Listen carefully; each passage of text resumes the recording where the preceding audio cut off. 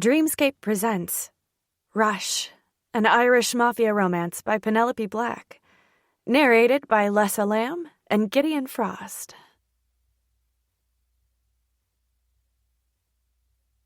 Chapter 1. Elena. I wake with a gasp. Consciousness doesn't arrive slowly. It's a snap of your fingers. 1 minute I'm in the back hallway of O'Malley's, and the next moment I'm jerking awake. It takes me a moment to realize that I'm hot. Really hot.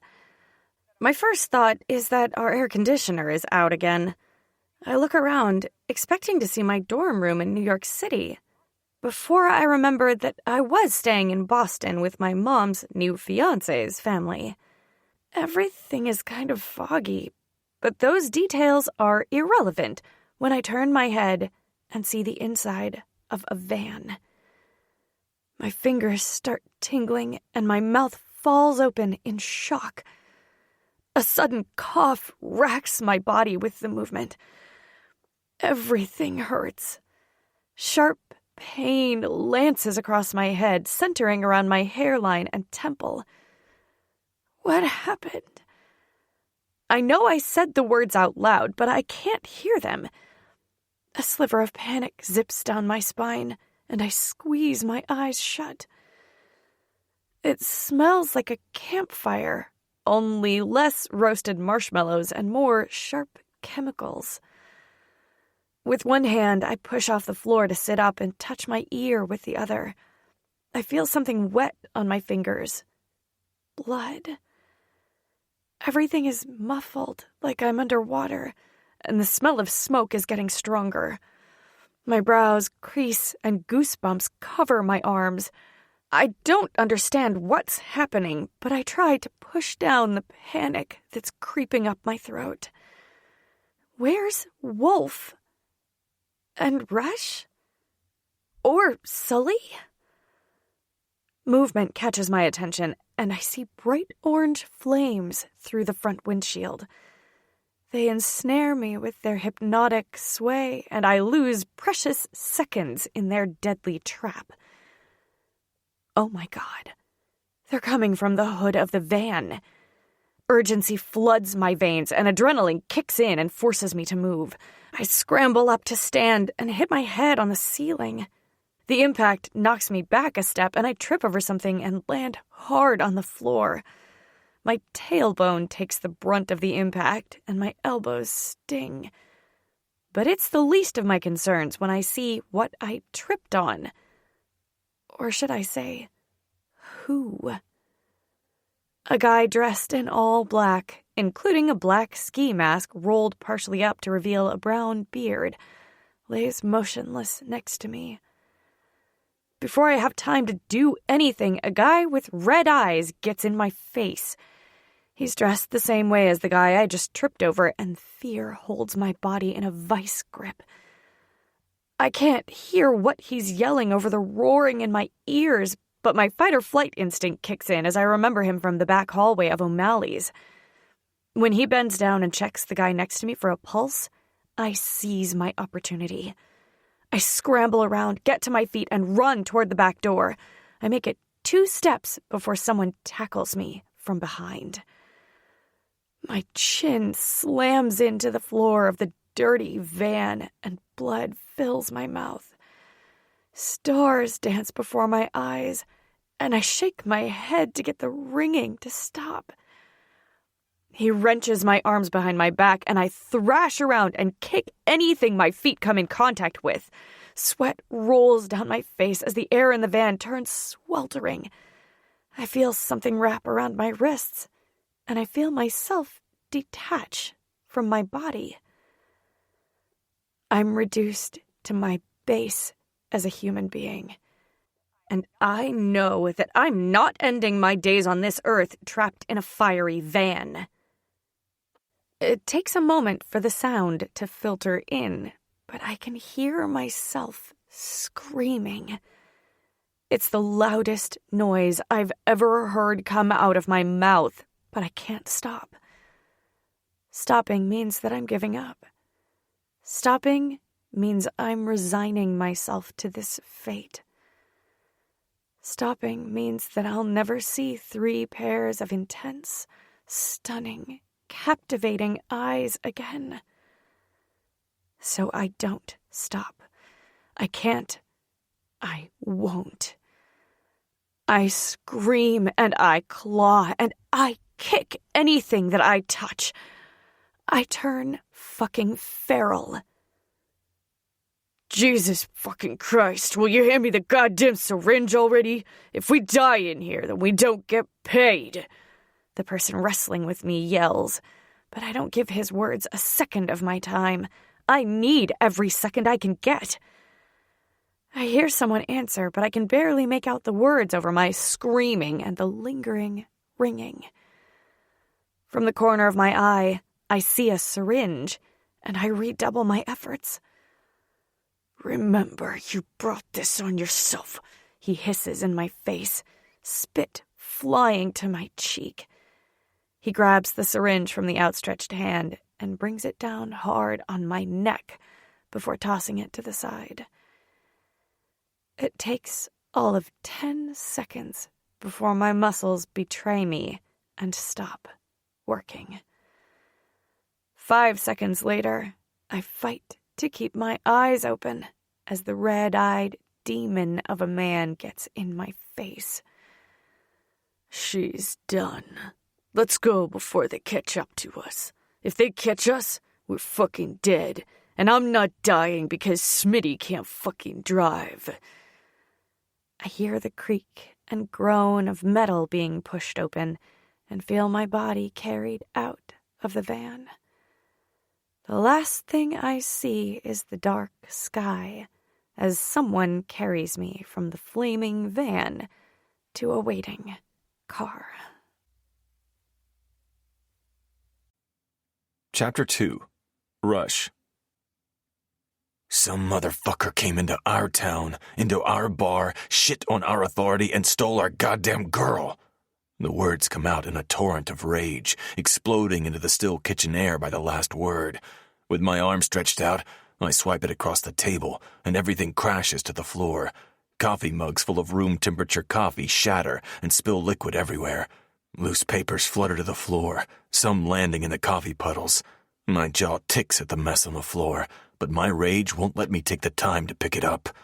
Palms flat, I brace myself against the table and breathe in through my nose with my eyes on the wood grain in front of me. I wait until I'm sure I can speak without wanting to destroy everything in my path. I don't care who we have to bribe or kill. We're finding her, and we're bringing her home. I glance at my brother. His jaw clenches, but his face remains carefully blank. He rakes his fingers through his dark blonde hair and stares right back at me with those cold blue eyes of his. We'll find her, brother. Soon, Sully. She's been gone too long already, and I won't be held responsible for what happens to those who stand in my way. Aye, soon. I'll check in with Wolf. He pauses for a moment, his stare probing before he turns on his heel and silently leaves the house through the patio door. I'm sure he's cataloging every small fissure in my usually impeccably controlled front. The temporary lapse in judgment that had me dumping the contents of the table is all the evidence he needs. But he's not as infallible as he thinks. I remind myself that he's only known about Elena for days, not weeks like Wolf, and not a year like me. Though that's not quite true, is it? He had Elena, and he didn't even tell us about her. I think about the way she tastes, and I don't blame him for it. If I'd found her years ago, back before our pact, I can't say I wouldn't have done the same thing. Something as sweet as her is precious in this life, and I'd have done anything to preserve it. I still would. I stand up and swipe a hand through my dark brown hair, striving for order in the middle of chaos. I track Sully's progress as he cuts through the backyard and hangs a right toward the back of the property and the carriage house. Impatience has me contemplating a visit to Wolf, or one of the other trusted guys we have in the rooms in the basement of the carriage house. I want to hear firsthand who the fuck planned this attack on my family. It wasn't a random attack, of that I'm sure. O'Malley's has been protected under the Brotherhood since before I was born. The only real question is if they targeted my girl specifically, or if they snatched the first girl at random. Fuck. Some distant part of me recognizes that at some point I'll have to tell my brothers about my history with Elena. At least part of it. I'm not sure that I need to detail how I've been watching her for the last year just yet. They might get the wrong impression if I tell them now when tempers are high and logic is low. The vibration of my phone instantly has my attention. I whip it out of my pocket and answer it before I even check who's calling. Talk. Boss, I need something more to go on. It's a needle in a haystack, and I'm wasting time aimlessly searching. I've checked all our feeds on the usual suspects, and I don't see anything out of the ordinary. Buzz, the Brotherhood's other tech specialist, says, his voice threaded with exasperation. Not the Italian? I still don't trust Matteo. He's hiding something. Could mean anything from a little bird stashed away to standard multi-tier paranoia. But trusting my gut has saved me countless times in the past, so I'll continue to reserve judgment on him until he shows me otherwise. This life is built on secrets and favors. Some men don't know how to handle their secrets, and your only hope is that you don't get sucked into their orbit when they implode, because they almost always do. It's never a happy ending like in those bullshit Hollywood Mafia movies and shows. The bad guy doesn't get a change of heart overnight and suddenly decide to turn his back on everything and everyone he knows. No, what really happens is that some motherfucker who watched one too many episodes of Sopranos thinks he can run everything better. Too cocky and being surrounded by yes-men inflates his ego, and he thinks he can run everything better than those before him. But thoughts aren't really what kills the cocky motherfucker. Nah, it's the secrets. See, these little fucks get too confident and start chatting up everyone they meet, and that's their mistake. Everyone has a price, and loyalty is earned, not given. Didn't you say Matteo was with you when Elena was taken? Aye, but Matteo looks like he's trying to do some spring cleaning, and we all know how that move plays out. I'm not so sure that he can pull it off without starting a goddamn revolution. For all I know, they took my girl as a preemptive incentive so I'd make a deal. I pause and feel the cruel twist of my lips as I recall how we dealt with the last person who tried to force my hand. Do you remember what happened to Scotty? Buzz exhales, the noise loud in my ear. Aye, who could forget the little prick who tried to stage a coup? No disrespect, boss, but we don't exactly have time for a trip down memory lane. I clench the phone in my palm, my fingers protesting at the strain. When I don't immediately reply, Buzz is quick to backtrack. Fuck, I didn't mean anything by it. It's just, I've got a lot of work to do. If you'd let me call some— No, I interrupt him. No outsiders, you know that. And the next time you question my orders, you won't like what happens. The warning hits my intended target as Buzz mutters his apologies, but I'm only half paying attention. I know he doesn't mean any disrespect, and while I do trust him to an extent, I don't trust anyone right now, except for my brothers, and the last thing I need is another fucking ambush. I'm preoccupied as Buzz rattles off something about traffic cams around O'Malley's. The conversation I had with Matteo minutes before Elena was taken plays on a loop in my thoughts. Was it a setup? Was Matteo a decoy or a sacrifice? It's possible that his uncles found out about the plays he's trying to make, and they made their move first. Just as quickly as that thought comes, I dismiss it. If the Italian mob wanted Matteo out of the picture, he'd already be gone.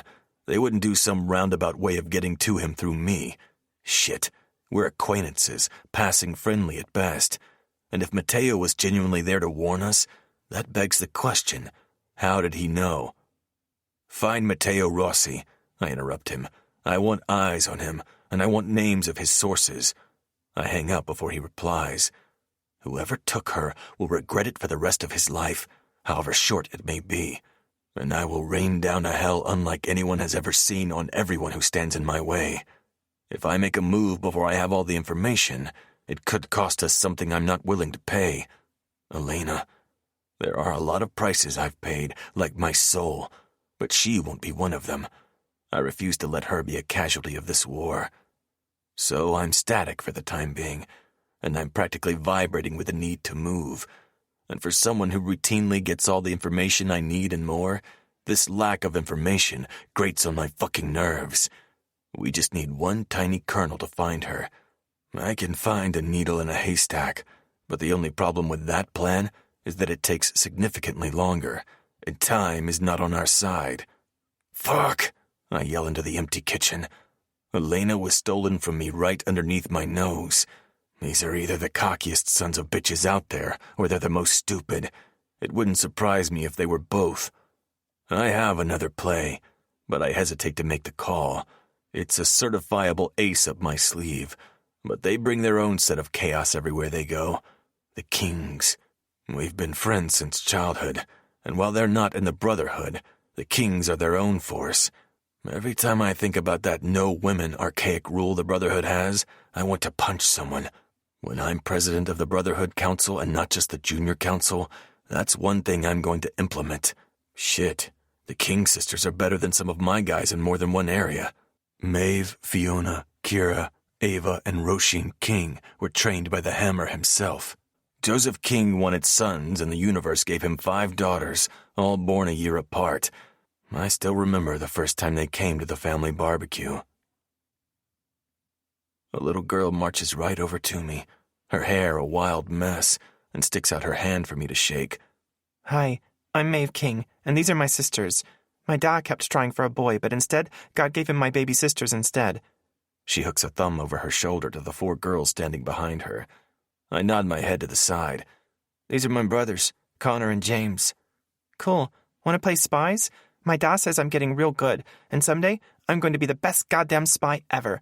But my ma doesn't like it when he says those words, and she threatens that she'll make him sleep on the couch if he doesn't clean up his language around us. She shrugs.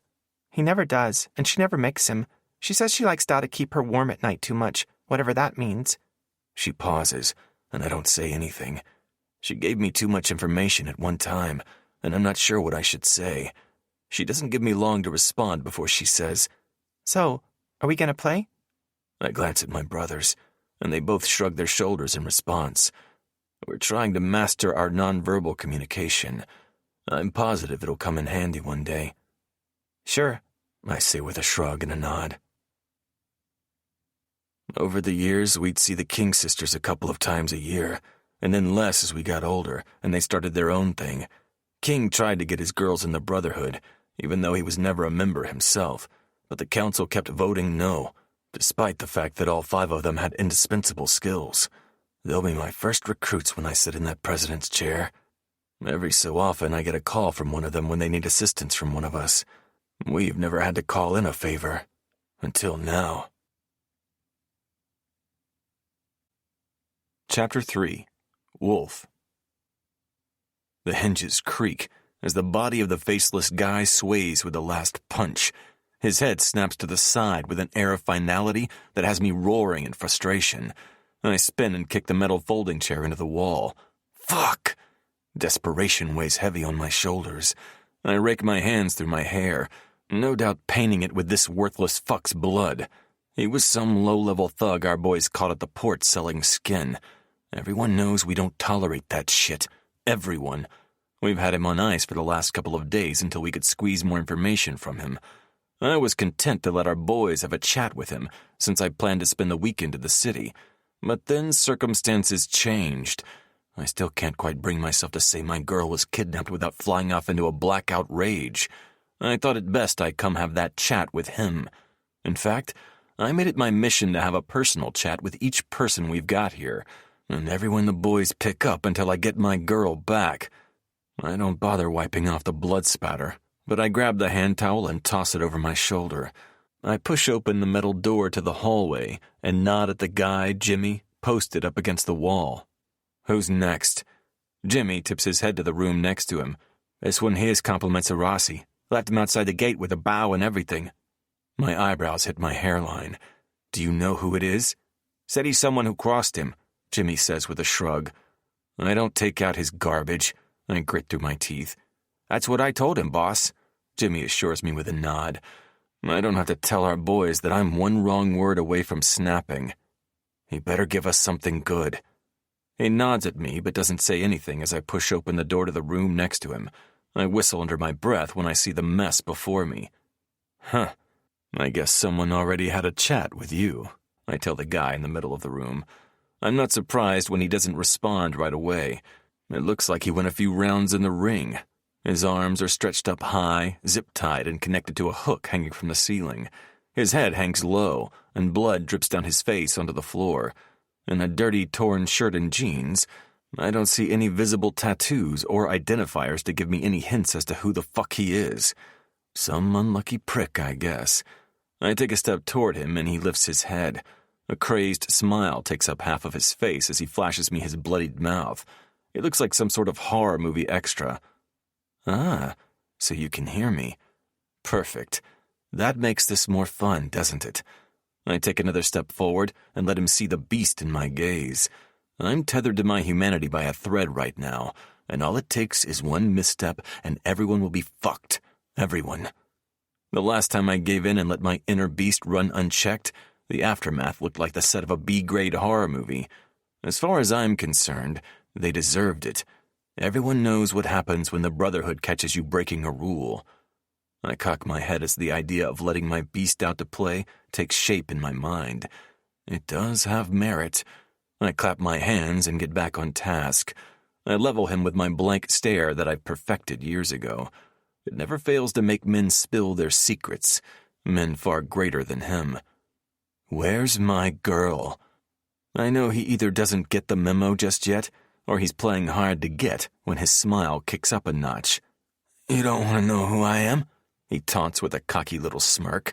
Nah, I don't give a fuck who you are.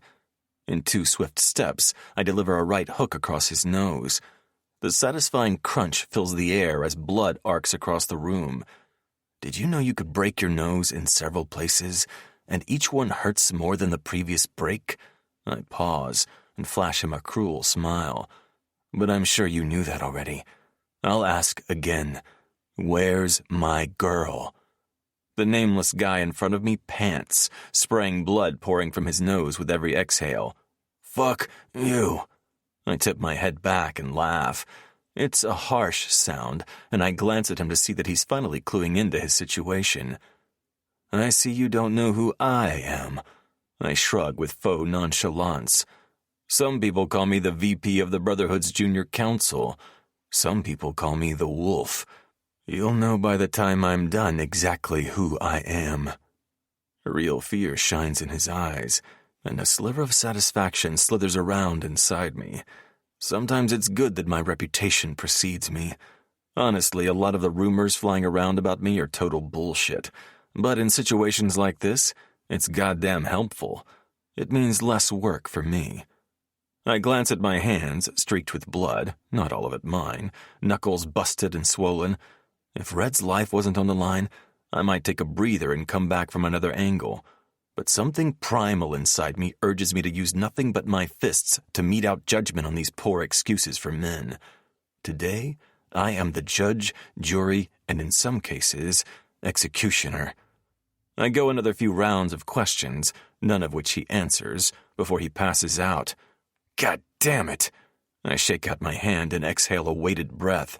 If he didn't come to me already so fucked up, I could have actually squeezed some information out of him. The creak of the metal door behind me alerts me to one of my brothers. They'd be the only ones to interrupt me. I take a moment to recenter myself before I turn around. Anything? I glare at my brother for even asking such a dumbass question. Do you really think I'd still be standing here if I got anything useful out of any of them? Sully stares at me with a scowl on his face and folds his arms across his chest. Fuck off, Wolf. You're not the only one frustrated. Rush has been basically mute except for his check-ins. I scoff. Are we still pretending like Red doesn't mean shit to you? I walk over to the guy hanging from the rope attached to a customized pulley system hooked up to the rafters. I've got another 3 faceless guys in the other rooms, and 5 more at our secondary location in the city. Except for this guy, Sully and I volunteered to drag all the others here, since we thought they'd be the most promising leads. So far, they haven't panned out. Sully's saved from answering by his phone ringing. He digs it out of his pocket, and my gaze zeroes in on the flecks of dried blood on his forearm. Talk to me. I unhook the guy in front of me, and he slumps to the floor. Where? How sure? He pauses for a second. Survivors? Bodies? He pauses again, and I feel every muscle in my body tighten with whatever information is on the other end of that phone. Yeah. Okay, thanks. Good work. He ends the call and looks at me, his expression carefully blank. What? The word comes out harsher than I wanted, but I'm not going to take it back now. That was Mateo. One of his soldiers spotted the same make and model van from O'Malley's. On fire. My heart skips a beat before it races. Where? About halfway between the city and here, 2 hours northbound. And before you ask, there were no survivors on the scene, but there were bodies pulled from the wreckage. 2 men from the looks of it. I wipe my hands on the black hand towel and stride toward the door. Let's go. Sully stops me with a hand on my shoulder. Hang on a minute. She's not there, man, and it's at least another 3-hour drive. Our efforts are better spent here, asking the right questions now that we have some more information to go on. In one move, I flick his hand off my shoulder, spin around, and shove him back a step. Our girl's been missing for almost 6 hours, and you're telling me to wait after we got our first credible lead? Are you out of your fucking mind? I can feel the vein in my forehead throbbing with the beat of my rage. Each minute that passes without her is a slash on my already bruised soul. Sully doesn't break eye contact. Yes, that's exactly what I'm telling you. Call Diesel and have him fucking video you when he's there if that's what you need. But she's not there, and if we want to find her, then we need one of these motherfuckers to talk. And I need you to help me make them fucking talk. He's breathing heavy by the time he's done speaking. If I was in a better frame of mind, I would bring up the fact that he's one step away from losing it. But as it is, I'm stuck in my own hell, and I don't have the capacity for anything else right now. Fine, I'll call Diesel again, but you're telling Rush. He nods once, and I step back. We both pull our phones, and I send a text to Diesel with my request. I follow Sully out of the room. Jimmy waits outside the door. Ice him. He decided to leave the party early, and he's not done yet. On it, boss. He pushes off the wall and heads inside the room we just left. I don't spare him a second glance, as Sully and I head to the 2 rooms next door. I pause with my hand on the doorknob and look at my brother. Whatever it takes, brother. He nods. Whatever it takes. Chapter 4. Elena. It's the noise that I notice first. Or rather, the absence of noise. I've become so accustomed to the noises of the city that truly never sleeps that the lack of yelling and honking horns and blaring music feels jarring to my ears. I struggle to pry my eyelids open, but they feel like they weigh 1,000 pounds. A groan slips past my lips when I open my eyes and instantly regret it. The room spins, and I have just enough presence of mind to lean over before the contents of my stomach come up and splatter the dirty floor. Side effect of the sedative. I flinch at the sound of the unfamiliar voice and flick my gaze around the darkened room until I see him, partially shadowed in the corner by the doorway. I cough a few times and spit in an attempt to clear my mouth, and when I'm sure that I'm not going to hurl again, I use my hand to push myself into a sitting position. I'm sitting on a faded blue and white floral-patterned couch in a floor-to-ceiling wood-paneled room. 2 windows are on the wall to the left of me with drapes in the same pattern as the couch pulled closed. I don't see any sunlight spilling in, so I can only assume it's the middle of the night. Dread pools in my belly as I glance at the man in the shadows and try to collect my thoughts over the pounding in my head. I clear my throat a couple of times and wince at the burn. Where am I? He takes 2 steps toward me, no longer concealed in the shadows, but he doesn't get closer. In dark jeans and a black tee, his clothes give nothing away. No visible tattoos and closely cropped black hair. He stares at me for a moment as he rolls around a toothpick in his mouth before pulling a cell phone out of his pocket. I spot the gun in a shoulder holster when his arm moves to grab his phone, and an intense wave of panic licks up my spine. I push it back down, unwilling to douse the flicker of hope I just got. I discreetly shift my weight from one side to the other to feel for the outline of my phone that I know I stashed in my pocket back when I was at O'Malley's. Bingo. I've never been more thankful for my love of dresses with pockets than I am right now. I'm so distracted by my victory that I miss the beginning of the conversation. Yeah, boss, she's awake. Yeah, I got it. He hangs up before I can get any more clues from the one-sided conversation. If watching TV has taught me anything, it's that I need to keep him talking. Most bad guys like to brag about what they did or what they're planning to do, and hopefully he'll slip up and give me something I can use. Somehow. I shake my head, trying to ease the intense throbbing so I can focus. I need a plan on how the hell I'm going to get out of here. Yes, that's exactly what I need. Planning on how the hell I'm supposed to escape a place I've never been to, surrounded by people I don't know, in a location I've never been to before. With each word, the panic grows until it's swelling so large that I know it'll crest soon and take me down with it. I'll never resurface, and I'll never get out of here. I've watched enough horror movies to know that it doesn't look good for me in my current predicament. What I do know is that I was taken from O'Malley's, then I woke up in a van, and then I vaguely remember seeing flashes of a burning van and being carried to another car. And now here. I could have changed locations 12 times in all those blackout moments I don't remember. And with each new location, the likelihood of rescue goes down. Like, really down. I'm not even sure if there is anyone looking for me. You know that's not true, a little voice whispers in my mind. I swallow the acidic taste as I think about them. My boyfriends? No, that doesn't sound quite right, though. Sully's not my boyfriend anymore, and the word seems too small to encompass what they are, or what they could have been.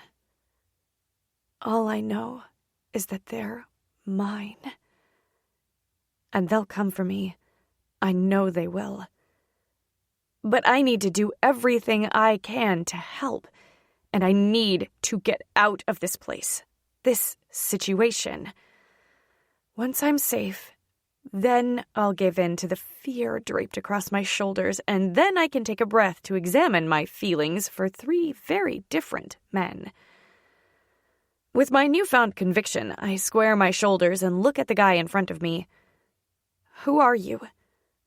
My voice is clear despite the double vision. Come on, Elena. They said you were smart, but you're not asking the right questions, he says as he taps his temple with his index finger. No, not who am I. Who are you? I still at the use of my name. Okay, so he knows who I am. I mean, that's not that big of a shock, considering they kidnapped me. Jesus, what has my life turned into? But wait a minute. He said, who am I? Doesn't he already know? Look, I think there's been a misunderstanding, but I'm not who you're looking for. Why do... He interrupts me with a hand in the air in the universal stop gesture. You're exactly who we're looking for. His voice is hard, impatient. I shake my head a couple of times. What do you want from me? Ah, there it is. Unfortunately, I've already said too much. The rest you'll get from the boss. Until then, enjoy your stay at the cabin. It's a little slice of heaven away from the bustling crowds of the city. There's a lake bordering one side of the property, big enough that you can't see across it. In the daytime, of course. It's in the middle of the woods on 5 acres of land, so no one will hear you if you scream. Keep that in mind while you wait. He delivers my fate with a mocking smile painted onto his face. I squint and do my best to force the two of him I see into one as I try to find something to commit him to memory. I just know Wolf will want all the details as soon as he gets here. The stranger turns on his heel and leaves the room. I hear the lock on the doorknob click, and even though I know it's pointless, I stand up and cross the room to try the handle. It doesn't budge, and there's no lock twist on the handle on this side. What kind of door locks from the outside like that? I shudder when I think about what someone would use a near-empty room like this for. I rest my forehead on the door. "Think, Lainey, think," I whisper. I tilt my head and turn around to check the obvious places a security camera would be, the corners and above the curtain rod, and come up empty-handed. Good. This is good. If there are no cameras, then I might have a fighting chance at sneaking out. I cross the room and tentatively open the other door. Relief momentarily settles in my lungs when a small bathroom greets me. It's barely big enough to turn around in, but it has a toilet and a sink, and right now, that's good enough for me. I flip the switch as I step inside. Shock holds my breath hostage as I come face to face with my reflection. Holy shit, I breathe out. My once smooth, wavy hair resembles a lion's mane, littered with dirt and debris. Something black streaks across my cheek and bruises bloom on my cheekbone and underneath my eye.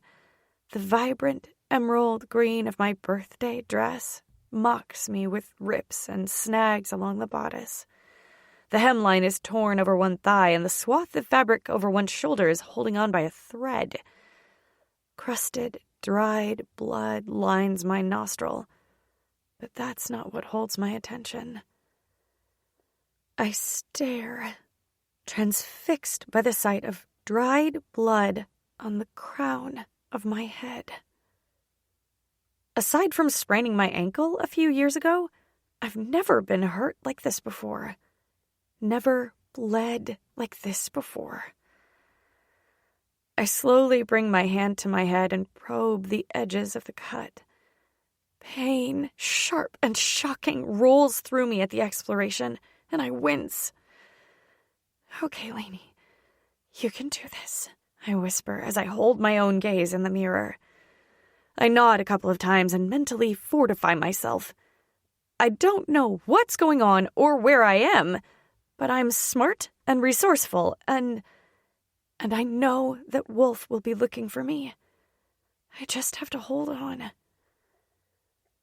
I turn on the faucet, and a small rush of brown water sputters out before it goes dry. Okay. That's okay. I don't need to clean these cuts. It's fine. I'm fine. I eye the toilet and weigh the merits of using it when I remember the reason I came in here in the first place. My phone. I curse myself for forgetting something so important and wasting time as I pluck it out of my hidden front pocket. Shit. The screen is covered in spiderweb cracks, but it might still work. I swipe up to unlock it, and I'm so relieved it works, I nearly sob. Pulling up Wolf's contact, I hit the call button and jerk the phone to my ear. "Come on, come on, come on," I chant with my heart pounding in the same rhythm. When I don't hear ringing, I pull it away to look at the screen, and my heart sinks. No service. Okay, that's okay. I'll just find service. I whisper the plan to myself. I extend my arm in the air, holding my phone in different corners of the small bathroom with my eyes glued to the bars of service in the top corner. My ribs protest the movement, sending a punch of pain to my side that steals my breath. But I have no idea how much time I'll have by myself, so I swallow the groan and keep moving. I step back into the room and immediately head for the window. If I don't have service, I'll climb out the window and run until I get service. The familiar comfort of my white Vans settles my nerves as I wiggle my toes. I've never been more thankful for my love of sneakers in my entire life. In fact, I just might sleep in these from now on. I pause by the window and listen for movement in the house. When I don't hear anything, I glance at my phone again, still no service, and slide the floral drapes aside. Blinking rapidly, I can't quite understand what I'm seeing. A dozen nails hold the window semi-permanently in the sill and make it nearly impossible for me to open it. I tuck my phone back in my pocket, and I try anyway. After 60 seconds and not even a millimeter of difference, I give up and walk the perimeter of the room with my phone in the air. My steps are a little heavier as I make my way back to the couch. I sit down on the other side, tuck my phone away, and make sure the outline isn't visible through the dress. Once I'm satisfied with its concealment, I let my hands fall to the cushion and try to think of my next steps. But it's hard. Every time I try to think too hard, my head aches like someone has taken a hammer to it. I lean my head against the back of the couch and smooth my hands over the rough fabric of the couch. I fight back the cringe as my fingers run over some crusted patches on the couch. Something pricks my index finger, and I lean over to see a sharpened pencil wedged between the cushion and the armrest. Okay, I can use this. I pull out the pencil and gently run my fingers along the edges of the cushion, hoping to find something else I can use. A pencil could give me a small advantage, but I need something else. Something more. Empty-handed, I slide off the couch and kneel on the floor. The only things under the couch are dust bunnies and a broken piece of the wood. It hangs on by a thread toward the back of the couch, and it takes me a moment to realize that it's part of the couch frame. I kneel walk around to the other side and peer underneath for a better look. I flatten myself to the ground, reach my hand underneath the couch, and wrap my fingers around the splintered piece of wood. It takes a few tugs, but I finally wrestle it away and pull it out, earning myself several slivers in the process. About the size of my forearm, thick enough that I can't quite wrap my hand around it, and a jagged edge. It's a better weapon than a pencil, but not by much. It kind of reminds me of a crude rendition of a stake. Thank you, Vampire Diaries, for that imagery. I'm not even really sure what the hell I'm planning on doing with either one of them, but I feel a little better knowing that I have something to defend myself. I settle myself back on the couch and tuck the piece of wood between the cushion and armrest to conceal as much as possible. Then, I wait. Chapter 5. Elena. I lean on the few meditation exercises I learned from a class Maddie dragged me to last semester and work on calming my breathing. When thoughts of Maddie and Mary start to creep up, I shove them down, way down, where I can't see them. I know that if I start thinking about them, I won't be able to stop. And I need all my wits about me. My breathing slows as I pick a spot on the wall in front of me to focus on. My phone presses into my hip on one side, and the stake presses into my other hip.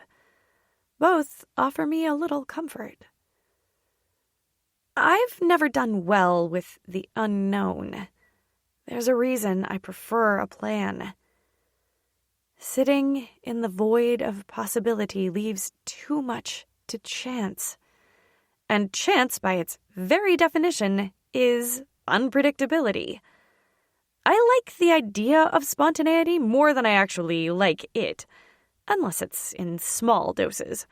Getting brunch on a whim is fun for everyone. Getting kidnapped without understanding why or what's going on is the worst kind of chance.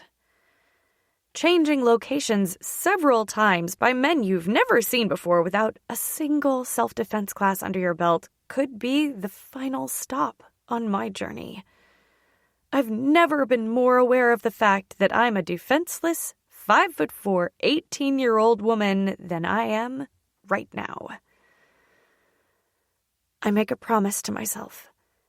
If I make it out of here, then I'm going to take chances, be spontaneous, and claim my boys. That word doesn't feel quite right. They're men. My men.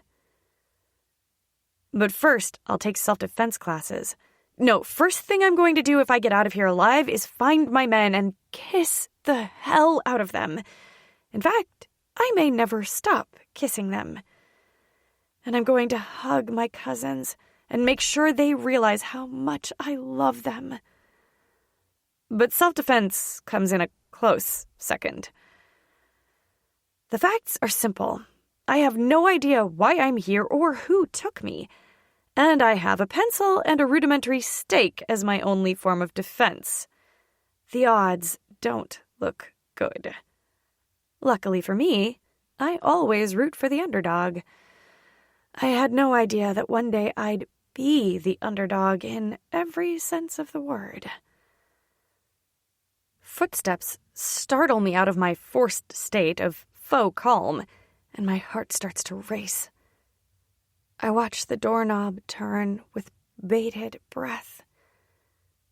A man I've never seen before shuffles inside the room.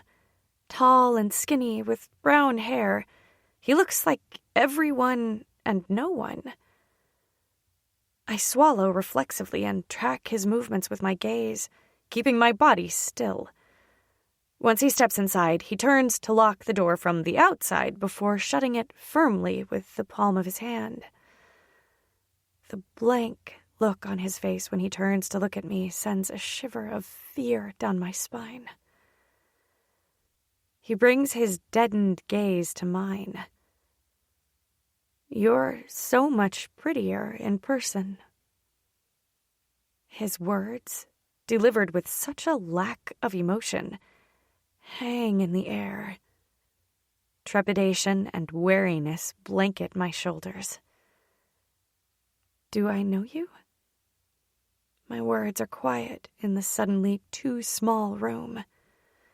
He takes a step toward me as his gaze rakes over me, and I see a flash of something too quick to name. I fight to suppress the shudder of revulsion that instinctively flares. I'm Sean. I lick my lips and pause before I ask, "Where's the other guy who was here earlier?" "You don't have to worry about him. He left." He takes another slow step toward me, and I tense. I told him I'd take good care of you while he's gone. He takes another step toward me, and he's suddenly within arm's length. I just want to talk. A spike of fear shoots through my body, my very soul protesting everything so profoundly that tremors start in my hands. I think we should wait until he gets back to talk, don't you? Sean reaches out to touch my hair, and I flinch, jerking my head to the side. Don't be shy. I'm not afraid of a little mess, and it looks like you made quite the mess here. He nods his head toward the drying vomit next to his shoes, and a smile I'm sure he thinks is reassuring curls his lips up. But there's too much mania painted in the curve of his mouth to be anything less than terrifying. Sean sits down next to me, and an overwhelming scent of gasoline and body odor assault my nose. I fight the urge to gag. I think I should talk to your boss, don't you? I look at Sean out of the corner of my eye, still facing forward. Wait, Lainey. Wait for the right moment, I urge myself. A drop of sweat slides down the back of my neck, taunting me with its swift movement. Nah, I don't think so. You're not going to like his plans. He places his hand on my leg, right above my knee, and everything inside me freezes. My senses hone in on that one motion. That's why I made my own arrangements for you, and I know you're going to like what I have planned. After all, I've been following you for a while. The pride in his voice sickens me, but I don't answer him. I don't even know what to say to that. I found you months ago, but I didn't tell Boss about it until last week, when you disappeared. He tilts his head. Where did you go, Elena? I looked at all of our usual places. I even talked to some of your friends, but no one had seen you. I was so worried about you. The sincerity in his voice tips me over the edge, and I lose a little bit of my calm. It slips down my shoulders, and fear slinks around me like a house cat. I slowly shake my head as my fingers curl around the pencil hidden next to me, and my breath comes out harsh. I want to go home. Don't be silly. Your new home is with me. Sean squeezes my leg and bile crawls up my throat. We just have to wait for the signal, and then we're heading to our new home together, just like it should be. And don't worry about Boss. He's got a lot of enemies, and it only takes one little bird to whisper the right secret, and poof, he's no longer a threat, he says with this great big Cheshire cat grin. The mention of little bird sends a pang of longing and regret through me. Rush. My heart aches for all those little moments over the last year, and for all those we could have had together, all the time I could have had with all three of them. Rush, Wolf, Sully. Oh God, Sully. The idea of never reconnecting with him, of never making it right, pierces my soul. Is this where my story ends? In a dirty cabin in the woods in the middle of nowhere? Am I going to end up on the back of a milk carton like Grace Adams did in 2nd grade? One day she was in Ms. Twist's class, and then, just like that, she got off the bus on her street, but she never made it home. They had search parties for her for weeks, but no one ever discovered any clues. And her school photo was on the back of milk cartons for months, but they never found her. And I have a terrible thought, a depressing, gut-wrenching thought that realigns everything. My dad is gone. My mom might as well be gone. Who would miss me if I were gone too? A tear rolls down my cheek at the thought. Logically, I know that they're looking for me. But for how long? What if Sean takes me somewhere else and the trail gets too muddied and they can't find me? Panic rises like a tidal wave with each possibility. How long will they continue to look for me before my photo fades from milk cartons and my face fades from their memories? And maybe the scariest thought of all, what if I don't ever get rescued? No. Just no. This cannot be where my story ends, where our story ends. I refuse to let this be the last stop on my journey. Sean squeezes my leg again, pulling me out of my swirling thoughts, and the action kicks my fight-or-flight response into hyperdrive. I push his hand off and lean away from him as I try to scramble off the couch. Sean wraps his hand around my bicep and pulls me back, my shoulders knocking against his as he drags me closer. Come on, Elena. I'm not going to hurt you. I could never hurt you. I'm just killing time until we can leave and finally start our life together. I struggle in his grip as he hauls me against him, my side colliding with his chest. No, Sean, I don't want this. Please, just let me go. You'll never see me again. I won't tell anyone. I'm not above begging. Would you stop wiggling? Sean shakes me a little by his grip on my arm. And why the hell would I do that? If I let you go, he'll find you, and then we'll never see each other again. You'll never see anyone ever again. He pauses. No, it's better this way. You'll see. My eyes fill with tears as powerlessness fills me. I'm not bigger or stronger, and I'm at a disadvantage in this unfamiliar location. All I have is the element of surprise and a fierce determination to live. But I'm not sure it'll be enough. The only thing I know for sure is that I have to try. I stop wriggling around and focus on the feel of the pencil in my grip. There. That's not so bad.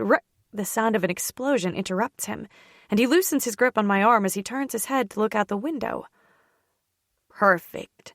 2 more, and then it's time. I bolster my courage and use this interruption to my advantage. With his head turned, I bring my hand up high, grip tight and knuckles white, and slam the pointed end of the pencil down on his thigh as hard as I can.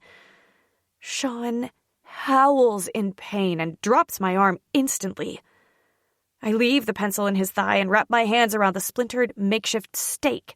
In one movement, I stand up, twist, and bring the stake across the side of his head. I pack every ounce of strength I have in that one hit, adrenaline soaring through my veins. What the fuck, Elena? Sean growls the words as he brings his hand up to his face and pulls back bloodied fingers from where they touched his hairline. Oh, fuck. The words are ripped from my throat as I realize that one hit wasn't enough to incapacitate him. He looks at me in disbelief. And if I had the time, I'd dissect the reason his gaze is laced with betrayal. Before he has time to do anything else, I wind up and bring the stake across his head again, right over his ear this time. He roars as another explosion goes off nearby. When he still doesn't pass out, I wind up and hit him again. But he grabs it at the last second, so it barely grazes his cheek. He wrestles the stake out of my hands, and I take a step backward, my chest heaving. Sean pushes off the couch, murder in his eyes. He tosses the stake to the side as he advances on me. Why would you do that to me, Elena? I'm helping you. Don't you see that? This is so we can be together. For every step I take backward, he takes one toward me. I flick my gaze to the stake on the floor and the pencil sticking out of his thigh. My muscles tense as I make a quick decision. I only really have one option. I dash for the stake, and with a yell, Sean tackles me to the ground. My chin collides with the floor, and blood fills my mouth. The second I feel his weight pinning me to the ground, I lose my goddamn mind. I'm like a feral animal, kicking, scratching, screaming, anything and everything I can do, I do it. I ignore my ribs that scream at me in agony, and my head that pounds harder with every breath, and all the burns and bruises that litter my body. I ignore everything except my one goal: survive. "Calm down, Elena!" Rage colors Sean's words, belying his plea for me to calm down. My fingertips graze the stake, and if I were the kind of woman who believed in miracles, I would be thanking whoever is looking out for me. Through the grace of some divine intervention, I roll the stake toward me, enough to grab it. At the same moment, he leans back. I scramble and roll over as I try to get out from under him when I hear the distinctive click of the safety on a gun. I still my movements, slowly peer over my shoulder, and come face to face with a gun. A third explosion happens. This one sounds closer to us, and a bead of something wet trickles down the side of my face. I'm not sure if it's sweat or blood. "I don't want to hurt you, Elena. I don't understand why you'd want to hurt me." Sean brings the handgun to tap the side of his face that I hit. "Now, I don't want to knock you out, but we have to go, so I'm going to get up, and you're going to come with me. Okay?" The earnestness in his voice freaks me out more than the gun in my face. Okay, that's not exactly true. But staring down the barrel of a gun a foot away from my face is as close to a mental breakdown as I've ever experienced. In that moment, something unexplainable happens. Flashes of all the what have been and what could be moments of my life superimpose the scene in front of me. All the late nights singing and laughing with my cousins, traveling the world with them and my aunt, exploring what I know in my bones would have been life-changing experiences with Rush, Sully, and Wolf. My dad's kind smile and the way his eyes crinkled in the corner when he laughed. And my mom. God, the chance to connect with my mom flashes before my eyes. Bits and pieces of my very soul fracture and fall away, leaving nothing more than a cold determination behind. I no longer feel like myself. I feel like some stripped-down version of humanity. The need to survive beats at me with every thump of my heart. I keep my face carefully blank as I slowly nod. Sean pushes to his feet, but he doesn't go far as he loosely aims the gun at me. Using my grip on the stake, I push up off the floor, keeping my gaze down. "Oh, ow!" The words are high-pitched and believable when I let my arm give out, so I slump back to the ground. "See? Now you went and hurt yourself," Sean says as he shuffles closer to me. He sets the gun on the floor beside my head and wraps one hand around my bicep and the other around my shoulder. "All right, let me help you." Sean starts to lift me off the floor, and before I get too far, I snatch the gun with one hand, bring it close to my chest, and wrench my body around to face him. Sean drops me, and my back crashes into the unforgiving floor, but I don't let that stop me. I raise the gun up and fire. Once, twice, 3 times. It takes me a moment to realize that I'm screaming and shaking and crying. My ears are ringing again, and my hands won't stop shaking. Sean staggers back a step, his movements in slow motion, as he brings a hand to his bleeding abdomen. Disbelief written all over his face. "I'm sorry," I cry. I'm sorry. Using my feet, I push myself backward as he takes more staggering steps toward me. He reaches for me with blood dripping from his hands. Betrayal I don't understand etched in his face. Sean crashes to his knees, the sound whipping through the air like thunder. He falls forward, half landing on me and clutching my legs like the lifeline I am not. I'm not his lifeline. I'm his Grim Reaper. After a moment, he stills, but the feeling of his lifeblood coating my legs is enough to make me dry heave. I push at him, but from this angle it takes me more than a few tries to untangle his arms from around my legs and roll him off me. By the time I'm done, I'm sweating and shaking, but I'm not crying anymore. I sniff and wipe my nose along my forearm, one of the few places that's not bloody, bruised, or dirty. And then I hear footsteps in the hall. With an ease I'm sure I'm going to need therapy for, I lock everything down and raise the gun at the door. Chapter 6. Rush. With a taunting melody of Reach Out, I'll Be There playing on repeat in my head, I go through the motions of double-checking my weapons and Kevlar vest for the third time. The air is thick with anticipation, only the sounds of the woods as our companions. A half-mile away, on the other side of these woods, lies 10 small cabins. They're owned by a woman named Nancy Lowell, but they were recently rented by a group of bloodied men carrying exactly one unconscious girl. The woman who checked them in gave them their keys and then called Diesel, VP of the Blue Knights. Turns out, Nancy's Diesel's aunt. A stroke of luck in our favor.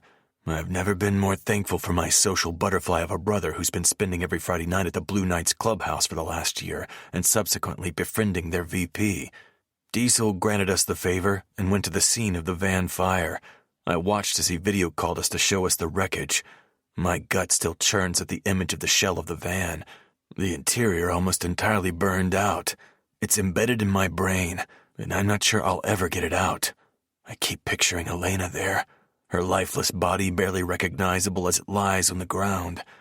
We don't know what happened exactly, but by Diesel's best guess, the driver lost control of the vehicle and crashed into a pole alongside the road. I shake the details from my mind and focus on the task at hand. Wolf and Sully moved to stand on either side of me, with the rest of our team scattered around the perimeter, all of us stationed a half-mile out. There's no way I'm letting those slimy fuckers escape my grasp because they hid out in the woods somewhere. One? Wolf's words are soft in the still of the night air. It's been 23 hours and 14 minutes since she was taken from O'Malley's, taken from us. We made the decision to wait until dusk at the earliest to move on the cabins. During the summer months, it doesn't get dark until close to 9 p.m., and we can't risk getting spotted. If one of those pricks gets a look at us slinking through the woods, strapped with enough guns and ammunition to take out a city, they might panic and do something I can't fix. So for the last 3 hours, that's exactly what we did. We waited, and slowly, methodically lost our minds. Wolf was first to go, then Sully, and finally, me. I felt like my skin was crawling, and the only way to distract myself from spiraling into the what-ifs was to plan. I planned out all the excruciating ways I'm going to torture whoever took my little bird, and I'm going to fucking enjoy it. I invite one home for the holidays, take one to the carriage house, and have the boys take the rest for donuts tonight, and have the boys clean up and dispose of the bodies. What started out as a fun way to talk in code with my brothers when my Da's friends were around has turned into a valuable tool between the three of us. It sounds like nonsense to anyone within earshot, but both of them know I just gave the order to bring one back home for information, and the rest of the team will clean up our mess. And make no mistake, we will be making a very big mess tonight. I plan to redecorate these cabins in shades of crimson. Ready for this? 30 seconds until go time. Sully glances at his watch. We synchronized our watches hours ago on the drive here. In a situation like this, timing is everything. 10 seconds doesn't seem like a lot of time, but it's an eternity when you're staging an ambush and rescue.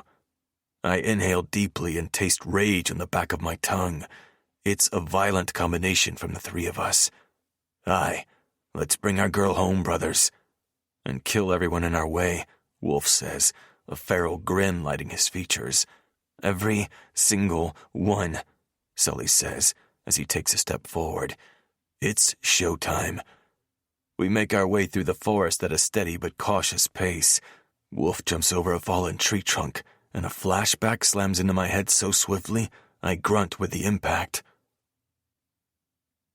Sweat rolls down my neck, and a mosquito buzzes around my ear.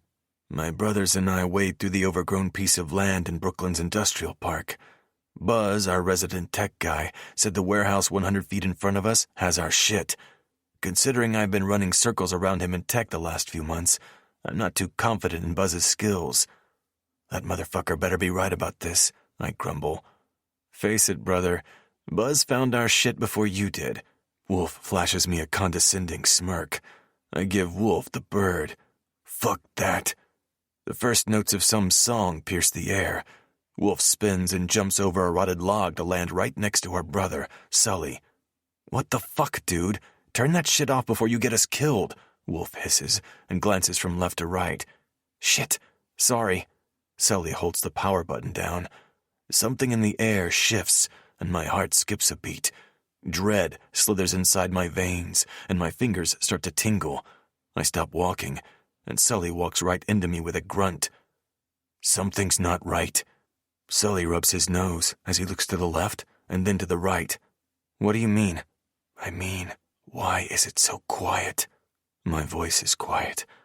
Wolf steps next to Sully with a scoff. Look around you, man. We're sneaking around in these shitty woods at 8 o'clock on a Friday. Exactly. Where the fuck is all the noise? I don't hear a single goddamn cricket or branch moving. I look over my shoulder to glare at him. No shit, man. We don't want them to hear us. Wolf's eyes widen. What's up with you? Sully slowly turns in a circle. He's right, Wolf. It's too quiet. I tilt my head. Do you guys hear that? What? Shh.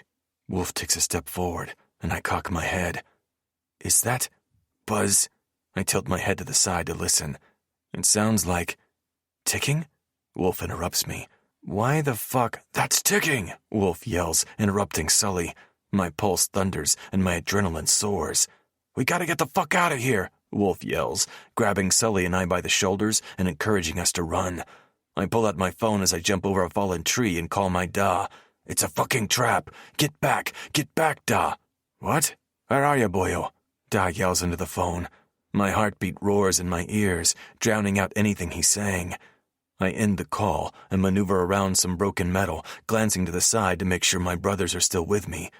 Today is not the day we die, and God help the rats who laid this trap. They're going to beg for death by the time we're done with them.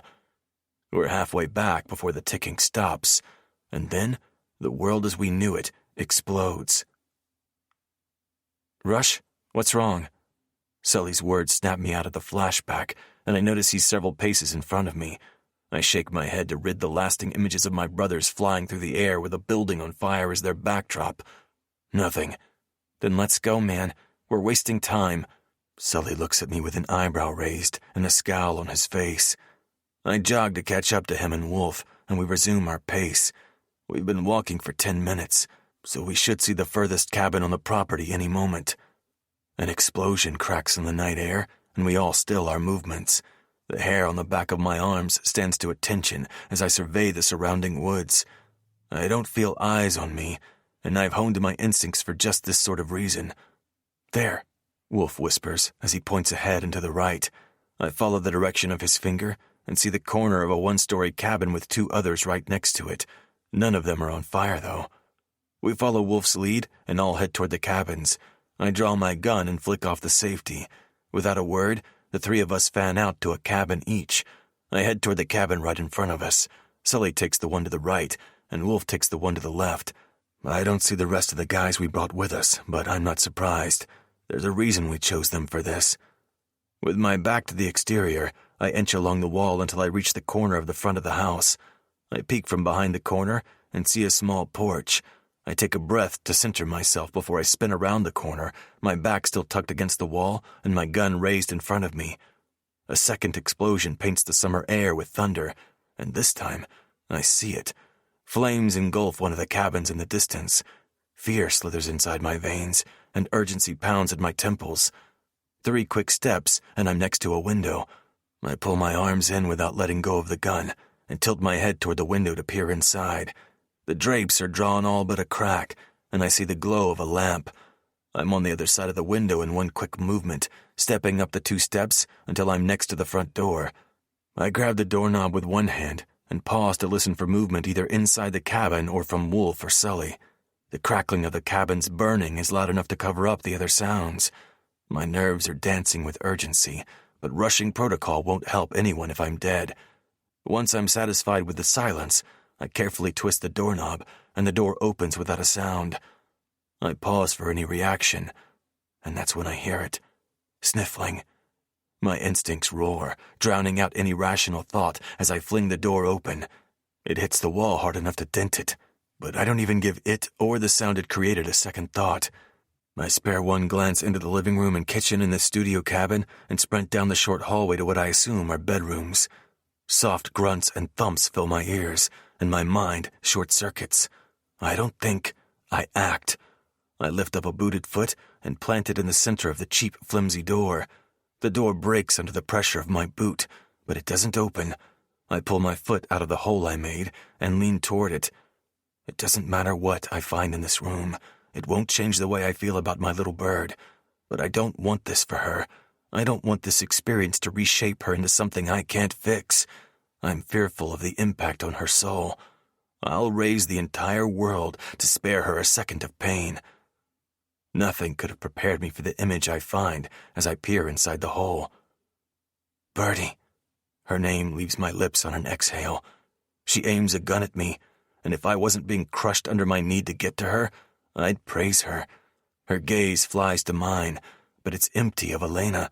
Her torn, dirty birthday dress, red hair wildly framing her face, tear tracks down her cheeks, leaving streaks of black mascara in their wake. Someone has broken my little bird, and that fractures something inside of me, something I didn't realize I was capable of. I reach my hand inside the hole and grab the doorknob to unlock it. When I don't feel the locking mechanism, I glance down. My jaw clenches when I see the lock is on the outside of the door. What the fuck kind of sick place only locks the bedroom doors from the outside? I flick the lock and push the door, but I meet resistance. I flick a glance toward Elena and see that she hasn't moved an inch, but her eyes follow my movement. When I push against the door again, I watch her gaze flick toward the floor and then back up to me. I push one more time from the bottom half, and finally it opens a little. From there, I wedge my boot inside and leverage the door open and push whatever has been blocking it. Finally, the door is open enough for me to slide through. I'm not surprised to see a body. I give him exactly 2 seconds, just enough to note that I don't recognize him. His pants are still buttoned, and he's covered in blood. I fix my gaze on the creature in front of me. She white-knuckles an unfamiliar gun. The dead guy's gun, if I had to guess. I tamp down my inner beast that preens at what looks like a pencil sticking out of his leg. Now is not the time to praise our little bird for her pencil-stabbing skills, I reason. Blood spatters cover her body, some dry and others still wet, fresh, and her whole body trembles. But still, she's silent. I step closer to her, and she flinches. The action is enough to pierce another piece of my soul. If I would have protected her better, she wouldn't even be in the situation to begin with. I'm to blame. Well, and whoever the fuck that motherfucker is behind me, but that's for another time. Come here, little bird. You're safe now. It's me. I hold out one hand toward her. Elena tilts her head to the left, fresh tears trailing down her cheeks. Declan? Relief swamps me, and my shoulders sag. I'm here, Birdie. A sob racks her body, and she drops the gun to the floor without a thought. I have half a second to brace myself before she takes 2 steps and launches herself into my arms. Oh my God, Rush. Her arms wrap around my neck and squeeze. I can't believe you're here. I wrap my arms around her and pull her closer to me. Of course I'm here. I pull back, I tuck some of her unruly hair off her face so I can look into those soulful eyes of hers. I'll always find you. She blinks, and another tear trails down her cheek. Do you promise? Her voice is quiet, but her eyes are loud. They're bright and shining with something more than tears. Relief, maybe, or gratitude. I promise. I'll go to the ends of the earth for you, Elena. She pushes up on her toes and presses her soft lips to mine. It takes every ounce of control I have not to push her against the wall and take what she unknowingly offers me. I lick the corner of her mouth. The taste of her blood somehow ramps up my desire. I pull back when I hear the faint sound of footsteps, and while I recognize Wolf's gait, I don't take any chances when it comes to her. I pull my gun out, tuck Elena behind me, and aim at the doorway. The idea of being a sitting duck in the middle of this room doesn't sit well with me, but I'm out of time and options. Wolf glances into the room from the hallway, and I release a breath. We're in here, brother. Wolf slides in the room at the same time Elena steps out from behind me. I reason with myself that it's a good thing that the lines of Wolf's face smooth out a little when he sees her, that a weight visibly lifts off of his shoulders. It gives me hope that he's not lost, that Connor is still lurking beneath the rage and violence. It's a delicate balance that we all learn to master too early in this life. There was never a question of if we join ranks. The brotherhood is woven into my DNA going back generations, and Sully and Wolf are my true brothers in every sense of the word. There was no one walking this earth that I trust more to have my back. One day, that number will increase by one. One day soon. I watch the way the object of my affection throws herself into my brother's arms. Something tugs painfully inside my chest when she sobs against him. Wolf folds her against his body, practically wrapping himself around her, and tucks his head into that wild mass of waves at her neck. I hear him murmur something too low for me to hear against her neck, but she tightens her hold on him. After a moment, she pulls back from him and looks over her shoulder at me. I meet her gaze, and even though I know she's not ready for everything I have to give her, I can't mask my obsession. Not when I'm struggling for control. The thought of what could have happened in this shitbox is enough to send me into an early grave. How many in your cabin? I ask my brother, in an effort to turn my thoughts in another direction. He looks at me over her shoulder, but doesn't step back or remove his arms. 2. How many here? Just this one, I say with a nod to the guy behind him. Wolf glances at the body and whistles. What happened?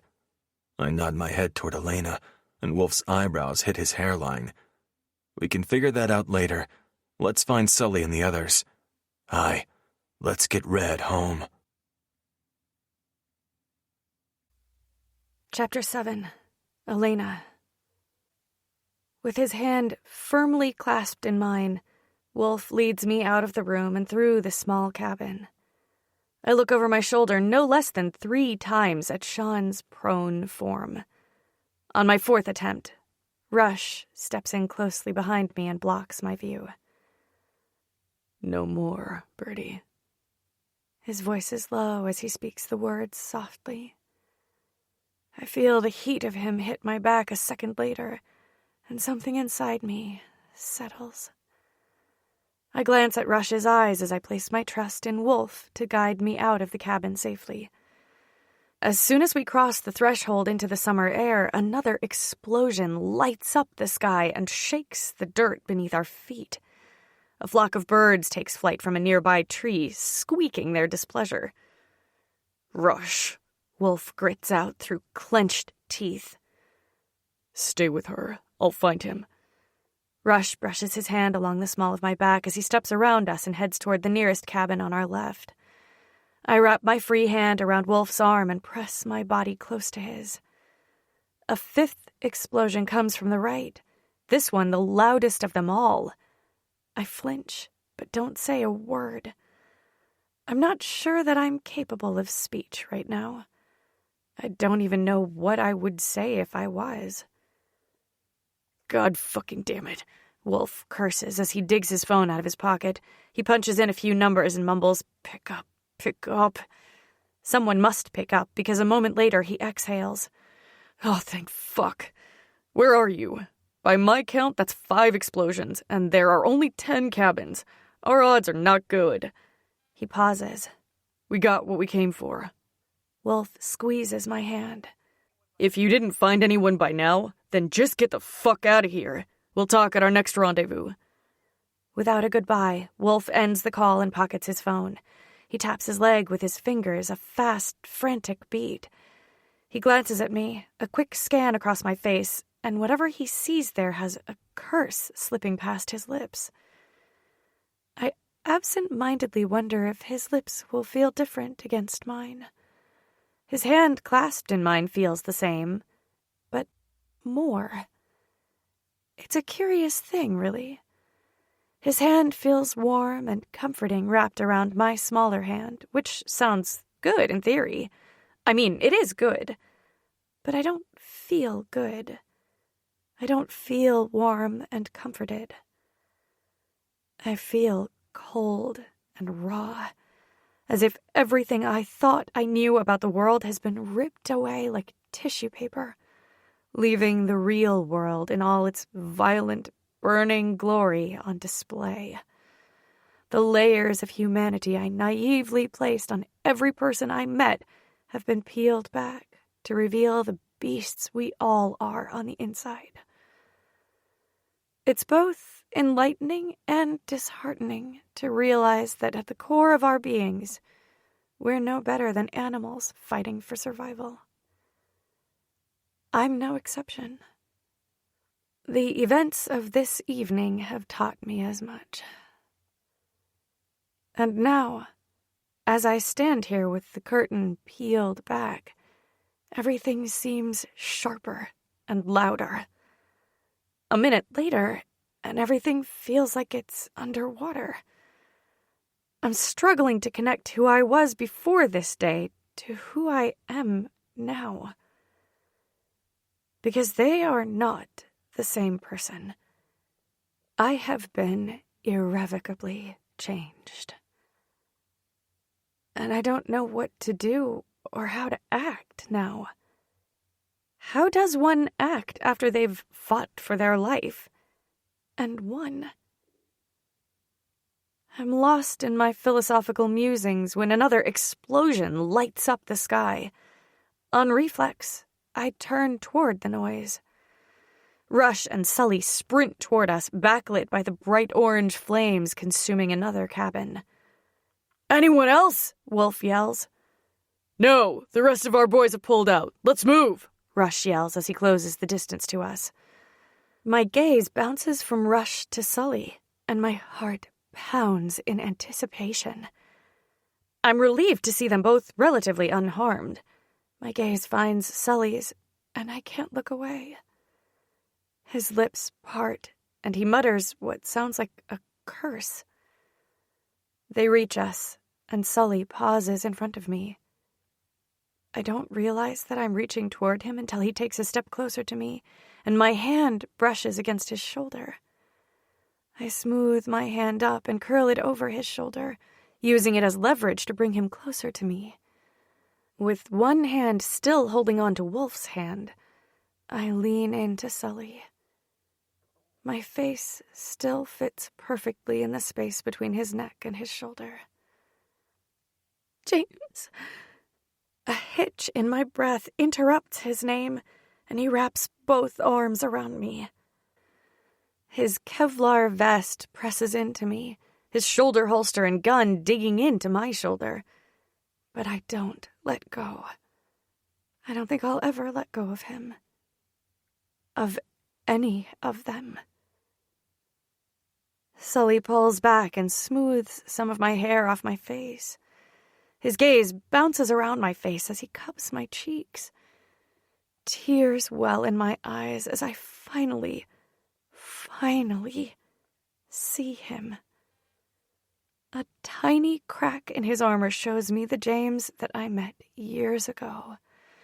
The James that I fell in love with. The James that I'm pretty sure I'm still in love with. He rests his forehead against mine, his minty breath feathering across my lips as he exhales. "Princess." His nickname for me sounds like a tortured prayer leaving his lips. I can't stop my body's instinct, and I tip my chin up, and my lips graze his. It's the barest of touches, but it's enough. Sully freezes at the contact, every muscle in his body going taut. His grip on my face turns to stone, but I don't stop looking into his eyes. I'm desperate to hold on to any scraps of my James before he turns back into this newer version of him, the one that despises me. I watch the transition happen. In 2 blinks of his long, inky lashes, all traces of the boy I knew are gone, and instead, I'm staring into the soul of one of the members of the Brotherhood. I feel Rush's heat at my back 2 seconds before I hear him. "Can you walk on your own, Birdie?" Although his tone is low, I feel the underlying urgency in his words. Wordlessly, I nod and feel his hand on my lower back, encouraging me to move. "It's about a half-mile walk through the woods." "Okay, Rush," I murmur. "Eyes up, brothers. We still don't have the full picture," Rush commands as he takes his gun out of his shoulder holster and scans the surrounding woods. Wolf and Sully follow his lead, each taking their guns out, fingers patiently waiting. All 3 of them swivel their gazes around us, but I can't take my eyes off of them. My 3 white knights in shining armor. No, that's not right.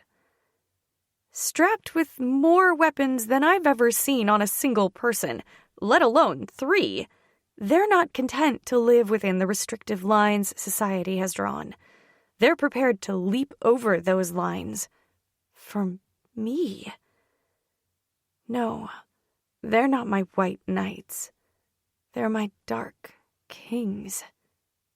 Gods in their own right. All of them. An unfamiliar thrill buzzes in my veins at the thought. A nearby cabin sizzles and pops before the huge oak tree next to it catches on fire. The leaves go up in seconds before the branches hiss and blacken.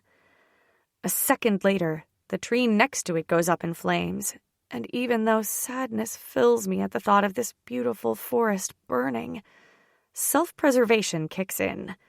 Hard. "Oh, fuck," Wolf curses.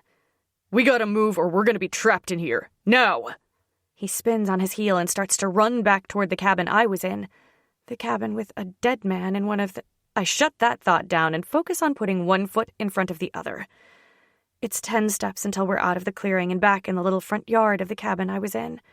With Rush at my back, Wolf next to me, and Sully in front of me, I feel the most protected that I've ever felt. But nothing stops the bone-chilling fear that slithers down my spine when I sprint past the window to the room I was in. A shudder works its way over my body, starting at my head and moving all the way down to my toes. I squeeze Wolf's hand on reflex, and he turns to look at me over his shoulder. "Okay, Red?" Wolf spares me a single glance before he returns his gaze forward. When I don't answer, he squeezes my hand. I glance at him to answer, but before I do, I trip and fall. Before I can hit the ground, Rush's arms wrap around my waist. He holds me for a second, his face in the back of my hair, before he rights me on my feet. "You're all right, Birdie," Rush whispers against my neck. I nod my head a few times and will my legs to move and my mind to empty of everything except for moving my legs one in front of the other. After the 3rd time I trip, Rush growls and grabs me around the waist again to stop my fall. In one swift movement, he switches his hold to have one arm under my knees and the other around my back, so he's carrying me bridal style. "Oh!" The word comes out on a squeak as the blood rushes to my head. I wrap my arms around his neck and stare at his face, but he faces forward. I feel his chest rise as he inhales, and then he barks, "Keep moving!" We follow the barely noticeable trail until we come to another clearing. It's a small gravel parking lot, and I see one black SUV parked in the middle under the lone streetlight. It's only been a few minutes, but I can't keep my eyes off of Rush. His profile looks like it should be carved in some ancient Roman ruins. His sharp jawline and proud nose. Like his brothers, he has a bump along the bridge, likely from a previous break, that my fingers itch to trace. Threads of auburn catch the light in his chestnut brown hair, and I desperately want to feel it against my fingers. Wolf opens the back passenger door and climbs inside, and Rush places me in the open back seat next to Wolf with more care than I might have used in such a time-sensitive situation.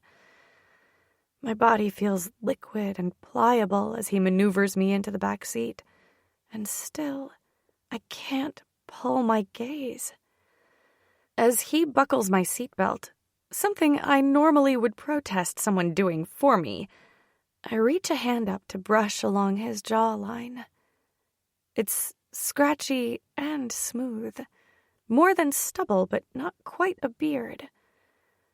I trace one finger along his jawline, and he stills and flicks his gaze to mine. "Time to go, little bird," he murmurs. I drop my hand to the collar of his black tee, right above his vest, and curl my fingers around the fabric. "Don't go," I plead with him. I feel the panic unfurling low in my belly at the thought of him leaving me now. He places one tattooed hand over mine on his collar, but doesn't remove it, just gently squeezes. "I'm not leaving you. Ever." The conviction in his words sends spikes of relief through my bloodstream. I nod my head a few times, but I'm not ready to let go of him. I'm not sure that I'll ever be ready. I feel a hand on my other arm, and a glance over my shoulder shows Wolf staring at me, brow furrowed. Fuck. I can't explain it exactly, except that I feel this need to keep him, all of them, close. It beats incessantly under my skin. "Come here, baby girl," Wolf murmurs as he tilts his head toward his side of the car. I turn to search Rush's eyes, seeing sincerity shining in them before I nod once and uncurl my fingers from his shirt. I take a moment to smooth the fabric, and he drops his hand from mine. Rush leans in and sweeps his lips across my cheek and lingers on my lips for a moment. My eyes flutter closed without thought, and I feel myself sway toward him. As soon as it starts, it ends. I open my eyes and blink a few times to clear my vision. Rush closes my door and rounds the front of the car to get in the driver's seat. It's then that I notice Sully's in the passenger seat talking on the phone. His voice is low enough, and I'm distracted enough that I can't make out any words. Wolf shuffles toward me and wraps his arm around my shoulders. "You're all right, Red. We've got you," Wolf assures me. His voice soothes some of the raw aching in my soul, and my eyelids droop. I fight the hold that sleep is trying to take out on me, but after my head dips and eyelids close a few times, I lose that fight. It's probably the only fight I don't mind losing tonight. I know that my dark kings will protect me. I turn my head into Wolf's chest, and he places a few chaste kisses on the top of my head, murmuring something too low for me to hear. Surrounded by them, I let myself rest. Chapter 8. Rush. Sully ends his phone call and tosses his phone in the cup holder in the middle console. He exhales, though the scowl doesn't quite leave his face. He'll do it, but he said it'll be double our usual fee. Double? My eyebrow quirks, and I flick another glance in the rearview mirror to check on my little bird. She's curled into Wolf's chest with her eyes closed. Good. She needs the rest. Tiny embers of jealousy swirl in my gut. I want to be the one to comfort her right now. It was my job to protect her, and I failed. But I did find her. That has to count for something, right? I douse those embers with truth, enough that they flicker and steam out. I know that this is the plan. I just have to stick to the plan. Now that Wolf's on board, all that stands in my way is Sully. I glance at my brother and notice his clenched jaw and curled fist as he stares out the window. Tension lines every muscle in his body, and I just know that whether or not he's ready to admit it, he loves her. Which is good. It is good, I tell myself, even if some parts of it feel like someone stuck a hot poker in my gut. I knew it wasn't going to be easy at first, sharing a woman like this. Sharing a woman for one night is one thing, but sharing a woman for the rest of our lives is something else altogether. We're 3 possessive alpha assholes, and we've been trained to be the best, so I knew that it wouldn't be as easy as dropping her in our universe and saying, play nice. But I didn't expect this, any of this. I didn't anticipate the juxtaposition that is Elena. She sings in front of a crowd every week, but she took a year to walk up to me. I didn't expect her laugh, or the way she fiercely loves her cousins. I didn't expect her to charm Wolf so innocently and easily, or for her to be the one that broke Sully's heart all those years ago. I have a suspicion that she's going to surprise me at every turn. I exhale through my nose, and any lingering jealousy leaves me. If it can't be me that offers her comfort right now, then I'm happy it's one of my brothers. I double. He said double and a favor, Sully says with a growl in his voice. Someone's getting greedy, and we're sure Doc can't meet us, I sigh, trying to get the adrenaline to level out. He's caught up on vacation down the coast, Sully says, as he taps his foot on the floor. Fucker hasn't taken a vacation in 10 years, and he chooses this week of all weeks to go? I feel my brows furrow as I slot this piece of information into the big puzzle. Did Da okay it? Dunno. Doc said he did, but since service is spotty where Da is, I can't confirm. Sully clenches his jaw, and I know he's thinking the same thing we all are. He should be home for this. For as much as we pay him, Doc should run when we call. I don't give a fuck where he is, I grumble. Using a new person is always a gamble, and lately, I'm not feeling very lucky. Or charitable, but I don't need to tell Sully that. I'm sure he already knows. What's your take on the guy? Should we change our meetup to somewhere further away from the safe house? Depends. How trusting are you feeling? Sully pauses. Enough to risk her? He jerks his head toward the back seat. Because we don't really know jack shit about him. I glance at her in the rearview mirror again. She looks like a fallen angel, covered in dirt, scratches, and blood. There's no way she realizes her own ferociousness. Not yet, but she will. One day soon. I'd already made a silent vow to her, to my brothers, to myself, that I'd make her one of us. She doesn't realize that she wears her fierceness like a soft leather jacket. Doc's been on our payroll for at least 20 years.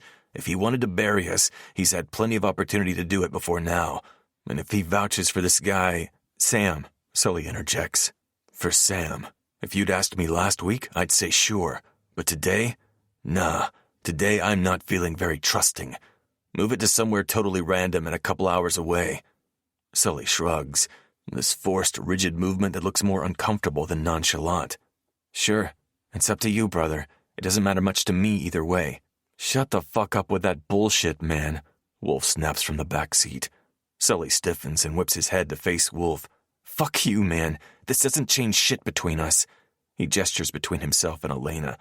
I came for you guys because we're brothers. Aye, we're fucking brothers. So you best remember that next time you try that bullshit again. Clear? Wolf's tone is hard, unyielding. He's not wrong. Despite Sully's loud protest to our little birdie, he's been amped up since her kidnapping.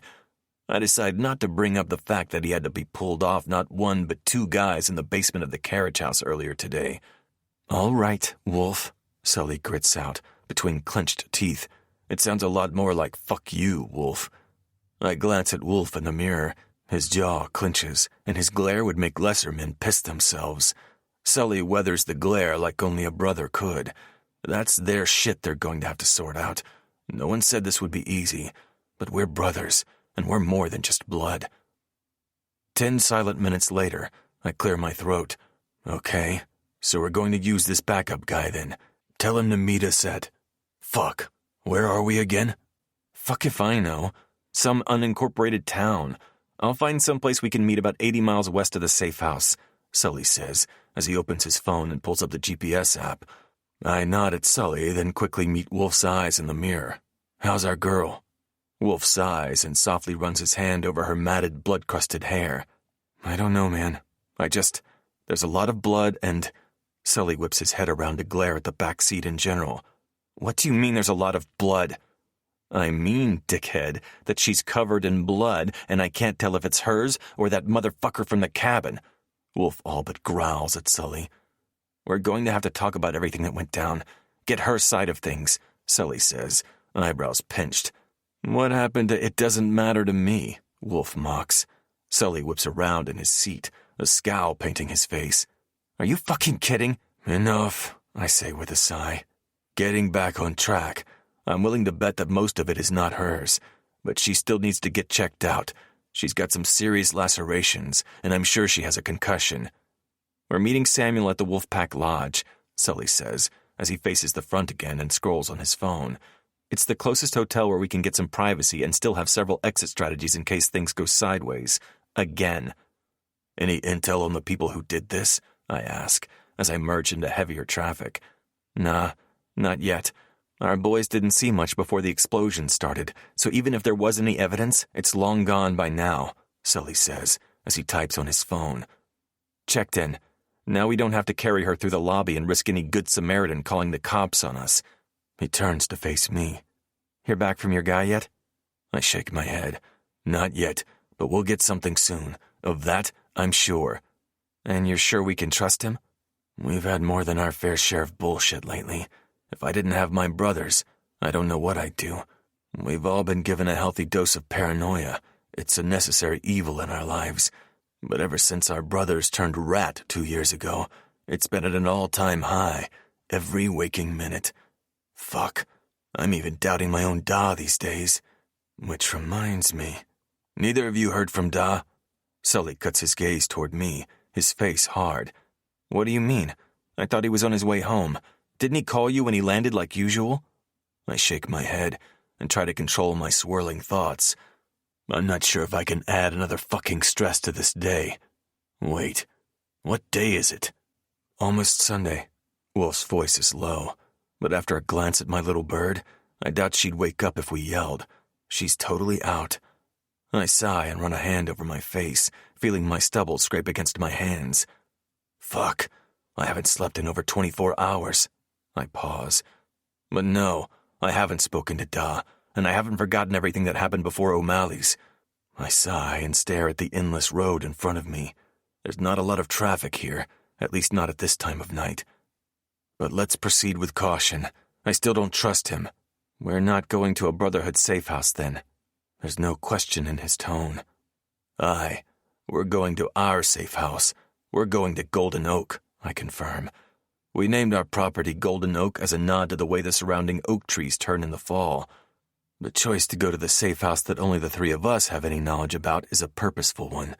I don't know what game my Da is playing at, but since he hasn't seen fit to include any of us, I'm inclined not to include him in our plans. My decision is only solidified by the fact that he hasn't reached out in days. It wouldn't be unusual if he were on a normal family reunion, but someone broke into Summer Knoll days ago, and we're at war. There's no record of this property my brothers and I have anywhere. Not a long-buried paper trail or anything electronic hidden under a shell company. We did a lot of the work ourselves over several years, and the stuff we couldn't do, we hired out and paid cash for. After 20 minutes, I glance back at Elena again. She asleep? Aye. She shifted during the drive, so now she's laying on Wolf's lap, and he's running the tips of his fingers along the exposed skin on her collarbone. I nod and drum my fingers against the steering wheel. What the fuck is wrong with you? Pull over and I'll drive. I clear my throat to get their attention. I'm fine to drive, and I'm calling the Kings. I don't know everything that we're up against, but I know it'd be smart to have them in our corner. Fuck, just having Roe help me would be reason enough. I sigh. Buzz is good, but he's just one man, and my other contact has questionable morals on the best of days, and I'm not judging, but that means that I can't fully trust him, and I trust the Kings. Neither of them speaks for a second. Fuck, we should have thought of that earlier, Wolf muses. Sully lifts one shoulder up. I don't see a problem with it. I toss Sully my phone. Call Maeve. We're in a rental car, and we plan on switching cars at least another 2 times before we hit our safe house, so I didn't bother pairing my phone. The noise of the line ringing fills the interior as Sully puts the call on speakerphone. Rush Fitzgerald, to what do I owe the pleasure? It's been nearly a year since we last spoke. I'm crushed. Amusement colors her voice. Maeve. With one word, she hears the tone change. It's a tangible thing, and she's smart enough to recognize we're monsters masquerading as men. What do you need? She asks, her voice low. And that right there is why you simply can't buy loyalty. Friends for nearly 15 years, and she's happy to jump in to help if I need it without asking for specifics. The boys are here too. Wolf, Sully, it's been a while, Maeve says. They both murmur their hellos. We need your help. I'm too tired and wired for pleasantries. I heard that you lost something. Do you need help with that? How the fuck did you hear that? It's been 25 hours. Sully's mildly explosive disbelief hangs in the air. Maeve chuckles. My baby sister heard about it shortly after everything went down at O'Malley's. It was enough for me to piece together some info. If I'd known you were still looking for her, I would have hustled. I was just checking it out for fun. We found her, so no need to check the lost and found, I tell her, as I take the exit lane to get off the highway. I also heard that you had a little housekeeping trouble, Maeve says. Aye, that's part of it. I scratch the stubble on my chin. My thoughts drift. I'm listening. There are some unknown players, and we could use some backup. I need time to reevaluate the board again. Too many variables and too many pieces. Soon. Maybe a week or 2. What about Papa Smurf?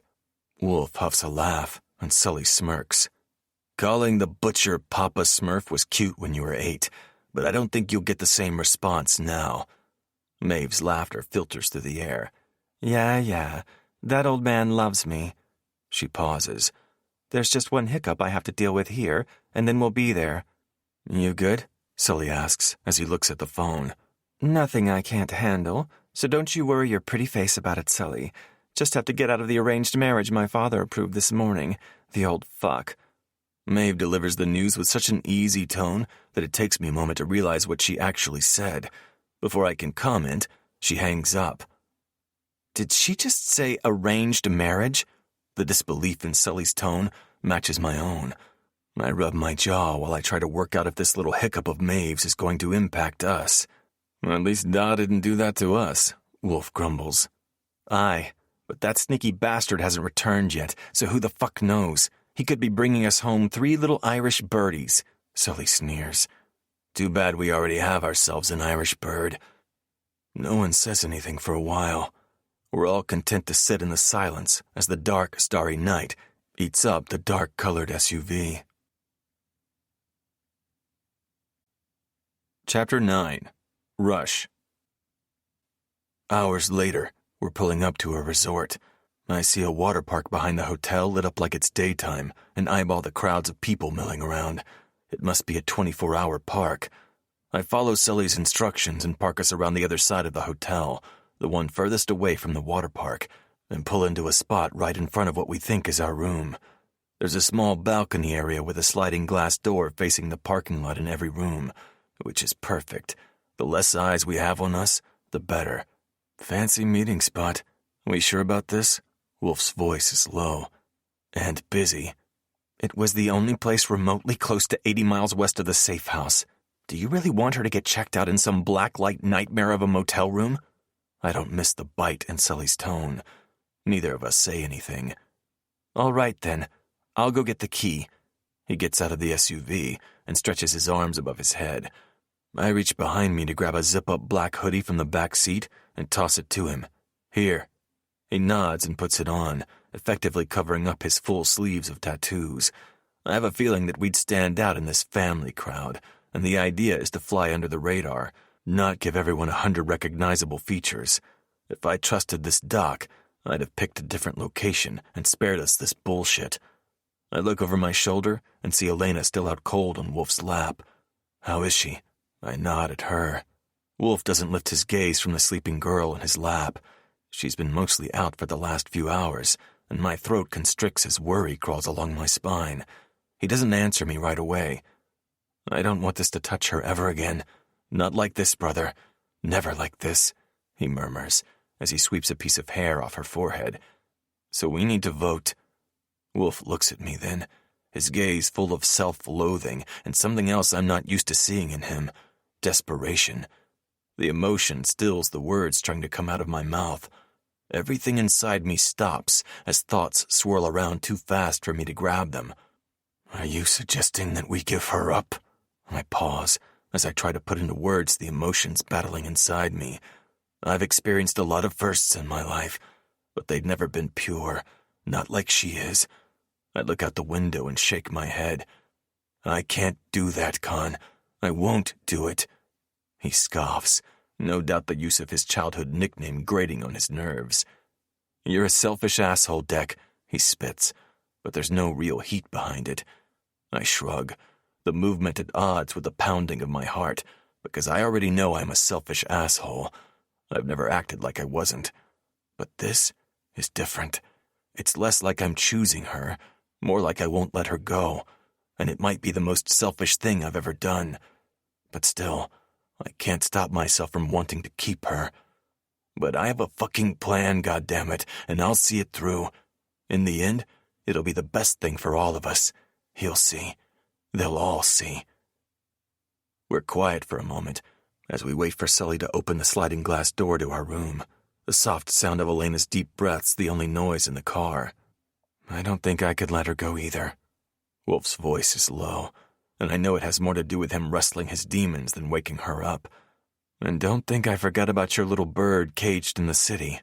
There's no way I'll let you treat Red with that kind of disrespect. So if you're serious about your little proposal from before, he waves a hand around in the air, all this, then we'll be having a chat soon.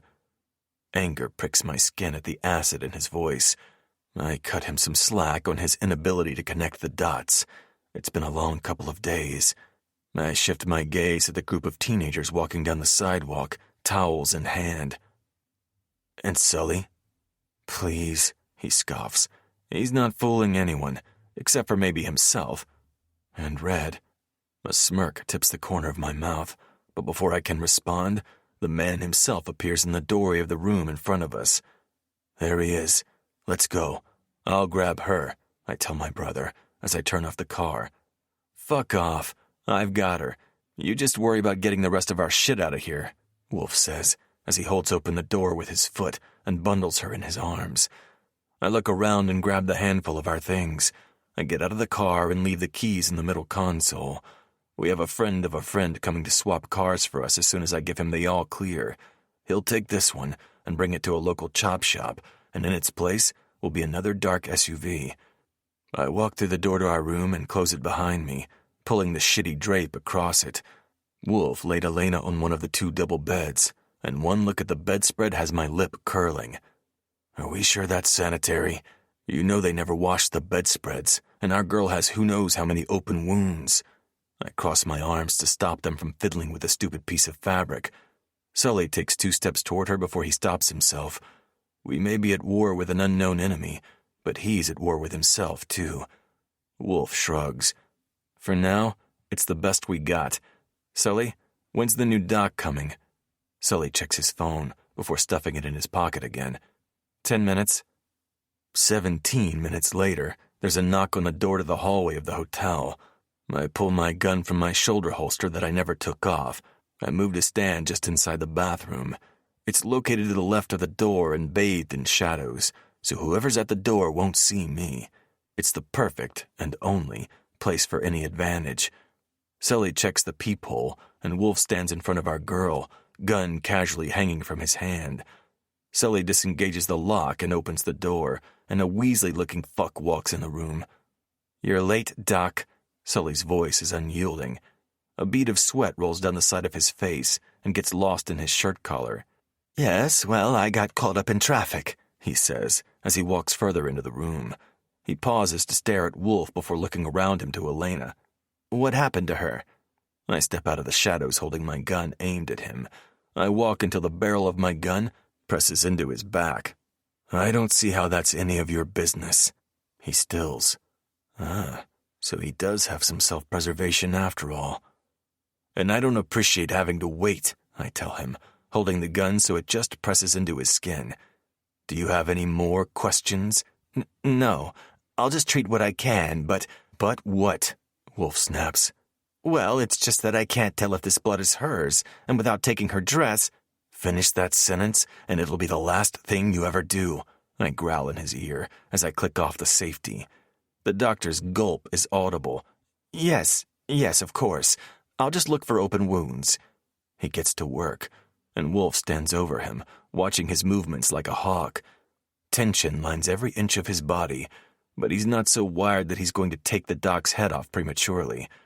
I back off a little and stand next to Sully. "He's right, though.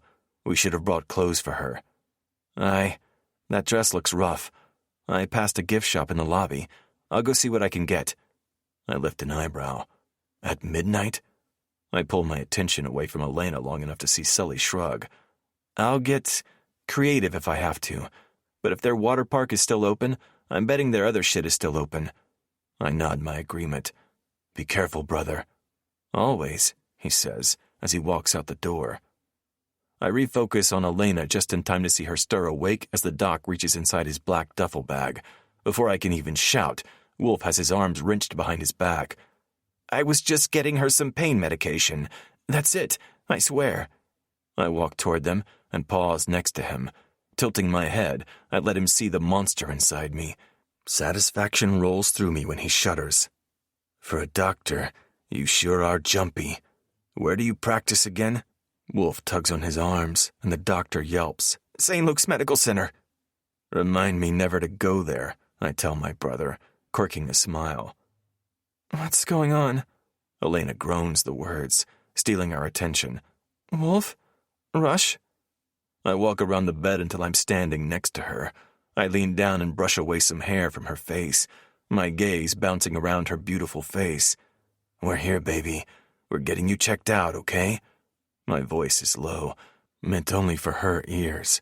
She holds my gaze as she nods. "You're not leaving, right?" I hear the threat of panic in her voice, and I can't deny her this small comfort of my reassurance. Not after everything she's gone through because of us. I slowly shake my head. "No, we're not leaving you."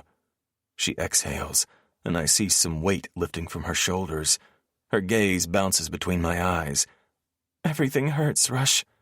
I smooth back her hair with the palm of my hand. "I know, little bird. I know. Tell me where, okay?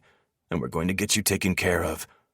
I straighten and step back, but before I can get 2 steps away, she snakes her hand out and grasps mine, linking our fingers together. I nod at her once before I turn to face the doctor, whose arms are still pinned behind him. I'm not surprised to find Wolf staring at me, but I'm a little thrown by his knowing smirk. I'm sure the smug dick thinks just because I showed a little compassion and humanity that I'll be all soft. Fuck that. Any softness I might have had was conditioned out of me years ago. Until her. She's reignited a part of me I thought I lost long ago. Unfortunately for her, it means she gets my undivided attention right now. That's a lot for anyone to handle. Most don't. I tap my fingers against my leg as Elena details everywhere she's hurt, my blood pressure rising with every cut, injury, burn she points out. I'm itching to do something, but she never lets go of her grip on my hand, so I stay put. Finally, after way too long, the good doctor peels off his blue rubber gloves and tucks them inside his duffel bag. He pulls out an orange prescription bottle and cranks off the white lid. "Here, take these for the pain. They're a little stronger than your average ibuprofen, but you should only need them for a few days," he says, tipping the bottle over and dumping a handful of pills in Wolf's hands. What the fuck kind of backwoods prescription is this? Wolf yells, curling his fingers around the pills. The doctor pales, and his hand trembles, the pills rattling against the bottle. I told you, I was running late. This was all I had with me. What is it? Wolf enunciates each word, nostrils flaring. Just hydrocodone acetaminophen. Why the fuck didn't you just say Vicodin? Wolf flattens his lips, glare firmly fixed on the good doctor. The doctor stumbles over his words as Sully comes back in the room with a bundle of clothes under his arm. He sets the clothes down and moves to stand next to the doc. Time to go, Doc. Sully claps a hand on his shoulder and steers him toward the hotel door. Oh, okay. What about my payment? Sully chuckles. It's already been wired to your account, the original amount. And if you fuck us, don't forget we know where you live, Samuel Barnes of 876 Whitetail Court. The doctor, Samuel, trips over his feet at the sound of his given name. Did you really think we didn't know who you were, Doc? Come on. I know our reputation precedes us, so you should have known better. Cruelty drips from my words, a deadly promise in each one. Samuel picks up the pace as he practically scuttles out of the room. Sully walks out with him to make sure he leaves without making a scene. Wolf and I help Elena change out of her ruined dress and into the hotel-branded tee and leggings Sully bought at the gift shop. All this time here makes me twitchy. I feel exposed and out of control, and I don't fucking like it. Rush? The sound of Elena's drowsy voice snaps me out of my paranoia spiral. I turn to take her in. There wasn't anything I could do about her hair, but I ran a washcloth over her face. I got most of the blood and dirty smudges. I didn't want to press too hard. She was so covered in blood and scratches and dirt that it was hard to tell what was hers and what was his. I want to resurrect him just so I can bring him down to the basement of the carriage house and kill him myself. Though judging by the way my brother hasn't gone more than 2 feet away from her, I'd have to fight my brother for the opportunity. Like I said, though, I don't mind sharing. Chapter 10. Elena. I wake slowly with a groan. My head is on something hard and scratchy, and my throat is on fire. I cough on instinct, and the hard surface moves, jostling my head. Another groan escapes me, and this one feels like it's reverberating in my head. I reach a hand up to the spot that's aching when warm fingers stop my progress. Open your eyes, baby girl. I know that voice. I think I'd know that voice anywhere. My eyes feel like they're glued shut, and it takes me more than a couple of tries to open them. When I finally do, everything is fuzzy around the edges. Aye, there she is, Wolf murmurs as he runs his hand over my hair, smoothing it off my face. Here, have a sip. I turn my head to the side and see a straw poking out of a water bottle next to my face. I wrap my lips around the straw and practically inhale the entire bottle. It's the meds. Makes everyone thirsty. I clear my throat and ask, where am I? Wolf's eyes are warm when he looks at me. You're safe now. I promise. Here, take these. He hands me 2 white pills. We're taking you somewhere safe. I swallow the pills with another drink of water before I register his words. Panic wells up inside me, swift and demanding. I clutch his t-shirt as nausea rolls through my body. You're not leaving me, right? He strokes a hand down the side of my face, never taking his gaze off of me. Never. Never again. Okay, good. Because I don't want you guys to leave me now. My words trail off as my eyes get heavier and heavier, until finally, I don't bother opening them. The sound of crunching gravel and the repeated bounces of my head against something is enough to rouse me. I don't really remember falling asleep. Everything is kind of hazy, But I remember being in a hotel room, and then Rush carried me to a car. My head pounds, and my body aches. I'm not sure how long I've been in this same position, but everything protests when I even think about moving. Pop punk plays through the speakers, so I assume Sully is here too. That boy always did love pop punk from the aughts.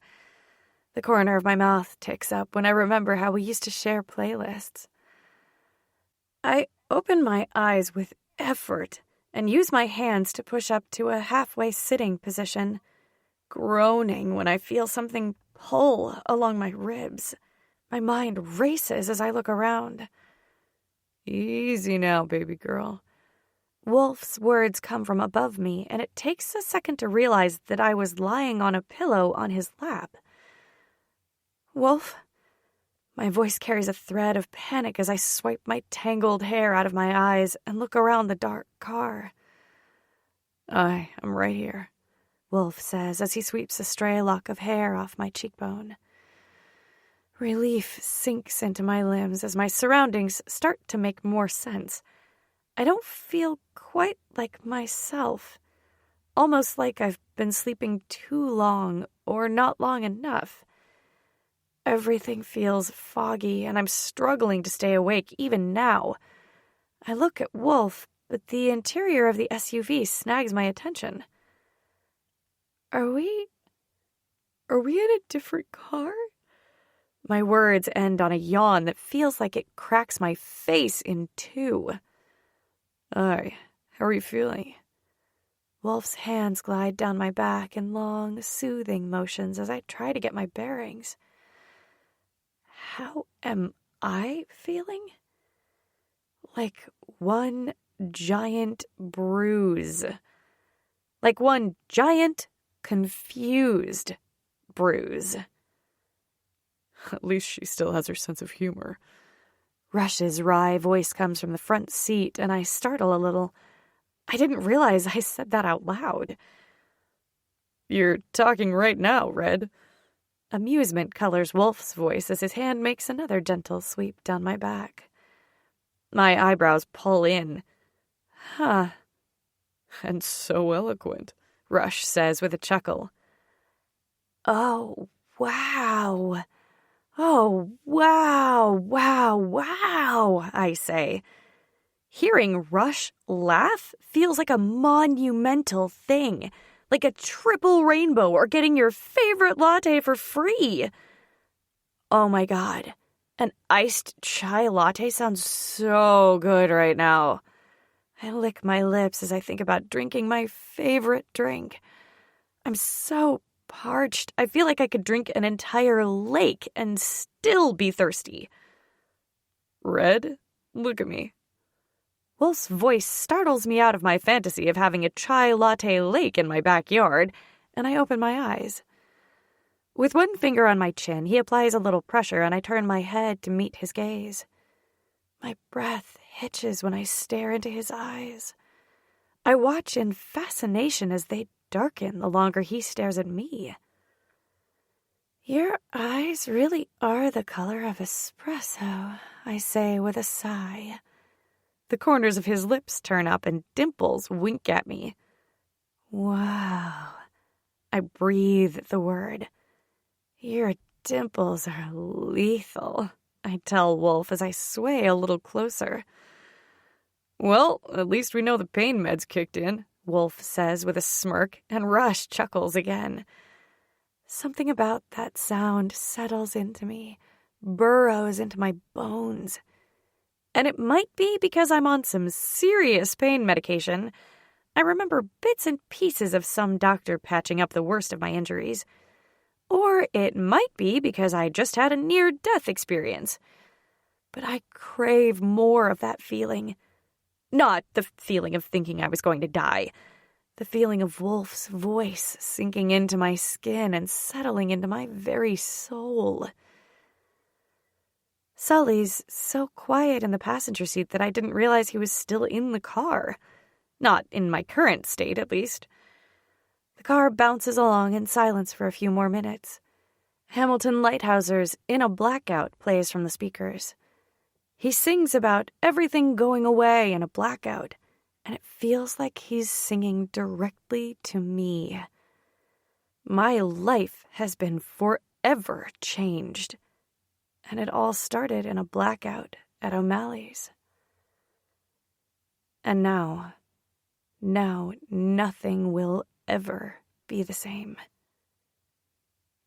It just occurs to me that I have no idea where we are. And what's stranger is, despite the last 24 hours, I'm not afraid to go anywhere with the three of them. We pull up to a small guardhouse in front of a wrought iron gate. I half expect a guard to stroll out of the small building, but everything is dark. Just as I open my mouth to ask where we are, Sully pushes the door open and jumps down from the SUV. He doesn't say anything as he rounds the hood of the car and heads toward the guardhouse. After entering some code embedded on the door, he opens it up. 30 seconds later, and the gates unlock and roll open. To my surprise, Sully doesn't get back in the car. He turns left and runs along the fence line. I quickly sit upright and clench and unclench my fist. Is Sully leaving? My voice cracks with panic. I feel the intensity of Wolf's stare on the side of my face, but I don't look at him. I turn my head to scan the trees Sully disappeared behind as Rush slowly drives through the gate and pauses. He's just checking the perimeter. Once he gives us the all-clear, Rush will bring us up to the house, Wolf says. I don't take my eyes off the trees and bushes along the fence. It's then that I notice barbed wire curling along the top of the entire fence line. I crane my neck to look for the barbed wire fence on the other side. Where are we? Somewhere safe. Wolf's minty breath stirs the loose hair on my neck, and I turn my head to look at him. You're talking out loud, baby girl. Behind Wolf's head, I see the trees dancing and swaying, taunting me with a melody only they can hear. Before I can open the door to join them, the car moves forward. Rush drives up the rest of the bumpy gravel driveway, and I keep one eye on the dancing trees in the distance. I swear one of them smirks at me, and a sudden urge to find Sully overtakes me. I bet those trees would just love a night with Sully. They're trying to lure him in, but it won't work, I murmur. I don't miss the raised eyebrow and smirk that Wolf sends Rush over my head, but I'm too preoccupied to care too much. That's the Vicodin talking. Sully'll be right back. Wolf plants a kiss on the top of my head. I ignore him and bite my nail, plotting a way to distract the trees. We pull into an attached garage before I can really plan out my rescue mission, and I blink in the sudden darkness. Come on, Red. I'll show you around, Wolf says as he slides out of the car and holds his hand out for me. Without hesitation, I slide my hand into his. Warm tingles shoot up my arm when he wraps those beautiful tattooed fingers of his around mine. I glance at his eyes, those endless dark windows into his soul, and I feel a bit more like Alice falling down a rabbit hole. And just like Alice, I welcome the adventure with open arms. I let Wolf help me out of the car and lace our fingers together as I follow Rush into the house.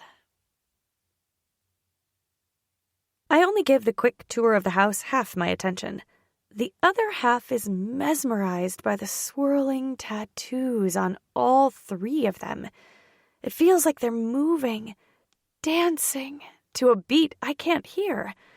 I idly wonder if it's the same beat the trees were dancing to outside. I feel like a snake being charmed by Rush's octopus tattoo as it slithers up his arm, swirls around his neck, and dips beneath his collar before peeking up at me with a wink.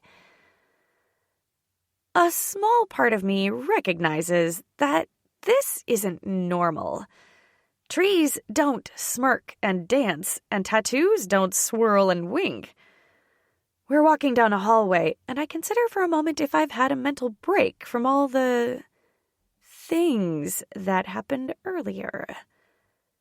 But if I was actually having a total breakdown, would I be aware of it? Maddie would know. Oh my God, where are my cousins? The words are loud in the quiet space, and everyone pauses. Rush turns around to look at me. They're safe. Some clarity filters in, softening the edges of my fog a little. But where are they?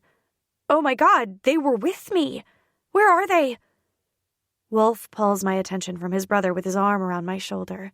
I let Wolf turn me toward him. Wolf's uncharacteristically serious dark eyes meet mine, and he says, They're safe. We have security on them and men watching them. I wouldn't leave them unprotected. I feel hysteria burn in my belly. This awful acidic burning sloshes around, and I have no idea how to stop it. What do you mean, security? Why are there men watching them? Does it have to do with whoever took me? With each question, each sentence, my hysteria grows and my voice gets louder and higher. Visions of red-eyed demon men swarming me cloud my vision, and a hot flush of fear rolls through my body. I don't give anyone time to answer my questions. I need to go home. Now! I need to go! Now, Wolf! Cold sweat coats my body, and my knees feel weak. Shh, it's all right, baby girl, Wolf says as he brings his hand up to cradle my face. He leans in so our noses just barely touch. You're safe here. We'll never let anyone touch you again. He swipes his fingers underneath my eyes, and it takes me a moment to realize that I'm crying. Tears fill my eyes as I grab his wrists, holding him to me. Everything else disappears. The hallway, the house, everything, as I slice myself open a little more to show him the fear eating its way through my gut. I'm scared, Connor, I whisper. I know, baby girl. I know. He places small, soft kisses on either side of my mouth. With each brush of his lips on mine, I feel a little less hysterical. Each touch grounds me a little more. Fear holds me immobile in a vast and deadly ocean, and Wolf has quickly become my life raft. I'm not sure if I should be alarmed at how quickly it happened, or relieved that I'm not alone. Let's get you cleaned up, okay? Wolf whispers against my mouth. I nod my head, unable to release my hold on his wrists. As if he can read my thoughts, he nods a few times. I let go of his wrists, and he smooths his hands down my neck and shoulders, never breaking eye contact. His hands skim my sides to land on my waist, infusing his warmth. He lifts me up, and I wrap my legs around his waist. I bury my face in his neck, placing my lips on the flower etched on his skin. Sandalwood invades my senses, and it feels like my soul takes a breath for the first time in hours, days. Wolf carries me through a bedroom and into an ensuite bathroom. I don't pay much attention to anything until he sets me down on the counter. Reluctantly, I peel my face and hands from his neck where it was safe. His hands bracket me on the counter, and he leans in until he's all that I can see. I don't know what to do now. The admission leaves my lips in a whisper, and I feel my eyes well up again. I curl my hands around the edge of the counter and beg Wolf with my eyes to help me. I'm in uncharted territory, and I feel like the ocean is rising up around me now again. And I don't fucking know how to swim. You're going to take a shower. and I'm going to get you something to eat, and then you're going to sleep. His gaze searches mine, and I nod. A muscle in his jaw clenches when he spots the tear slowly rolling down my cheek. Just those 3 things, okay? Nothing else. I sniffle and nod. Shower, eat, sleep. Wolf stares at me for another moment before he spins around to turn on the shower. I take a quick look around, enough to realize that I'm sitting on a wide, white and gray marble double-sink vanity top. The walls are so light blue they're nearly white, and the space is decorated in soft whites and grays. A double window lets the darkness of the early morning in. 3 black and white photos of the beach hang on the wall next to me, and the shower is almost as big as the one at Summer Knoll. The sound of water hitting the shower floor pulls my attention away from the spacious bathroom. I watch the muscles in Wolf's broad back flex and move as he fiddles with the temperature settings on a panel inside the shower. Once he's satisfied with the temperature, he turns around to face me. I wonder what he sees when he stares at me. Does he see all the jagged, broken, and burned pieces of the girl I was last week? A myriad of emotions play in his gaze, but some of them are gone before I can name them. I release a breath I didn't know I was holding when I don't see pity in his gaze. Get in the shower, baby girl, Wolf says as he holds out his hand to help me off the counter. Okay, Wolf, I murmur with my eyes locked on his. The foreign feeling of someone taking care of me hangs above me like a cloud, attempting to corrupt the gratitude I feel into something far more sinister. I've never done this before. Let my vulnerability show. Right now, it's shining like a beacon from a lighthouse. Besides my cousins, I've never had anyone to show me this kind of care before. I can see why people crave it. And I can see myself becoming addicted to it. Specifically from 3 broody men. I'll be right back, okay? I nod and turn to watch him leave the bathroom. I listen for his footsteps, but I can't hear anything over the water hitting the tile floor in the shower. Chapter 11. Elena. I don't face the mirror as I pull off my clothes. I vaguely remember Wolf helping me out of my ruined birthday dress and into these clothes. A bright blue tee with an unfamiliar hotel logo on it, and 2 big gray leggings pants.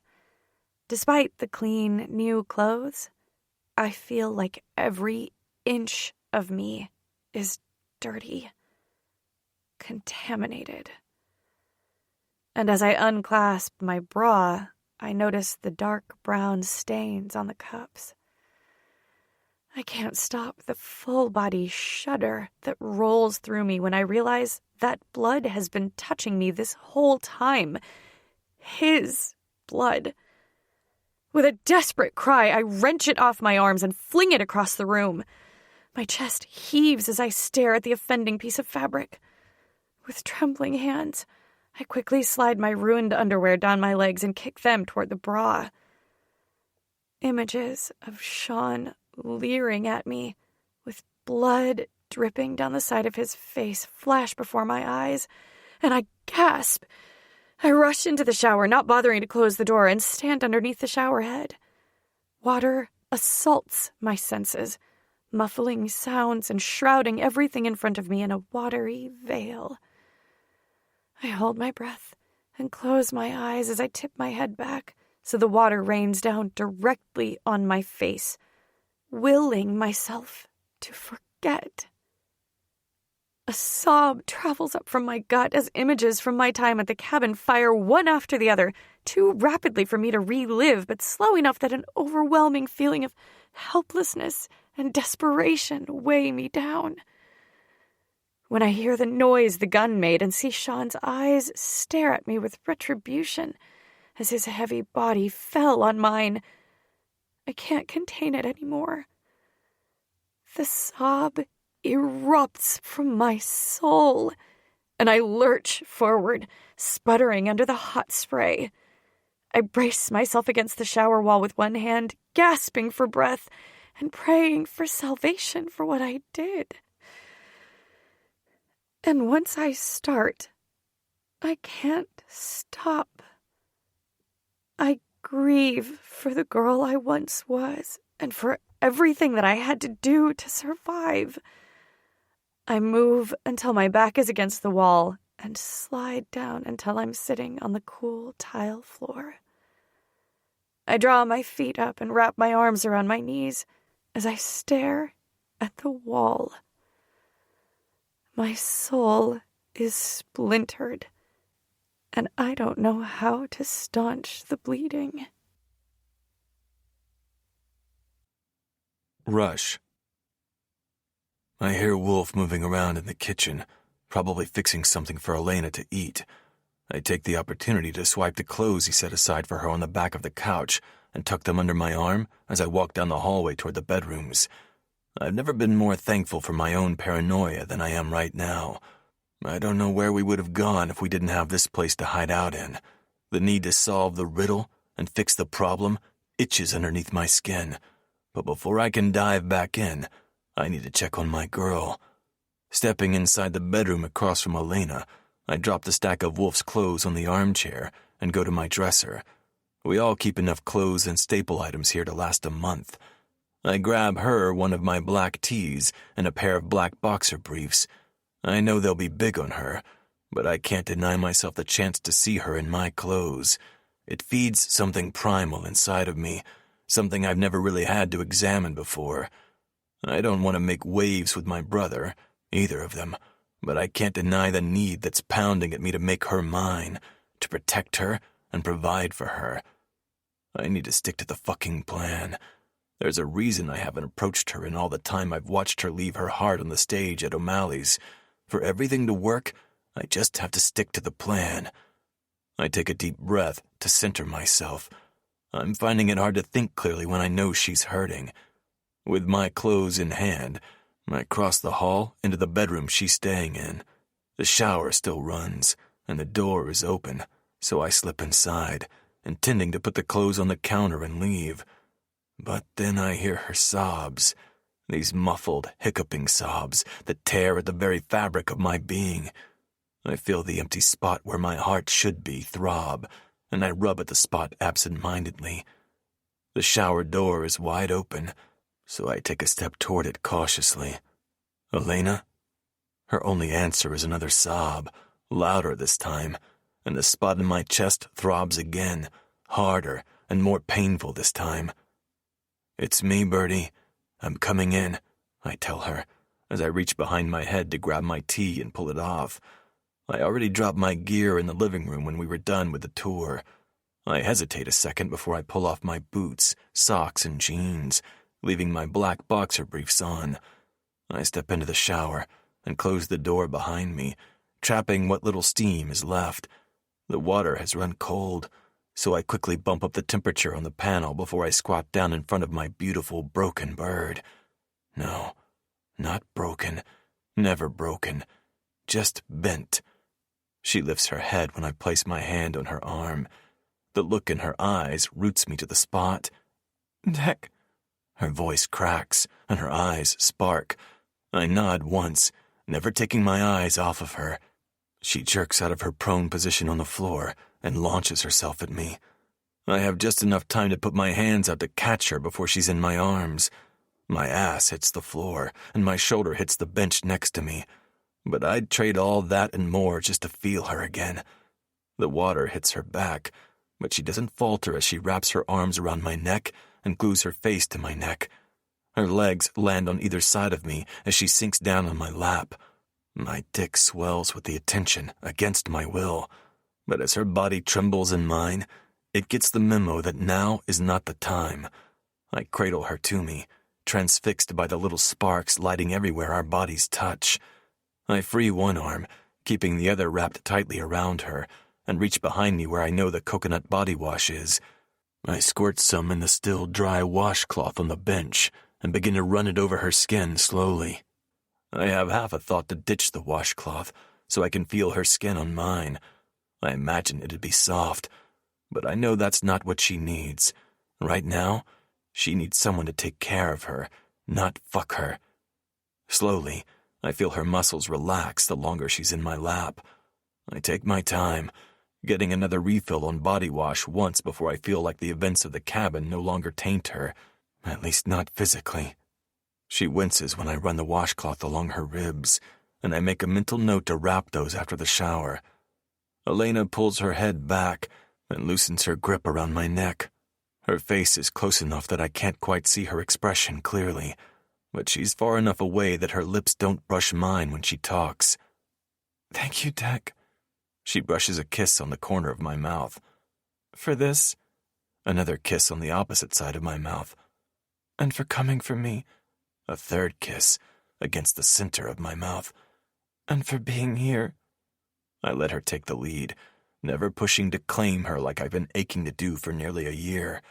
She places feather-light kisses along my face, her palms resting on the top of my shoulders. It's all I can do not to push into her and give her what she's so tentatively offering. Instead, I squeeze my grip on her hip and hope she understands the silent memo I'm sending. I stand up with her in my arms and make my way out of the shower.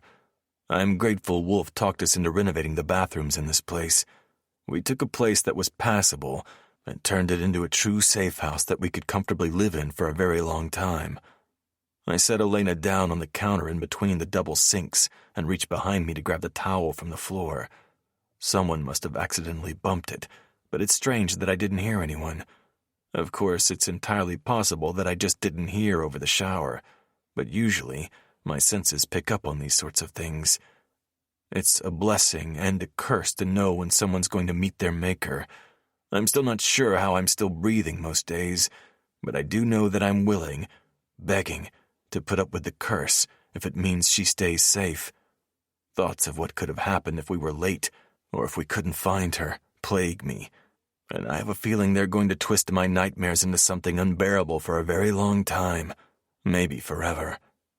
She doesn't protest when I wrap the towel around her body and snag another one for her hair. Her eyes close when I gently squeeze her hair in the towel, tugging on the strands a little. Her lashes are dark smudges against her soft skin, a juxtaposition with the purple bruising around her eye. Fear makes my chest tight. It's not a new emotion for me, but it's one I've rarely felt, and never like this. I've never felt the soul-crushing panic and fear of loss of control like I have for the last day and a half. You're tripping, she says, her eyes closing. Don't worry about it. Let's get you to bed. Wolf's bringing you some food first, and then you can sleep. Chapter 12. Elena. After Rush towel dries my hair and helps me get dressed in borrowed clothes, I feel practically comatose. Between the soothing words he murmurs and the steamy bathroom, I'm fighting sleep. Rush helps me into the giant bed in the middle of the bedroom. I'm too drained to appreciate the luxury of the platform bed. It must be an extra-long California king, and it's covered in a fluffy duvet that looks like it would feel like clouds. As soon as I get settled in the middle of the bed, Wolf walks in the room with a plate of food.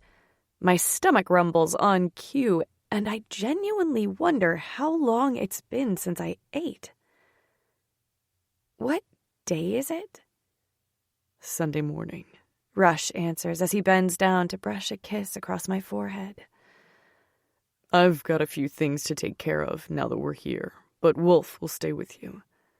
He brushes a wet strand of hair behind my ear, his expression unreadable, but intense nonetheless. Swear you're not leaving? I'll be in my office. I nod and watch as he crosses the room, looking back at me when he reaches the doorway.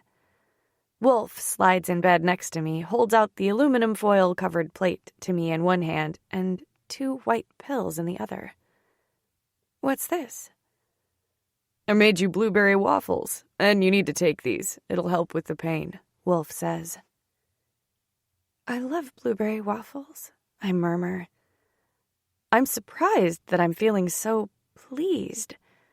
Like it might be wrong somehow to feel so much joy after I just ended someone's life. I know, Wolf says with a knowing smirk. I settle against the headboard next to Wolf and tuck into my plate of food. There's something so comforting about a big, fluffy waffle. Nostalgic, almost. The waffles are delicious, crisp on the outside but gooey in the middle with a hint of cinnamon and vanilla. I sigh in satisfaction. I look at Wolf from underneath my lashes as I chew another bite. Where did you learn to make this? He breaks a piece of waffle off and pops it into his mouth. Sarah, mostly. I wanted to be able to make myself food if she wasn't around, so one day I asked her to show me how to make a few easy meals. Then she showed Rush and Sully, too. I'm not nearly as good as her, but I can get by. How old are you? He rubs the stubble on his chin as he looks to the side. Around 12, probably. I nod as I eat another bite. That's around the same time I learned, too. We had just moved into a new dorm suite, and even though we had access to a dining hall, I wanted to make us chocolate chip cookies in our small kitchenette to celebrate. I smile as I remember pulling the cookie sheet out of the oven. I burned that first batch so bad, they looked more like hockey pucks than cookies. Wolf chuckles. You don't strike me as the kind of girl that gives up that easy. His words, so easily given, serve to remind me of what happened earlier at the cabin. I don't want to think about what could have happened had I given up. It's a dark road that I'm not sure I'll be able to get off once I start. I turn to face him. I'm not. I made dozens of cookies that day until I got them just right. He must hear the difference in my voice because he looks at me quickly, the smile dropping from his face. You're all right, baby girl. You're here. I'm here. And you're safe. His voice is low and measured. It's the perfect balm to my frayed nerves. I nod a few times and turn back to my plate of comfort carbs. We're both silent as I take my time eating. It tastes sweeter somehow, knowing that Wolf made it for me. I lick my lips, tasting the remnants of sticky sweet syrup. Wolf, I ask, turning my head to look at him. His eyes are closed, hands folded on his chest, and he's reclining against the headboard. What's going to happen to that guy? The one from, Wolf's eyes pop open, and he turns his head to look at me. You don't have to worry about that. We took care of it. Oh. I set my plate and fork on the nightstand beside me to buy myself some time to process. Do I want to know what that means? Would he even tell me? I'm not sure that I need to know what that means, but a small part of me wants to know. I feel like we're starting something. I pause to look at him. When he continues, so do I. We're starting something, and I have this gut feeling that it's going to be amazing and scary and a bunch of other adjectives that I can't think of because it hurts my brain right now. I flash him an apologetic smile. So I'm not sure if I should know so that we can start this with honesty. He nods. I respect that. Do you remember what I said that night you ordered pineapple on your pizza? I tapped my finger against my bottom lip. You said a lot of things. He reaches out, curls his hand around my shoulders, and pulls me into his side. I snuggle against him and smell sandalwood. Pretty soon, I'm going to start associating that smell with only him instead of one of my favorite candles. You don't have to worry about it, baby girl. It'll never blow back on you. We wouldn't let that happen. I promised to protect you, didn't I? I nod. I know. I'm just scared. The words come out slow as drowsiness blankets my body. I know, Red. He places a gentle kiss on the top of my head. Go to sleep. I'll be here when you wake up. I wake with a jerk, but surprisingly, I don't budge from my prone position. It takes me more than a few seconds to realize that I'm not at home, and another couple of seconds to remember that I'm at the safe house with Wolf, Rush, and Sully. The former tightens his arm banded across my stomach, my back perfectly fitting in front of him. Lying side by side like this brings back memories of falling asleep together back at Summer Knoll. God, it feels like years since that night. Not less than 2 weeks. Penguins in the cactus. Wolf exhales, his warm breath stirring the strands that fell out of the messy bun at the back of my neck. The corners of my lips tip up at his sleep-talking gibberish. One of these days, I'm going to wake him up to ask him about his dreams. The couple of times I asked him about it, he said he never remembers his dreams in the morning. I sigh and shift my legs to ease the pressure on my bladder. I wouldn't be surprised if that's what woke me up. Wolf had me slam a bunch of Gatorade and water when I woke up shortly after I fell asleep. The dolphin, guitar boats, Wolf mumbles before burying his face into my neck. It's strange how such new things are comforting me. I've known him less than a month, and yet his presence soothes me in a way I've never experienced before. I feel safe. I wiggle around and slide Wolf's arm off of me. Surprisingly, he loosens his python-like grip enough that I can maneuver out of bed. I pull the blankets up to keep my spot warm and keep any draft off Wolf. But I'm not sure anything could wake him when he's deep asleep. I pad over to the bathroom on silent feet, thankful for the small light filtering in the room so I can navigate around the few things furnishing this room. I could have sworn I counted 4 bedrooms when they showed me to this room yesterday, but I'm having a hard time recollecting a few different things, so I could have mixed it up. Once I relieve my bladder, I stand in front of one of the sinks in the vanity and wash my hands. I'd been avoiding looking at my reflection earlier, and I'm not sure if I want to start now. There's something so deeply personal about staring yourself in the eye and letting your insecurities blaze. My emotions feel like they've been exfoliated. They're red and raw, and all my impurities are brought to the surface. Every horrible thing I did in that cabin in the woods plays on repeat across my vision. Every stab, assault, every opportunity I could have done something different.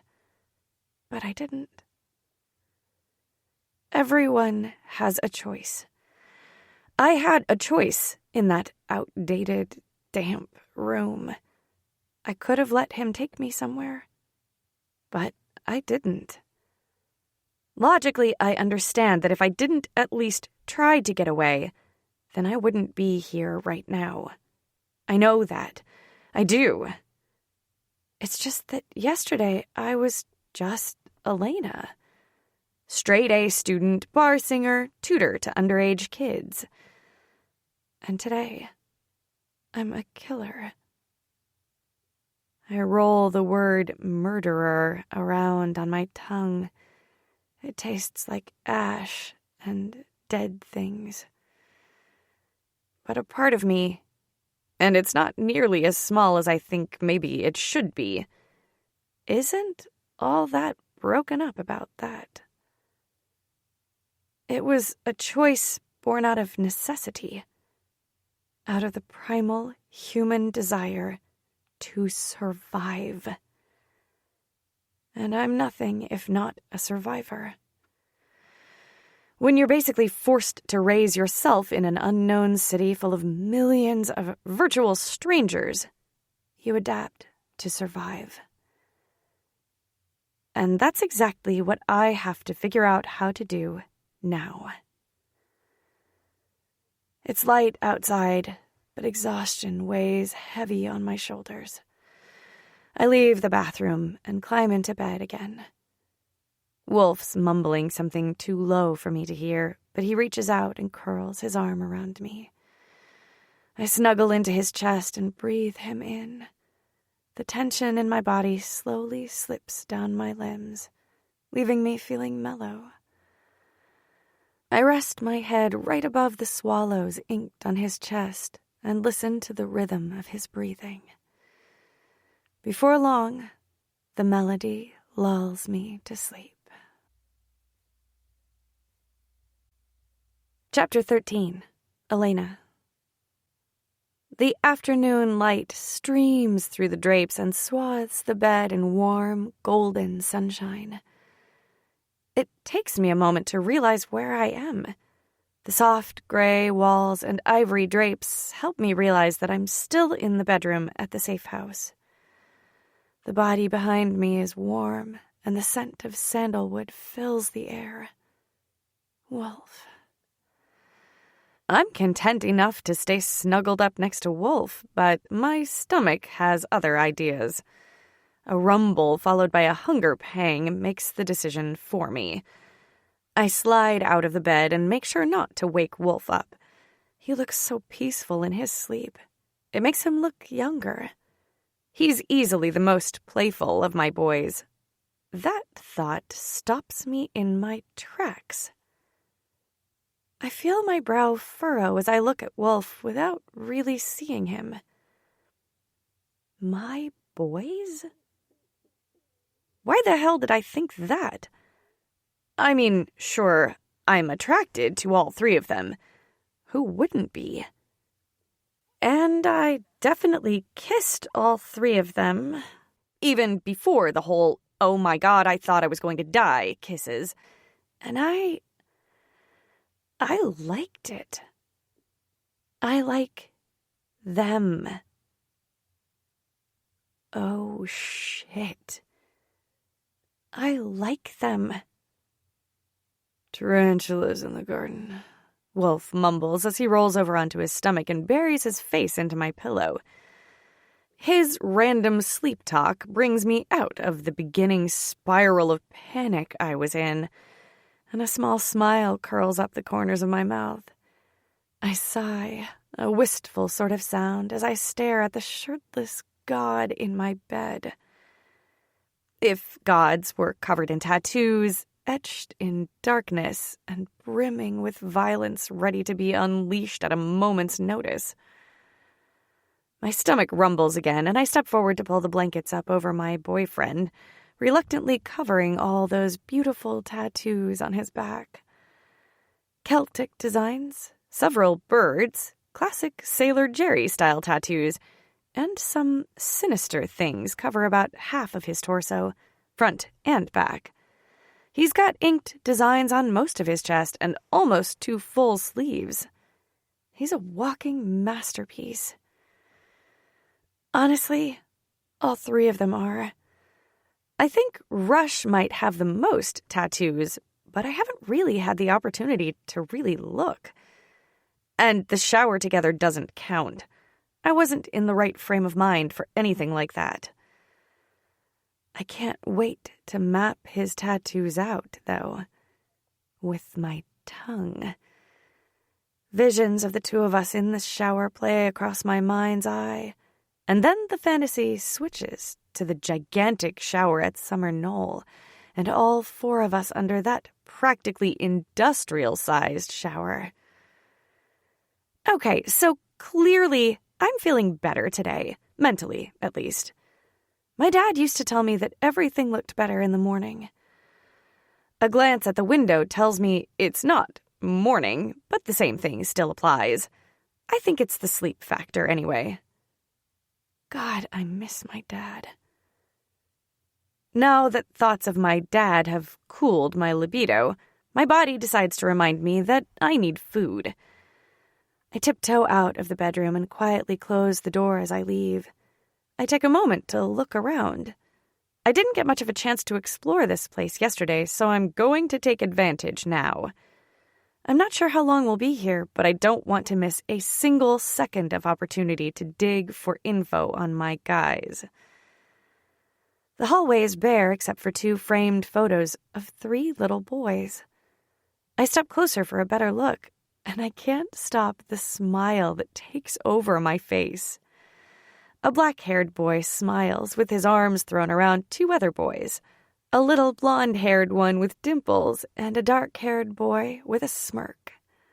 I see a Ferris wheel is in the background, and I wonder if they were at Coney Island. I went there with Maddie and Mary a few different summers. It's always fun to grab a funnel cake and people watch. I wonder if we were ever there at the same time. I note 4 other doors in the hallway as I move to look at the other photo. If there was any question about who the little boys were in that photo, there's no question who's in this photo. Rush, Wolf, and Sully stare back at me from this photo. They're in a similar position, Wolf in the middle and the other 2 on either side. But long gone are the smiles and the Ferris wheel. All 3 of them have their arms folded across broad chests, and none of them are smiling. Not even a hint of a smile. They're standing in front of some kind of garage, but other than that, there's nothing else in the photo. It's an interesting photo to frame, that's for sure, and I wonder what the backstory is. Maybe one day I'll ask them. With one final glance at the photo, I leave the hallway and walk through the living room until I reach the kitchen. It's an open floor plan, so you can easily see everything. The kitchen, the living room, the family room, which is really just an extension of the living room, and 2 hallways. One hallway, the one I just came from, leads to the bedrooms, and the other hallway leads down to an area of the house I haven't seen yet. A built-in bookcase lines the wall directly across from the kitchen, with some books, a ton of vinyl records, a few candles, and a couple of video game systems on the shelves. Those vinyls definitely piqued my interest. A rustic table with 6 chairs sits in the middle of the dining room. Some of the guys' tactical gear sits on top of the table, but otherwise, the room looks a little unused. I make my way toward the kitchen. It's huge by anyone's standards, but it seems small compared to Summer Knoll's. White marble countertops cover all the counter space around the kitchen, including the island. 4 light blonde wood stools with backs sit nicely underneath the island. This looks like the place they'd spend time and eat their meals at. A fancy coffee maker, microwave, and an empty fruit bowl are the only things on the counter. I spy a bottle of rum and a couple of cans of Coke on the island, 3 empty cups, 2 with a ring of condensation around the bottom. Wolf once told me that vodka is for secrets, tequila is for losing your inhibitions, and whiskey is for making shit happen. But he never told me his philosophy on rum. I wonder what occasion calls for rum. I feel a little bit weird about just helping myself to food without asking, but my stomach growls again, reminding me that I need to eat. 10 minutes and a sandwich later, I bring my plate to the sink and quickly wash it. It's one of those deep farm tub sinks, big enough to wash pots and pans in it. After I rinse the place and set it in the drying rack next to the sink, I turn around and lean against the counter. The kitchen is nothing like the kitchen at Summer Knoll. This one is smaller, obviously, but it feels more like them to me. I roll my eyes at myself. I've barely known these guys, and here I am acting like I know their style. Though, I suppose there are certain events that can happen that might bond two people together. Or in my case, 4. And I think the events of the last couple of days are enough to bring even strangers together. And we're hardly strangers, the Fitzgerald boys and I. The bottle of rum catches my eye, and I decide that if there was ever a time to pour myself a stiff drink, it's now. Grabbing one of the glasses on the island, I toss a few ice cubes in the glass. I flinch at the sound before I can stop myself. With a deep inhale and exhale, I pick up the bottle and bring it to my nose. One sniff and my eyes water. Perfect. I want something that'll hurt a little. Help me bury the emotions I can feel bubbling up to the surface again. My hand is steady as I pour a splash in the glass and immediately toss it back. I wince as the liquor hits the back of my taste buds, but it quickly evens out as the rum settles nicely in my belly. Warmth spreads through my body, starting with my fingers. Okay then, I murmur as I pour another generous splash in the glass, this time adding a little Coke. Setting down the bottle, I cradle the glass up by my shoulder as I spin around and take in the space.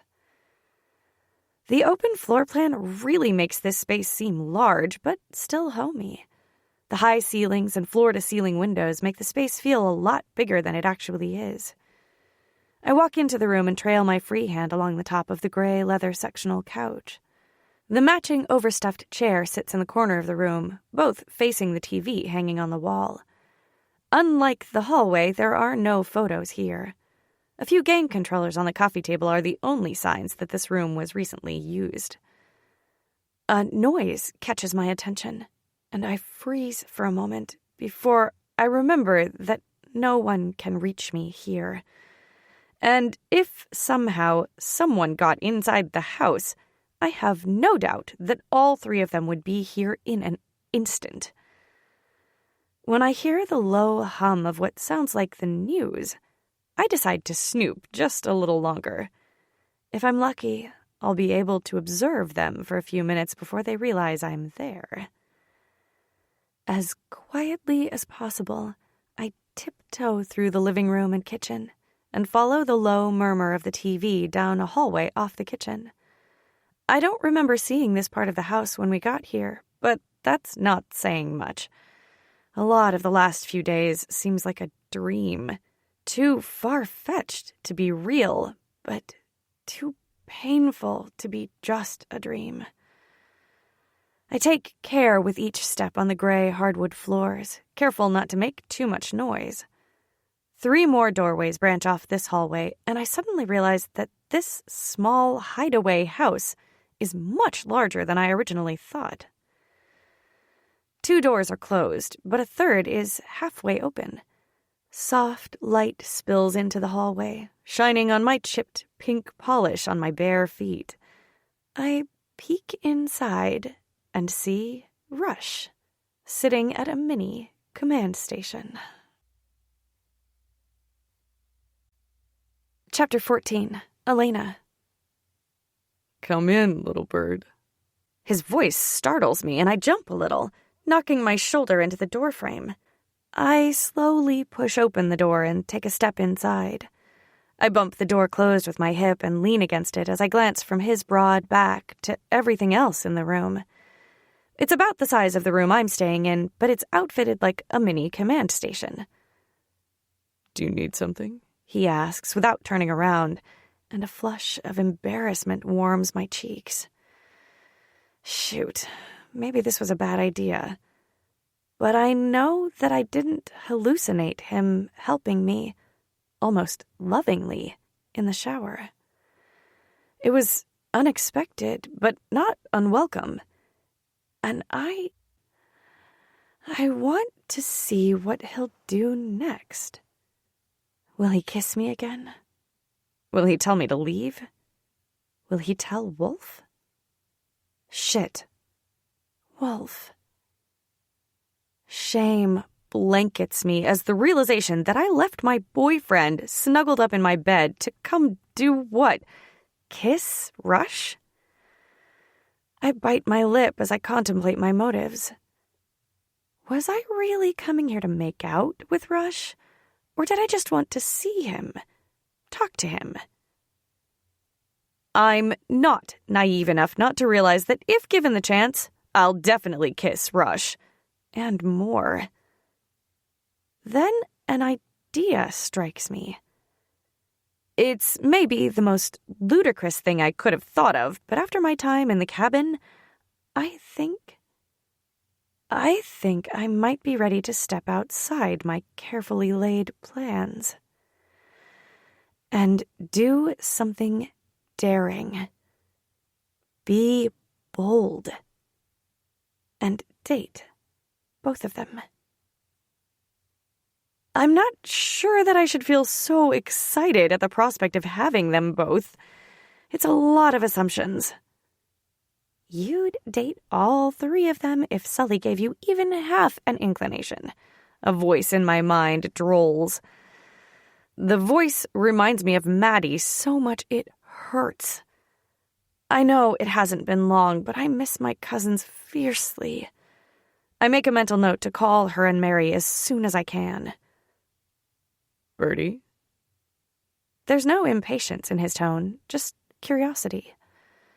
He pulls me out of my musings, and I take a moment to look around. 4 computer monitors take up most of the space on his big, white desk. The only other things are a keyboard and 3 cell phones. A navy-colored couch sits against one wall, a cream-colored plush throw tossed over one arm. It's that throw that draws me in, softens me even more toward Rush. 2 TVs are mounted on the wall I'm leaning against, the low hum of some news station telling us that we're reaching record-high temperatures again today. With startling clarity, I realize I really have no concept of time. What day is it? I ask him, knowing that I won't really be able to piece it all together right now. Not when I'm granted unlimited perusal of Rush. With his back still facing me, I don't have to pull my gaze away or only catch fleeting glimpses of him. Rush is the most mysterious of all the Fitzgerald boys. I'm not sure if his mystery is intentional or if it's just part of the package that is Declan Fitzgerald. I wonder what his middle name is. It's probably something regal, like Edmund. He has that air about him, importance, refinery, and old money. I run my gaze all over his broad shoulders, the tattoos crawling up his neck. My fingers itch to trace those tattoos, to explore all of his tattoos and see just how far they go down his body. Vague memories of his tattoos dancing and winking at me surface, and I shake it off. Those hallucination dreams are the worst. Birdie, he says as he hits a few keystrokes. Rush spins around in his chair in one fluid motion. It would look cheesy on a lesser man, but I don't think Rush has ever looked cheesy a day in his life. Stormy gray eyes meet mine, and my breath catches. How can one look pack such a punch? I swear those eyes of his pierce something deep inside me, something no one has breached before. I search his face. I'm not even sure what I'm looking for exactly, but I know that I need it. And I need it from him. I wanted to say thank you. I pause and lick my lips. For earlier, in the shower.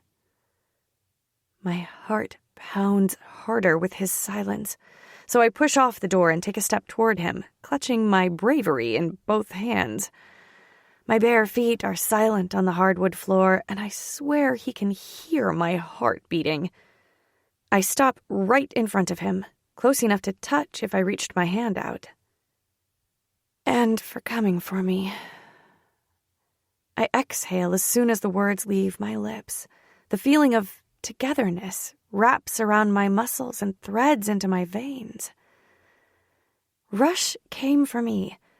They all came for me. That thought loops around in my brain until my heart beats with each word. Why? The word is a plea ripped from my very being. Why did they come for me? What about me is so special? What about me made him come back week after week to hear us sing? Rush scans my face for a moment as he holds himself very still in his chair. I think you already know why. I take another small step forward until my legs brush against his. He glances down at where our legs touch, and I watch in fascination as a shudder rolls through him. The way he looks at me afterward can only be described as hunger. I think I need you to spell it out for me, because I shake my head, cutting myself off. How are you feeling? His words are low, and his abrupt change in subject confuses me. I struggle to concentrate on them as he leans forward, his hands wrapping around the back of my calves and slowly dragging up my leg. His tattooed, calloused fingers scrape against my skin, leaving a trail of goosebumps. I'm still wearing the clothes Rush brought me after I showered, a shirt and a pair of boxer briefs. The shirt is big enough that the collar nearly hangs off my shoulder, and the boxer briefs are rolled a few times at the band. My breath hitches when he reaches the back of my thighs and pauses. I'm okay. The words leave me in a rush when he gently squeezes, and I amend my answer. My body aches, and my ribs hurt every time I twist or move too fast. Good girl, he murmurs. My nipples pebble in response, and I have half a second to wonder why I had that response before his hands continue their exploration. I take another sip of my drink before I place the glass on the edge of his desk. I lick my lips, and my heart pounds. What are you doing? I think it's fairly obvious what I'm doing, Rush says as his hands smooth up the back of my thighs until they reach the curve of my ass. His breath caresses my thighs as he leans forward another inch. I resist the urge to run my fingers through his tousled hair as another image superimposes itself on the scene in front of me. My breath hitches as I let the fantasy play out in my mind. Rush's strong fingers curling around the waistband of my borrowed shorts and slowly dragging them down my legs. The feel of his breath against my thigh as he drags his lips over my skin until I can't take another second of his teasing touches. I imagine curling my fingers through his locks. It's long enough that I know I could get a good grip on it, and holding him right where I want him for as long as I want. Rush ghosts his face above my pussy, and I involuntarily hold my breath, disrupting my fantasy. I can't stop the shiver that rolls through me or the way my heart races. I mentally urge him to keep going, to stop teasing me. In one slow, torturous movement, he slides his palms over my hips and up my ribs, mindful not to put too much pressure on them, and drags his face up the front of my body. I can feel his breath through the thin material separating his mouth from my skin, and longing surges through me. Why didn't you tell anyone about our kiss, little bird? He whispers against my right nipple, drawing it to a near painful point. Or about all those Friday nights? I use all the restraint I didn't know I had or ever needed to have and stand still in front of him. I'm smart enough to realize that this enigmatic, dark king who's bowing before me still holds the power. He's just letting me think I have some sort of control here. I don't know. My breath hitches as he grazes my nipple with his teeth. It feels like a warning. When he does it a second time, I realize that's exactly what it was. I didn't want to, I say in a rush. I feel greedy, and I don't want to choose. The words leave my mouth in a whisper, and I close my eyes as shame and lust war against each other. Rush skims his lips until they land on the exposed skin of my shoulder, his hands settling gently along my ribs. I'm not asking you to choose, little bird. I tilt my neck to the side to give him more room to explore. But what about your brothers? I don't... Oh. My words cut off on a moan as Rush sucks that spot where my neck meets my shoulder. It feels like a straight shot right down to my pussy, and my clit throbs in time with Rush's mouth. He backs off enough to talk against my skin. What about them, baby? I tilt my head back, and he resumes his exploration of all the exposed skin around my shoulder and neck. I'm distantly aware of the fact that he's making me spell everything out for him. Like wolf. I don't want to be someone's dirty little secret, Rush, I say as I thread my fingers in his hair, stopping his movements. He lifts his face to mine, and I bear witness to the smirk that spreads across his face. It's a sexy sort of smile that promises bad intentions and countless pleasures. Lust permeates the air, and it's enough to fog the entire room. I breathe it in and trap his promises in my lungs. Oh, baby, I'd never keep you a secret. But I'll keep you dirty, my dirty little bird. His eyes darken to the color of the sea before a storm, and I shiver in anticipation. Tell me what you want. His words are firm, and I hear the band of steel beneath them. He's a man used to getting his way, but he's not pushing me. He's looking out for me. I'm not sure what the hell is happening to me when I find myself yearning to nod my head, agree to anything he says so long as he keeps his lips on my skin. I want your words, baby. I lick my lips and open my eyes. I want you.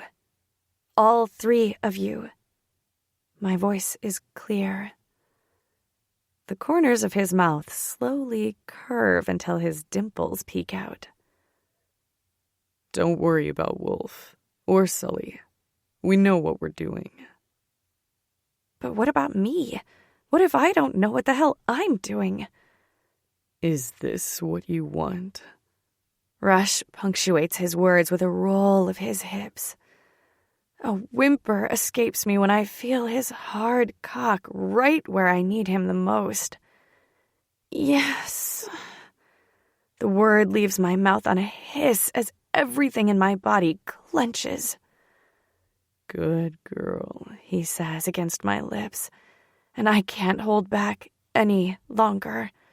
I bridge the gap between our mouths and crash my lips against his. Chapter 15. Rush. A slow clap cracks the air, and out of instinct, I flatten my body against Elena's, pushing her into the wall. I snarl over my shoulder as I see my brother standing in the doorway, his smarmy little smile grating on my nerves. "What the fuck, Sully?" I growl out. He shrugs and crosses his arms across his chest, feigning innocence. What? What the fuck do you want?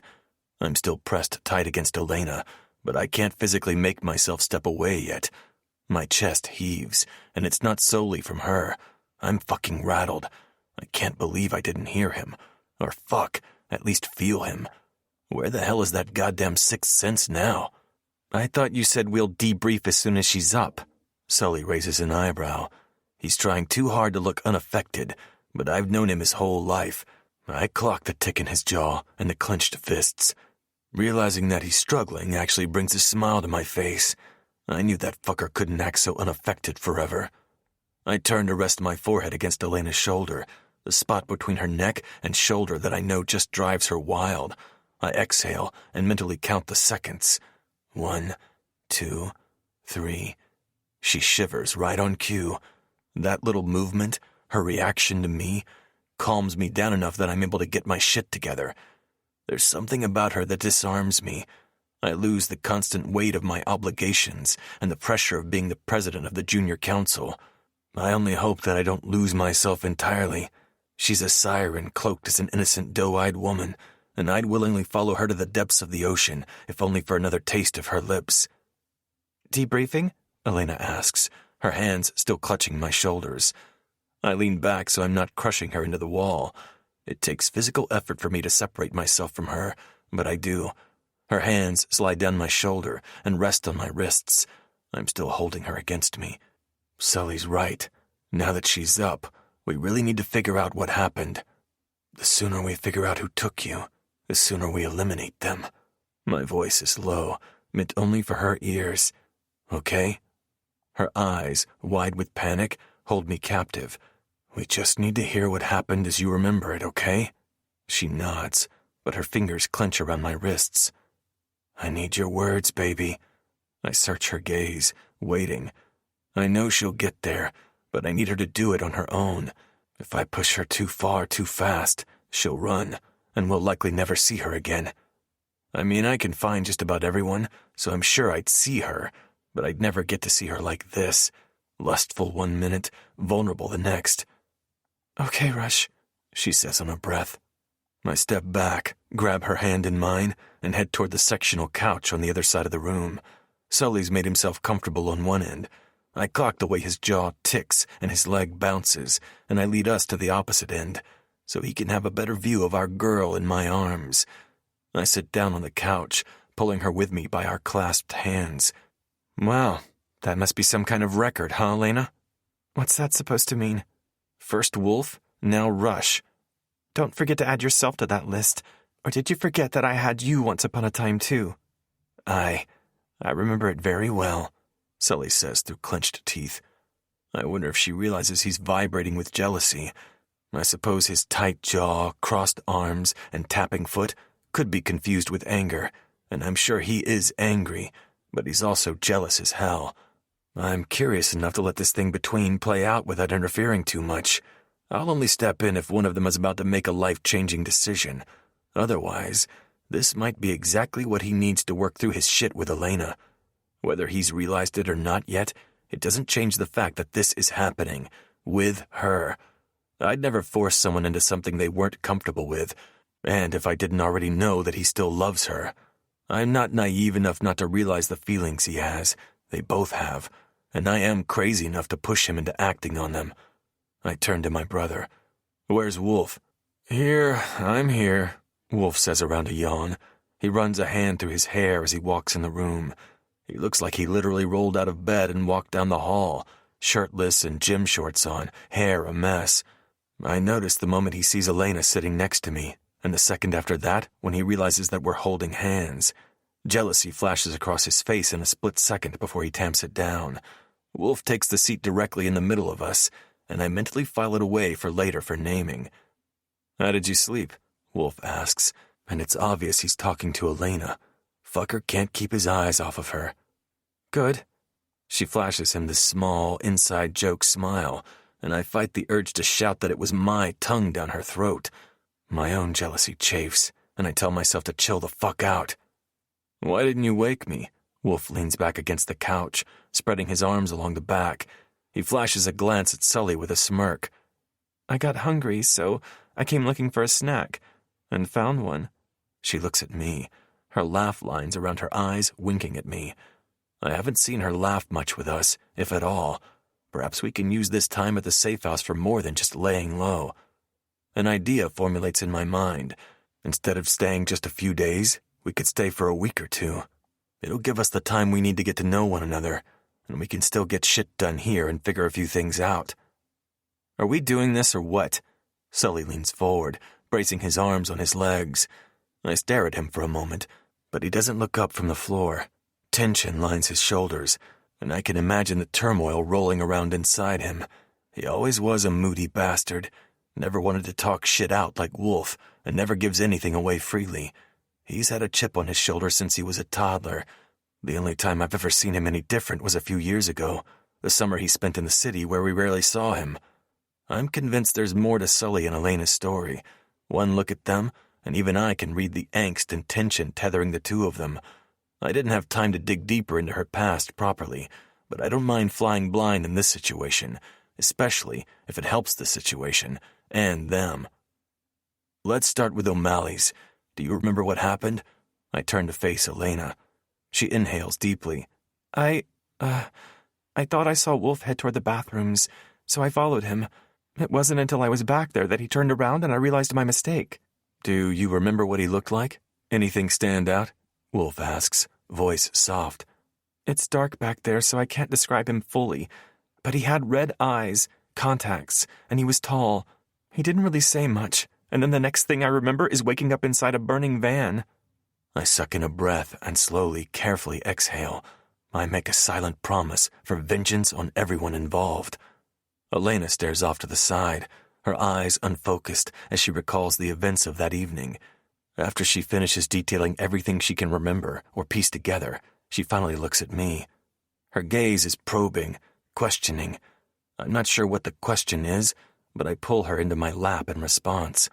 She sits across my legs and wraps her arms around my neck, burying her face into my shirt. I thought I was going to die in that cabin. I thought I was going to die, and I'd never do all these things that I had planned to do. I thought I'd never get to see my cousins or friends or family or you guys. Her anguish is palpable, and I feel ill-equipped to stop it. I can hack into the most complicated and secure systems most people can't even dream of, and I can envision possible outcomes for just about every scenario. But I don't know shit about consoling anyone. I've never needed to do it before.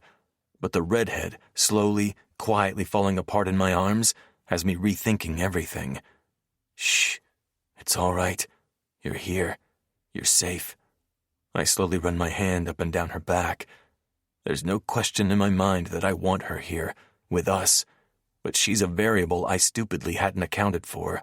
Not properly. I planned to introduce her to the Brotherhood, this life, slowly. Instead, she's been thrown into the middle of a shitstorm before we've all had a moment to just breathe together. I knew better than that. I should have had more contingency plans. She's not in this life, and that's just part of the appeal. She's inexperienced, but not incapable. Her actions at the cabin proved as much. I've been watching her on Friday nights for the last year, but that was more casual recon than anything. I still remember the first time I saw her. You stayin' for a pint?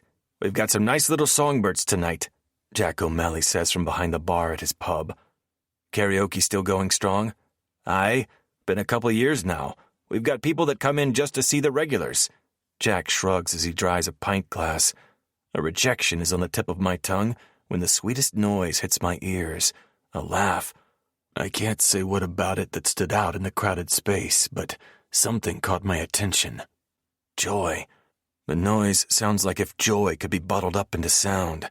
It's such an interesting concept, joy. In theory, I should be happy. I've got my brothers and the Brotherhood, my house, my cars, my tech. I want for nothing. And yet, I'm not sure that I've ever felt the way that sound feels. I give Jack my back as I scan the crowded bar for the source. Wavy deep red is the first thing I see. Then the rest of her comes into focus. Ripped Ramones tee, pleated black miniskirt, white Vans. She's a goddamn wet dream with curves in all the right places. Her head is thrown back, and that joyful sound spills from her lips and settles into the crowd around her. She's standing next to two girls who look just like her, who are both laughing, but I don't hear those sounds, only hers. An ember of something foreign starts in my gut. It reminds me of the warmth you feel standing in front of a fire pit, slow at first. Then it grows until it's nearly scalding you, and you're positive you're going to catch fire any second. Such an innocent little thing to cause such a fierce wave of need in me. I take a step away from the bar when the lights dim. "Oi, it's Thursday, and our songbirds are back," Jack yells from behind the bar. The crowd quiets and turns to face the stage. I watch right along with them as the object of my fascination and the other two who look like her climb the couple of stairs to the rectangular stage on the other side of the bar. Thanks, Jack. I'm Maddie, and these are my girls, Elena and Mary. We've got a couple new ones for you guys tonight. Hope you like them. I can't pull my gaze from the girl in the middle. I'm dying to hear what her voice sounds like wrapped around notes. I make myself stand still and not act on my impulse to snatch her off the stage and hide her in my wing of the house. The territorial urge is enough to give me pause. But then she opens her mouth and sings. And Jesus fuck, she can sing. My heart pounds and my palms sweat, and I feel like a fucking idiot. Yesterday, I watched my brother mete out justice on some motherfucker who tried to peddle underage skin on the backside of our port. I didn't even blink. And here I am, fucking sweating because of some little bird in a holy band tee. What the fuck is going on? A hand claps my shoulder, and I just barely pulled my urge to grab my gun in time. Jesus, Jack, you want to stay breathing? I snarl. Then don't fucking sneak up on a man like that. I'm breathing heavy as I glare at him. Jack throws his hands up in surrender and takes a half step back. You all right, Rush? I roll my neck and take a deep breath.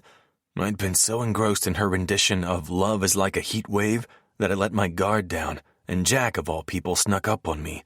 That dude is a 6'5" red-headed ex-boxer. He doesn't sneak up on anyone. I'm fine. The words are clipped. A flush starts to creep up my neck. I see him nod from the corner of my eye. Those are the songbirds. They come just about every week. I nod and keep my attention on the three redheads on stage. They're good, huh? He asks as he stands next to me. The girls started singing some Taylor Swift song, and the whole bar joined in on the chorus. It's fucking weird, and oddly endearing. Aye, they're good, I murmur. Do me a favor, Jack. Call me whenever they're here, yeah? I feel his eyes on me, but I don't pull my gaze from the one in the middle. He nods his agreement, and then we don't talk for the rest of their set. I leave O'Malley's just as my little bird steps off of the stage. I can't help the smile that spreads across my face. I have some planning to do.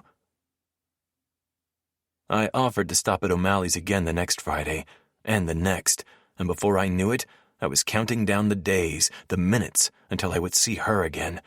She piqued my curiosity that night, but every time I saw her, she pulled me in a little bit more. She captivated me, and I was singularly focused on her. I didn't really think beyond getting her into the fold with my brothers. I couldn't think beyond that. It was my long-term goal, and admittedly, I didn't prepare for this part of the relationship, and I don't mean the fucking kidnapping.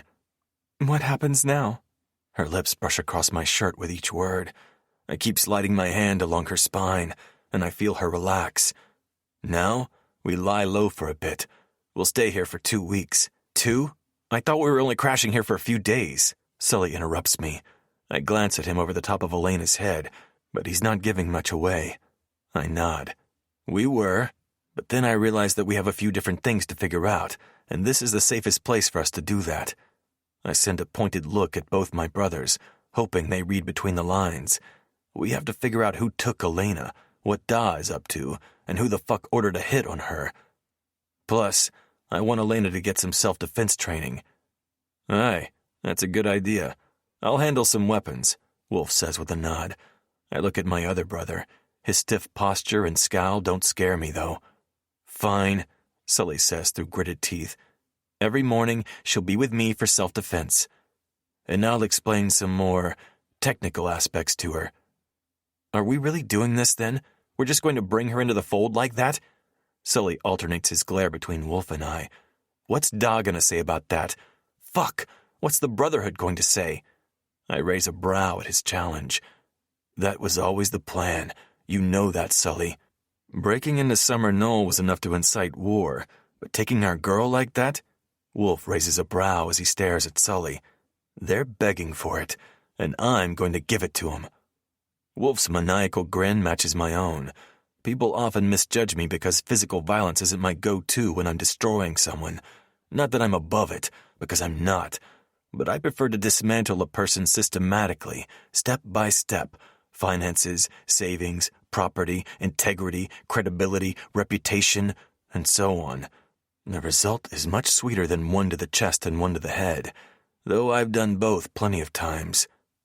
Aye, Sully says with a nod, but you're talking about spilling Brotherhood secrets, and I can't help but wonder what Da will think of this move. He's always known this was a possibility, us settling down. Besides, we should be more worried about what the fuck he's been up to, not whether or not he approves of our girl. Sully nods a couple of times and steeples his fingers, resting his arms on his legs. Cross that bridge together. Something inside my chest loosens at his words. That's as good of an olive branch as I'm going to get.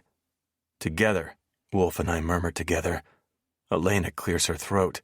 That's not the first time you've called me your girl, and I feel like maybe that's something we should all talk about together. She looks at Sully when she talks. He runs a hand down his face before he looks at me with a small shake of his head. I pinch the bridge of my nose when I feel the start of a headache forming. I haven't slept much since we got here, and it's catching up with me now. Let's take it one day at a time, Red, yeah? Okay, Wolf. One day at a time, she says, glancing between the three of us. Sully exhales and taps his fingertips against his lips. And how are we going to find the fox behind this? I have a few leads, and Ro King started digging already. Who's Ro King? Elena asks me. I look at her, my hand still curled around her thigh. A friend who's going to help us find out who did this to you. How? I thought you guys didn't know who was behind this. Her gaze darts around, connecting with all three of us. After a moment, I decide to jump in the deep end with both feet. A hacker. All the Kings have agreed to help us, and outside of us, I gesture to my brothers and me, they're the best at what they do, and more importantly, we trust them. She searches my gaze before she nods. Okay, what can I do to help? I hear Sully's soft snort, but Elena's too busy looking at me to notice. Good. It seems he'll need a bigger push. We'll have to see how training goes with Elena. Nothing outside of what we already talked about, baby. I punctuate my words with a squeeze on her thigh. We've got work to do, brothers. Reach out to your contacts, too. Maybe we'll get lucky and someone squealed. Burners are on the island in the kitchen. Oh, God, I've got to call my cousins. I thought you might want to. There are plenty of burners in the kitchen. Just grab one and call them. I tip my head toward the kitchen island. Elena leans in and places a soft kiss against my cheek. Thank you. Chapter 16. Elena. I snag a burner phone from the island and walk back toward my room. Even though I had my phone with me, and I probably could have gotten their numbers from it, Rush disabled it so it can't be tracked. I'm so grateful that I memorized both of my cousins' phone numbers back in middle school. They teased me about it since everything is saved in your phone, eliminating the need to memorize anything. I climb into the massive bed and key in Maddie's number. I hold my breath as ringing fills my ears. Hello? Maddie's soft voice fills my ear and my breath hitches. Maddie? Holy shit. Elena? I clear my throat as tears unexpectedly fill my eyes. It's me, Maddie. Oh my God, Lainey! Mary, it's Lainey, come in here! She forgot to pull the phone away from her mouth before she yelled for Mary. Okay, you're on speaker now. Lainey, where are you? Mary, hey, I say through a watery laugh. God, it's good to hear your voices again. What happened, Lainey? Some biker-looking dude came and picked us up from O'Malley's. Jack vouched for them, said Wolf sent them for our protection? What the hell do we need protection from? I sigh. Both Rush and Wolf coached me on what I can't or shouldn't say, either for my safety or theirs. But the weight of what happened settles into my bones, and suddenly I want nothing more than to spill everything to them. They've been my sounding boards, my rocks, for more than half my life, and this feels a little like lying. I know it's to keep everyone safe, and the idea of one of them being in a cabin like I was is the only thing that keeps me from telling them everything. It's a long story, and I don't think I can tell you most of it. Not yet. One day, though. There's silence on the other end, and I know I've just shocked them. I didn't think we kept secrets, Lainey. Maddie's accusation hits its intended mark, and I flinch. I know, but this is for your protection. And mine. I can't bear the idea of you guys getting hurt because of me. Where are you? Mary asks, her voice low. I'm safe. I'm with Wolf and Rush and Sully. Where are you guys? Are you okay? Okay. We're fine.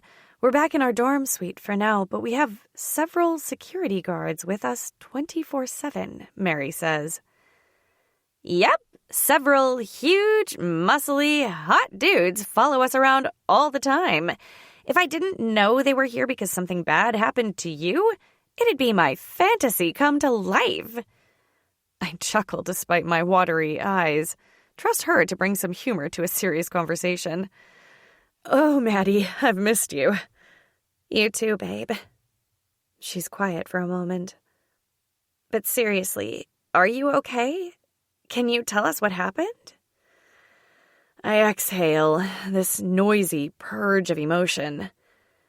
I was kidnapped, taken from the back hallway of O'Malley's. Oh my God, Lainey, they both say. I love it when you guys do your twin thing. Stop deflecting, babe. Tell us what happened. What you can, I mean. Maddie's voice is stern, but not unkind.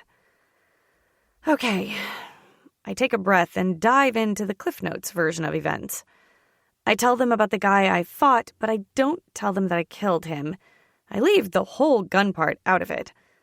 I'm still wrestling with the events of the last however many days it's been, and I love my cousins. I do. But I'm not sure how they'll react to that sort of news. The truth is that I don't feel like the same person, and I'm not sure how to explain that to them. I'm sure they'd be supportive and kind. That's just who they are. But I feel this divide between us now. It's small and shallow, but it has the potential to be big enough that not even the bridge of love between us can stretch across it. Even knowing that, I don't think I can go back to who I used to be. I don't think I want to. Jesus, Lainey, I don't even know what to say to that, Maddie says with a sniffle. I know, it's a lot to process. I'm still processing. I nod, even though they can't see me. Are you okay? I mean, physically. I can't believe you got into a fight with some guy. You could have been killed. I'm okay, Mary.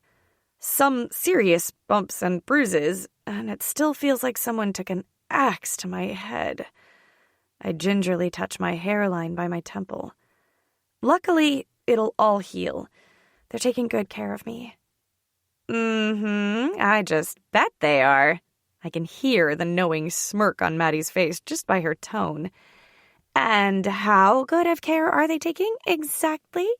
Or should I ask who? It's really good to talk to you guys. I laugh, the sound quiet and full of warmth. Stop avoiding, babe, and spill. Don't think that we forgot your little bomb you dropped on your birthday. You know, the one about your ex-boyfriend being your current boyfriend's brother and your possible stepbrother.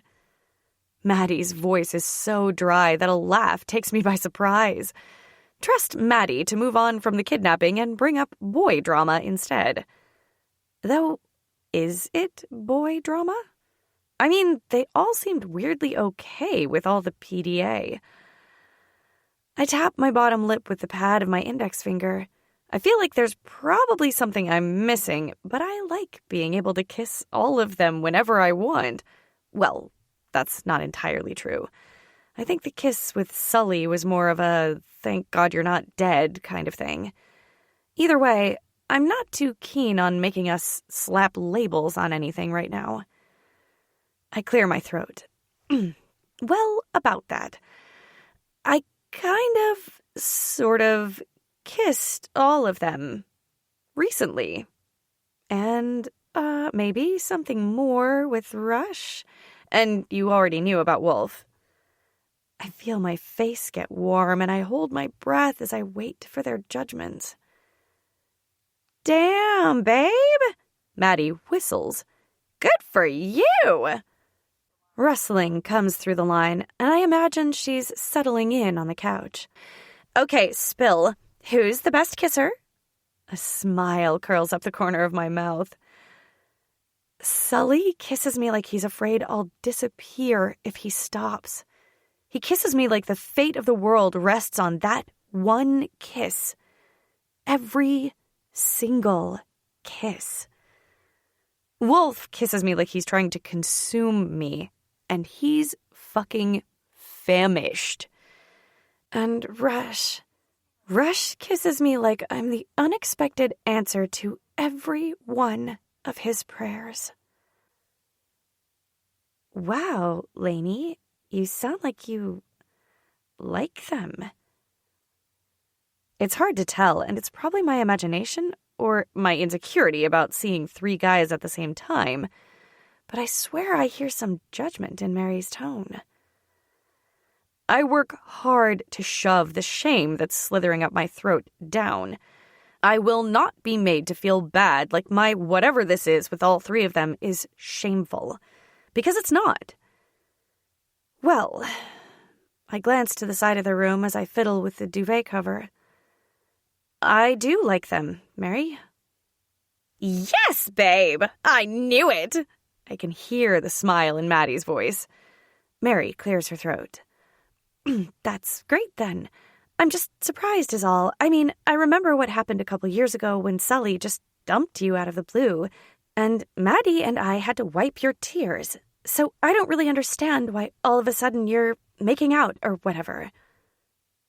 The acid in her voice takes me by surprise. I have to take a second to respond. That's fair, I guess. No, it's not fair. Mary, what the hell? If she wants to make a mistake, it's our job to wipe up her tears. That's what best friends do. And just to be clear, Lainey, I don't think this is a mistake. I'm just proving a point. My eyebrows hit my hairline. This feels like it's not really about me anymore, and I wonder if something else is going on. If you have something to say to me, sister, then say it. The sneer in Mary's voice is palpable. Yeah, okay, I'll say it. It's total bullshit that you've been sneaking around with some guy for months and haven't said anything to either one of us. I'm your twin sister. So either you're ashamed of this guy, which you know means you shouldn't even be with him, or you're ashamed of me. So which is it? I whistle under my breath. Okay, so it's not really about me. That's good, I guess.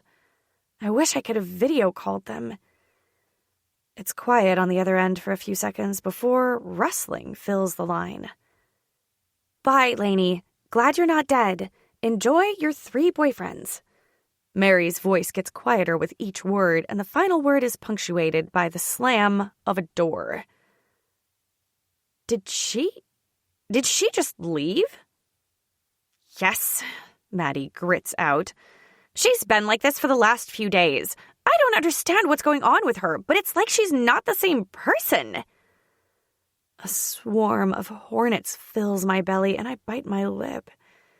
Shit. How's she going to react to the new version of me, then? I stomp the flutters out. I'll deal with that when I see her next. I don't know, Maddie. Did she tell you if she was seeing someone? I remember you talking about her texting nonstop while you guys were in Europe, though some of those details are still kind of fuzzy. Shoot, Lainey, are you really okay? Worry bleeds from her through the phone and lands into my heart. I'm okay. I sigh. Or I will be. Okay, but you call me if you need me to come get you from wherever you are. Crinkling fills the line, and it sounds like she just popped open a bag of chips. And to get back to my dear sister, I don't know. I mean, she didn't outright tell me, but she alluded to it, which is her version of practically screaming it from the rooftops. I chuckle. That's true. Okay, well, let me know if you get his name. I'll have Rush look him up or whatever. He's very tech-savvy. Sure. You have Rush look him up. She mimics me in an over-the-top tone of voice. Rush, can you help me? I'll do whatever you want.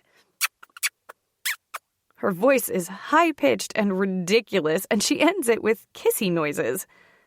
Oh my God, you are so ridiculous, I say around a laugh. I've been watching a lot of cheesy rom-coms. Maddie laughs. Oh, crap, I've got to go. I'm late for lunch with an old friend. Do I know this old friend? I ask with an arched brow. Probably. It's been a few years since I've seen him, though. I'll fill you in next time we chat. Okay, have fun and be safe. Take a bodyguard with you. The words rush out fast. Will do. Love you, babe. Bye. Maddie ends the call before I can say goodbye, but I don't mind.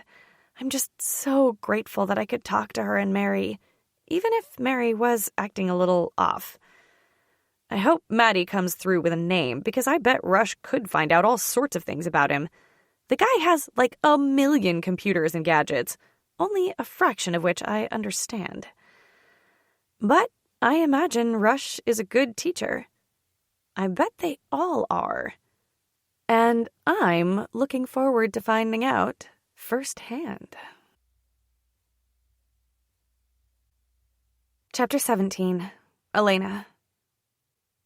Light streams in the window, creating patches of sunlight inside my bedroom. Whoa. The thought stops me in my tracks. How long have we been here that I started calling this bedroom my room? I'm not sure if I should be alarmed at how quickly that happened, or comforted that I feel so at home here. Subconsciously, at least.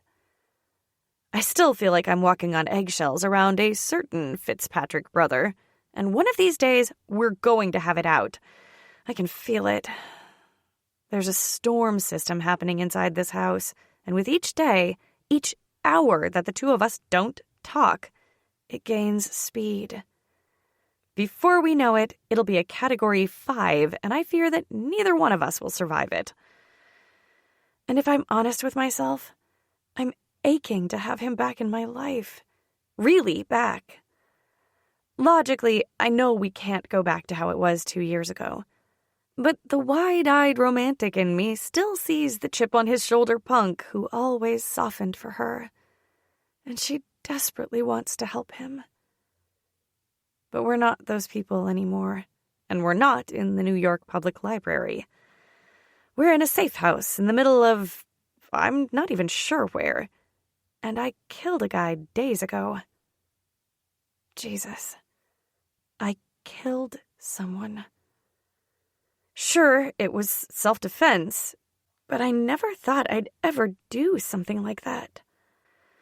I'm still struggling with the fact that I don't feel worse about it. I think because it boils down to one question. Him or me? And in the matters of life and death, I'm going to choose me over the random guy who's been stalking me and apparently planning our life together. Every time. I stretch my arm out, surprised when the spot next to me is empty. It's still faintly warm, so Wolf couldn't have been gone too long. For the past several days, we've had a routine of sorts, and it's been, honestly, nice. Really nice. This house lives up to its name, and I feel safe. Usually, one of the guys makes me breakfast. I'm still not sure where the groceries came from. I haven't seen them leave, and no one has driven up the 2-mile-long driveway. Wolf teaches me how to handle weapons, primarily a gun, but yesterday he had me get creative with a hypothetical situation in a kitchen. One of the first days here, Rush explained some things in his mini command center. One of those things was a sophisticated security system that he made himself. As soon as someone turns on the driveway, an alert goes out to every security box, a lot like the ones at Summer Knoll. Apparently, Rush made those, too. If someone gets within a half mile of the house, then the alarm blares in the whole house. Sully offered to teach me self-defense, but so far we've only talked about what-if scenarios. Today, he's finally going to teach me some moves I can use. We've spent the afternoons together, all 4 of us, hanging out in the living room, playing video games, listening to records, laughing. But my evenings belong to Rush. He's been showing me how to navigate his command center, in an elementary way. I thought I was tech-savvy until I saw Rush do his thing.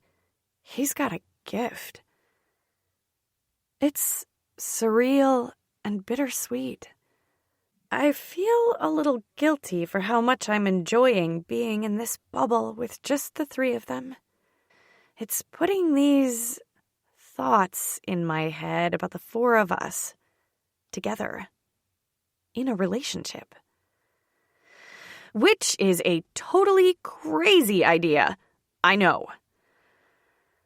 There haven't been too many outward displays of affection when we're all together, aside from hand-holding and chaste kisses on the top of my head. But when we're one-on-one, it's a different story. And part of me fantasizes about what it would be like to have all of them together. I close my eyes and slide my hands underneath the comforter and sheets. I follow the natural curves and valleys of my body until I reach the borrowed boxer briefs I've been wearing to bed. I tease my clit through the fabric as I imagine what that would look like. We're all in this bedroom, but instead of the California king bed, it's a custom-made platform bed that comfortably fits all 4 of us. Wolf is the most impatient, so he picks me up and drops me on the bed, coming down on top of me and kissing the breath out of me. He grinds his dick against my pussy, and I moan in approval. Sully kicks the door closed and leans against it. He's punishing himself still. And Rush reclines against the headboard, content to wait until he can have me all to himself. Wolf slides down my borrowed boxer briefs, his calloused fingertips digging into my skin. Once they're off, he drags his nose from my ankle all the way up, placing small kisses along the way. His warm breath ghosts over my pussy and, holy shit, Red. Wolf's voice startles me, and I tear my fingers off my clit with an embarrassing squeak. I open my eyes to see Wolf standing next to me, hunger in his gaze.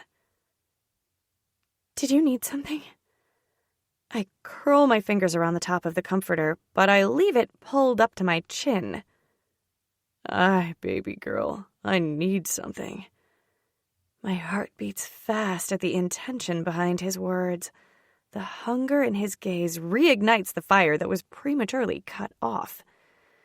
I lick my lips and push the comforter down to my waist. My oversized shirt shifted while I slept, and now it slipped down one shoulder. What do you need, Wolf?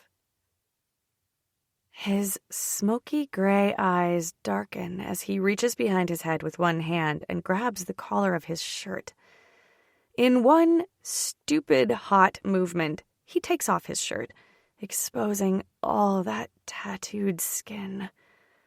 His muscles flex, and I feel warmth radiate throughout my body. Wolf tosses his shirt somewhere behind him, but leaves his gym shorts on. He places one knee on the bed and leans over me. "You," he says against my mouth. Then he kisses me like I'm his oxygen to survive. There's something so eerily similar to my fantasy of Wolf I just had that my head spins. I half expect to see Rush next to me stroking his cock while he watches, and Sully holding up the door until he's done punishing himself. Our tongues fight for dominance as I tunnel my hands into his hair. I use my grip on his hair to bring him even closer to me. Wolf groans into my mouth as he grinds his cock against me through the blankets. But it's not enough.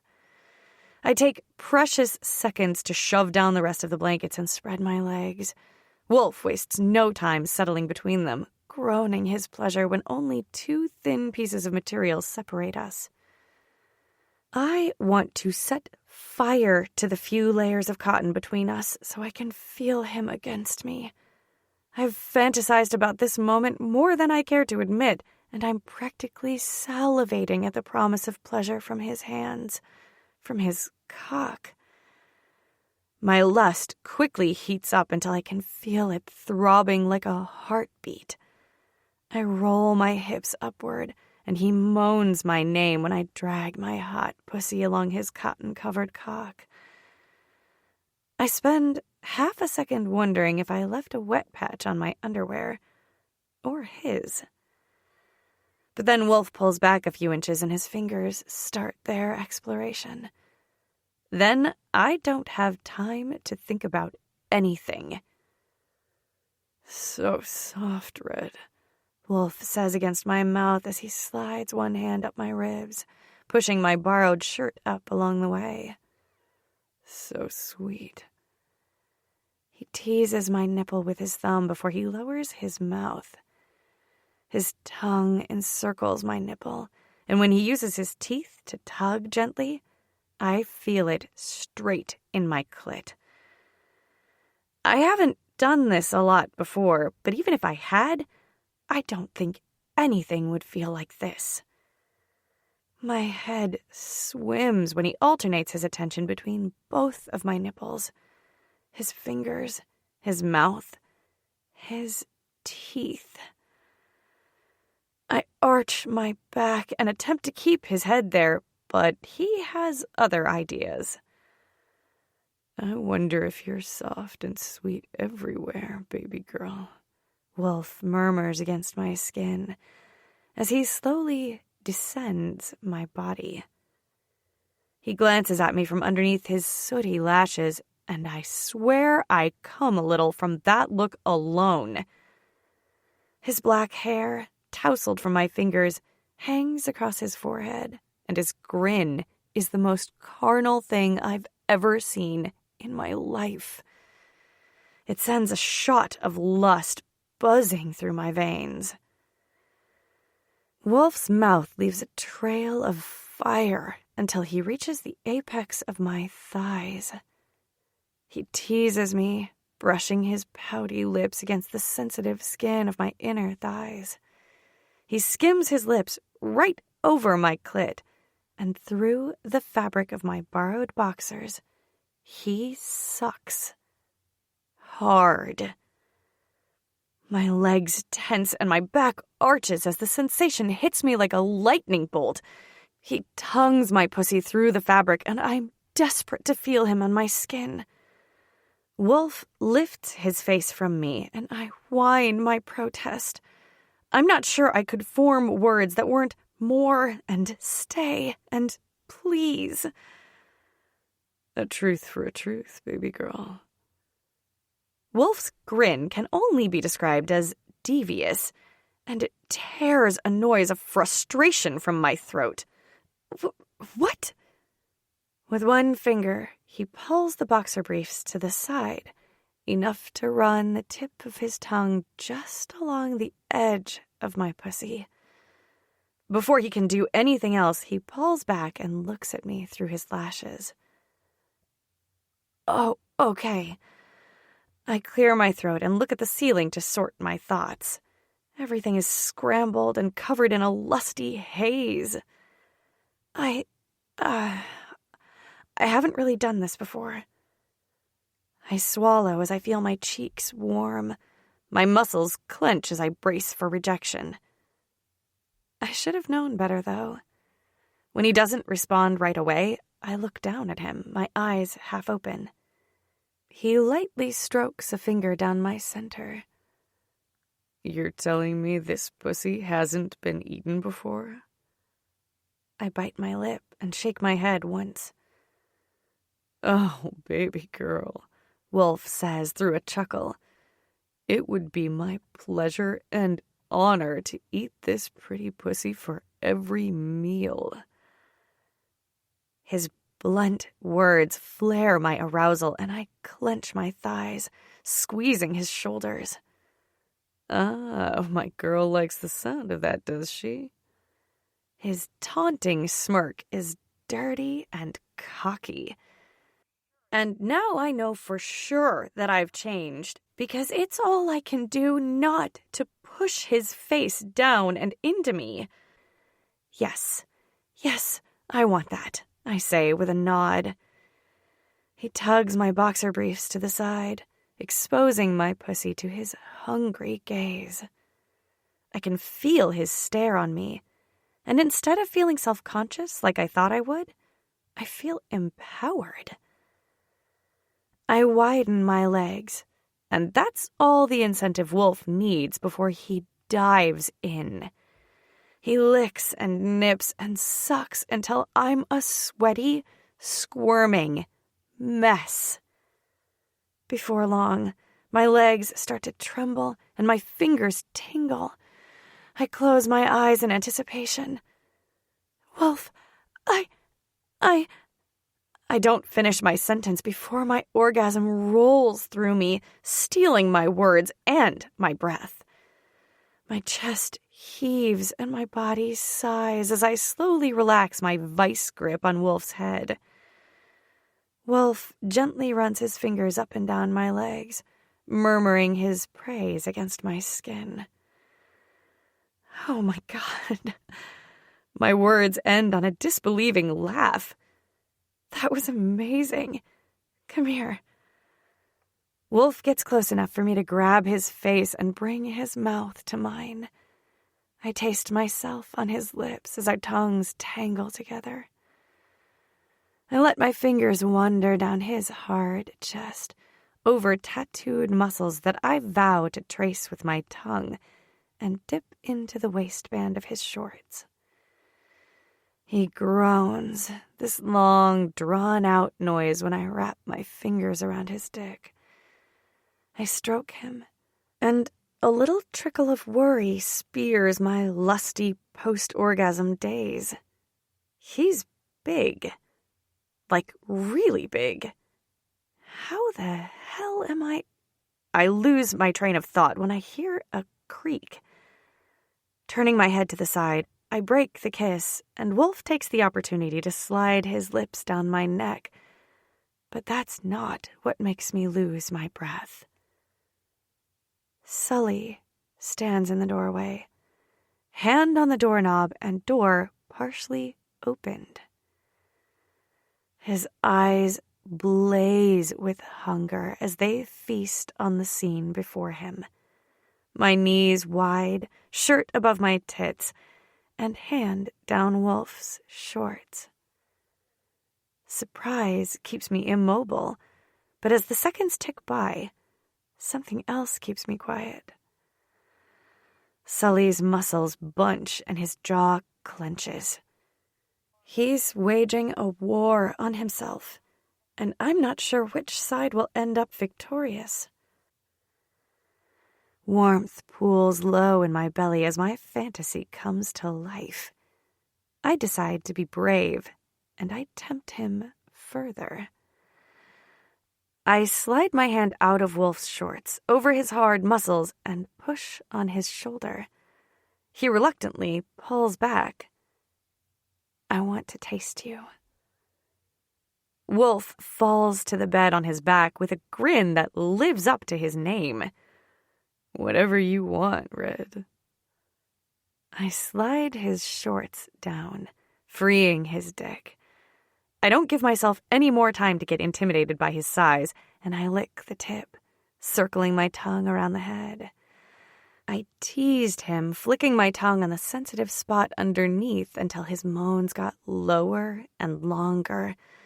I slowly took more of him, glancing up at Wolf and holding his gaze. I watch him bite his lip, hear his breath hitch, and feel his body tense, his cues giving away what he likes. I find a good rhythm, the combination of my mouth and my hand, and I start working Wolf over. His groans only ramp up my own desire, and I hollow out my cheeks. He slides his fingers through my hair, resting them against the back of my head. I'm going to come, baby girl, he groans out. I suck even harder, deeper, and my eyes water, but I don't stop. I keep my gaze on him as he falls apart. Head tipped back and eyes closed tight. Every muscle in his body pauses and tenses. It's one of the most beautiful things I've ever seen. When he comes down from his orgasm high, he sits forward and pulls me up with him. His lips meet mine in an intense kiss that has tingles racing down my spine. I wrap my arms around his neck and deepen the kiss. Wolf breaks the kiss to trail his lips down my throat. I turn my head just in time to see Sully shudder and step backward until he's out of the room. He closes the door softly, and then a second later, he pounds on the door with his fist. Let's go, princess! You're late! Wolf groans into my neck before he turns his head to yell, Fuck off, Sully! Sully pounds on the door again. I'm not going to wait around all day, and if you don't come now, we're going to go back to instructional lessons only. Wolf rolls off me, hops off the bed, and storms to the bedroom door. He flings it open and points right in Sully's face. Stop fucking cock-blocking me, you asshole. I make sure my shirt covers my tits, but I don't move otherwise. Sully raises a brow, but his innocent look needs some work. How was I supposed to know you were in there? I thought she was just skipping out on me. Wolf drops his hand and tilts his head back and laughs. It's a dry and disbelieving sound. Oh, fuck off. Don't act like you didn't just stand in the doorway and watch Red suck my dick for 5 minutes. Sully scoffs. 5 minutes? Please, it was like a second. Ha! So you admit it. Sully bares his teeth at his brother. I admit nothing. He looks over Wolf's shoulder at me. You've got 2 minutes to get to the gym, or I'm leaving. I bite my lip and nod. I wonder how much farther I can poke and prod at Sully before he finally snaps. There's only one way to find out. Chapter 18. Elena. After Wolf slams the door in Sully's face, he turns to face me with his hands on his hips. But all I can focus on is his impressive dick straining against his black gym shorts. Black gym shorts come in a close second after gray sweatpants. Wolf runs his hands in his hair as he exhales. I can't believe I'm the one saying this, but you gotta get up and get that sweet ass to the gym. Sully's a prick sometimes, and I know you've been itching to learn more self-defense techniques. I focus on his face when I reach my arms above my head and stretch. His answering groan fuels my fire, and I can't stop the little smirk that tips up the corner of my mouth. "Come on, baby girl, don't look at me like that," Wolf says as he rearranges his dick. I roll over and push up to a sitting position before I crawl across the bed. "Goddamn selfish fucking asshole," Wolf mutters low, but loud enough for me to hear. His voice sounds tortured, and I do feel a little bad that I'm leaving him with blue balls. I slip off the bed and pad toward the bathroom. When I reach the doorway, I look over my shoulder. Wolf's gaze is glued to my ass. "Come find me after training?" "Aye, I'll come after training." His words sound like a promise, and a shiver of excitement zips down my spine. I walk into the gym in the basement of the safe house. It's a huge space that runs about half the length of the house. The other half is finished with several rooms, none of which I've seen. Rush told me there's another weapons room and some storage down here, though. Floor-to-ceiling mirrors line 2 of the 4 walls across from one another. The floor is light gray wood, and the walls are a soft white. And coupled with the high ceilings and strategic bright lighting, it doesn't feel like a basement at all. It feels like I just walked into some luxury gym a few blocks away from my dorm in the city. Standard gym equipment takes up one side of the gym: treadmill, elliptical, bench press, and squat machine. A full weight rack sits in the far corner next to a couple of exercise balls and a few sets of resistance bands. The other half of the room is mostly empty, with just soft black foam flooring over the wood. That's where I find Sully standing, arms crossed and scowl directed my way. He tracks my movement as I walk toward him, never losing his rigid posture. And then it's like a light bulb goes off in my mind. "Ah, I get it now," I murmur as I stop in front of him. His brow raises and his cheek ticks. "What's that, princess?" "Your name. It's because you sulk all the time, isn't it?"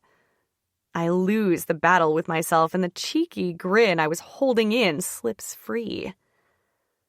Sully uncrosses his arms and scoffs. "Really? That's why you think they call me Sully?" "Makes sense to me. I don't remember you being this sulky a couple of years ago," I say as I give him my back. I'm pushing it. I know I am, but still, I can't stop. I'm begging for a reaction from him, for him to lose control again. "Really? That's it? Some bullshit about my name? You're not going to ask me what I was doing this morning?" I twist my lips to the side and tilt my head as I go off my hunch. Yep, that's it. I turn to make my way to the treadmill to warm my muscles up, just like he's instructed the last few days. But today, I finally get to do something instead of just watching other people do things. It feels like there's this itch just beneath my skin that's persistent, and the only time it's satiated is when I'm either with one of them or doing something proactive, like learning how to defend myself. Sully takes 2 steps forward and reaches out to stop me with a hand on my shoulder. I wait him out, still facing forward, but I can see his reflection in the mirror across from me. Tortured heroes look less troubled than my ex-boyfriend does right now. I almost feel bad for him. Almost. Maybe if I understood why he's fighting this, me, so hard, it'd be easier. But until he's ready to tell me what really happened that night 2 years ago when he up and left me, I'm not really sure how to help him. Maybe I shouldn't be pushing so hard. Maybe I'm being greedy. Shit, I'm definitely being greedy. Wolf and Rush are so insanely hot and kind and wonderful, and they take care of me, and Sully is short for O'Sullivan. When I just stare at him through the mirror with a blank expression, he sighs. As in James Edmund O'Sullivan, Fitzpatrick. I feel my eyebrows draw together as I try to piece together all the small bits of information I know. Cormac adopted me when I was a baby. So you really were raised as brothers, I muse as I turn around to face him. Where are your parents? Dead or gone, doesn't really matter either way to me. Sully shrugs, but I don't buy it. No one is that unaffected by losing your parents, either by choice or circumstance. I know what you're thinking, and you're wrong. Cormac is my da. He always has been. I raise my hands up. I wasn't thinking that. I pause and look around before I ask. But I was wondering why he didn't change your name when you were a baby then. You know, drop the O'Sullivan. Sully shrugs. Dunno. I asked him once. Said there's power to a man's name, and it's up to God to take that power away, not him. I bite my lip as I look at him. I contemplate what to ask next. He's in a surprisingly giving mood, and I want to take advantage of that. About that night, 2 years ago, Sully turns around, the movement interrupting my train of thought. He walks away from me, and I swallow everything I wanted to say. For now. Let's start with the wrist grab. Think you can handle that, princess? I'm going to put some music on while you get into position. Derision drips from his words, snuffing out the beginning stirrings of want that started when he told me to get into position. I don't know what's going on with me, but I feel like ever since we came here, I unlocked a part of myself I've never seen before. Not really. If I think back to a couple of years ago, to that summer I shared with Sully, I might find some parallels. But I don't usually make a habit of traveling down that memory lane. The end result is still painful for me to remember.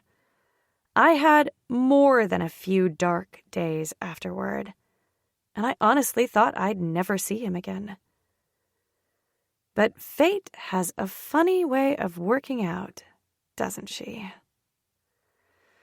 She's given me an opportunity to explore myself.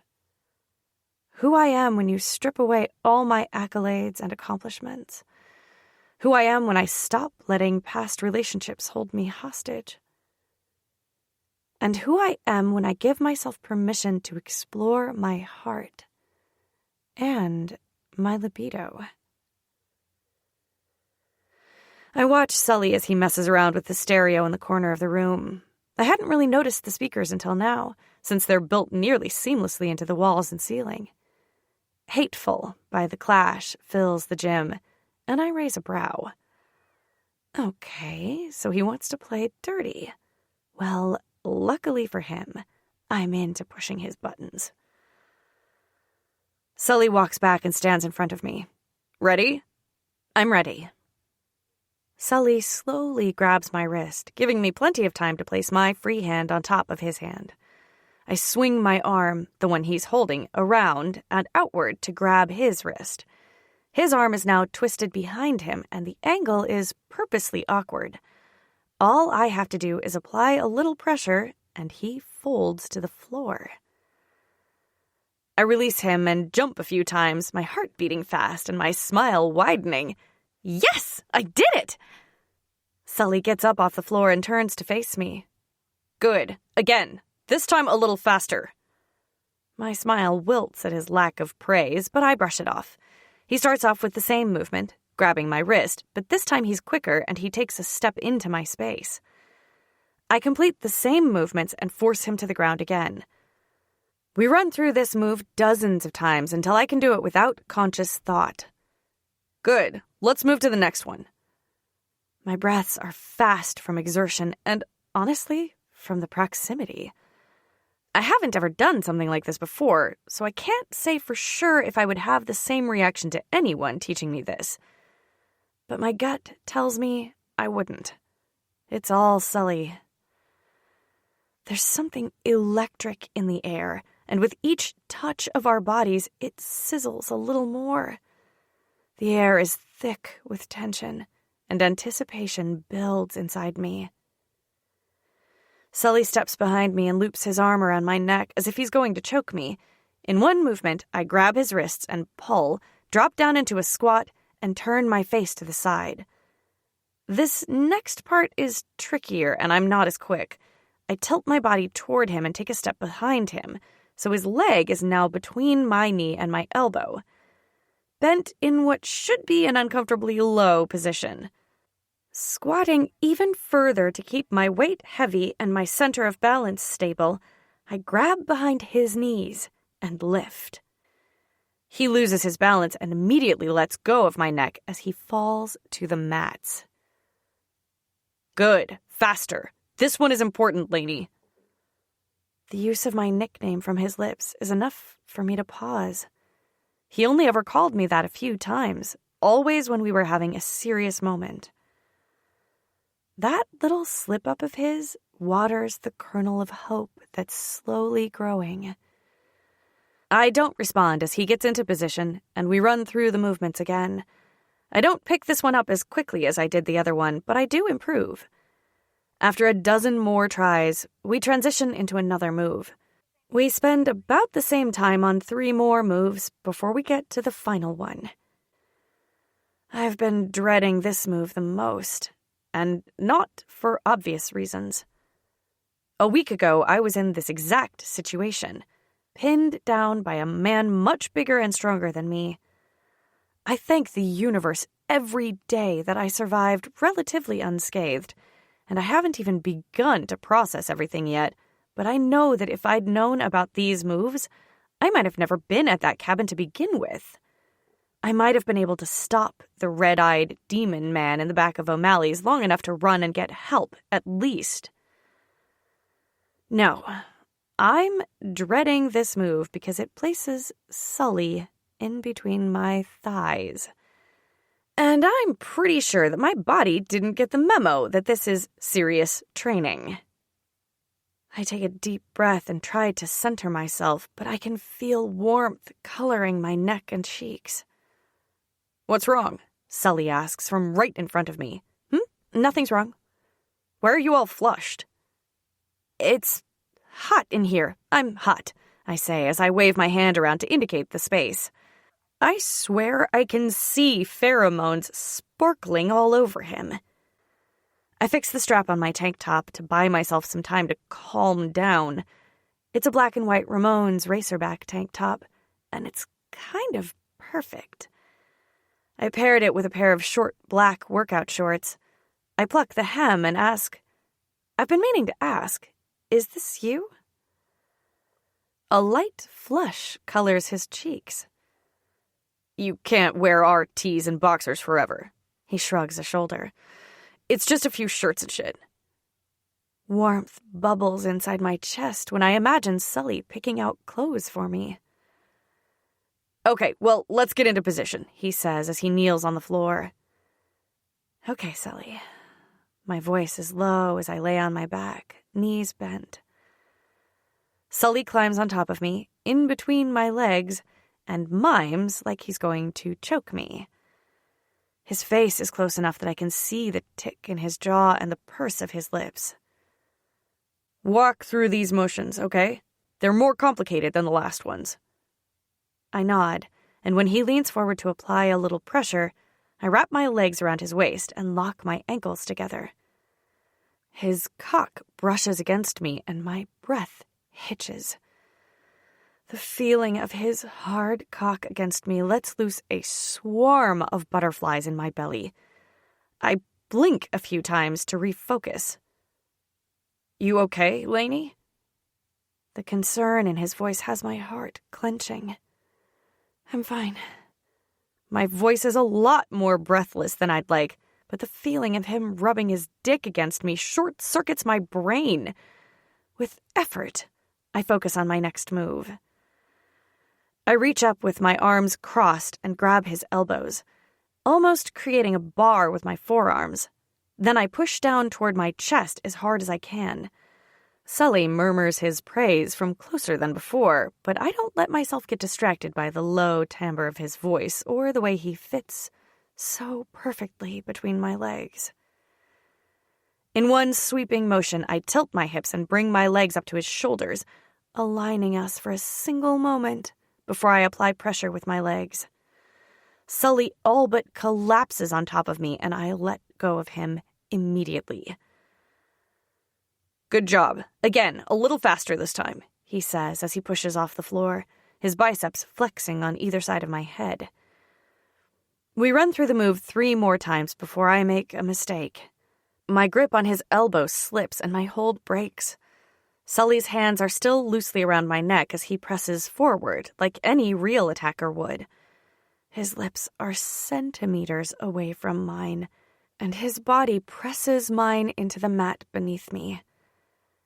And for a single moment, I freeze.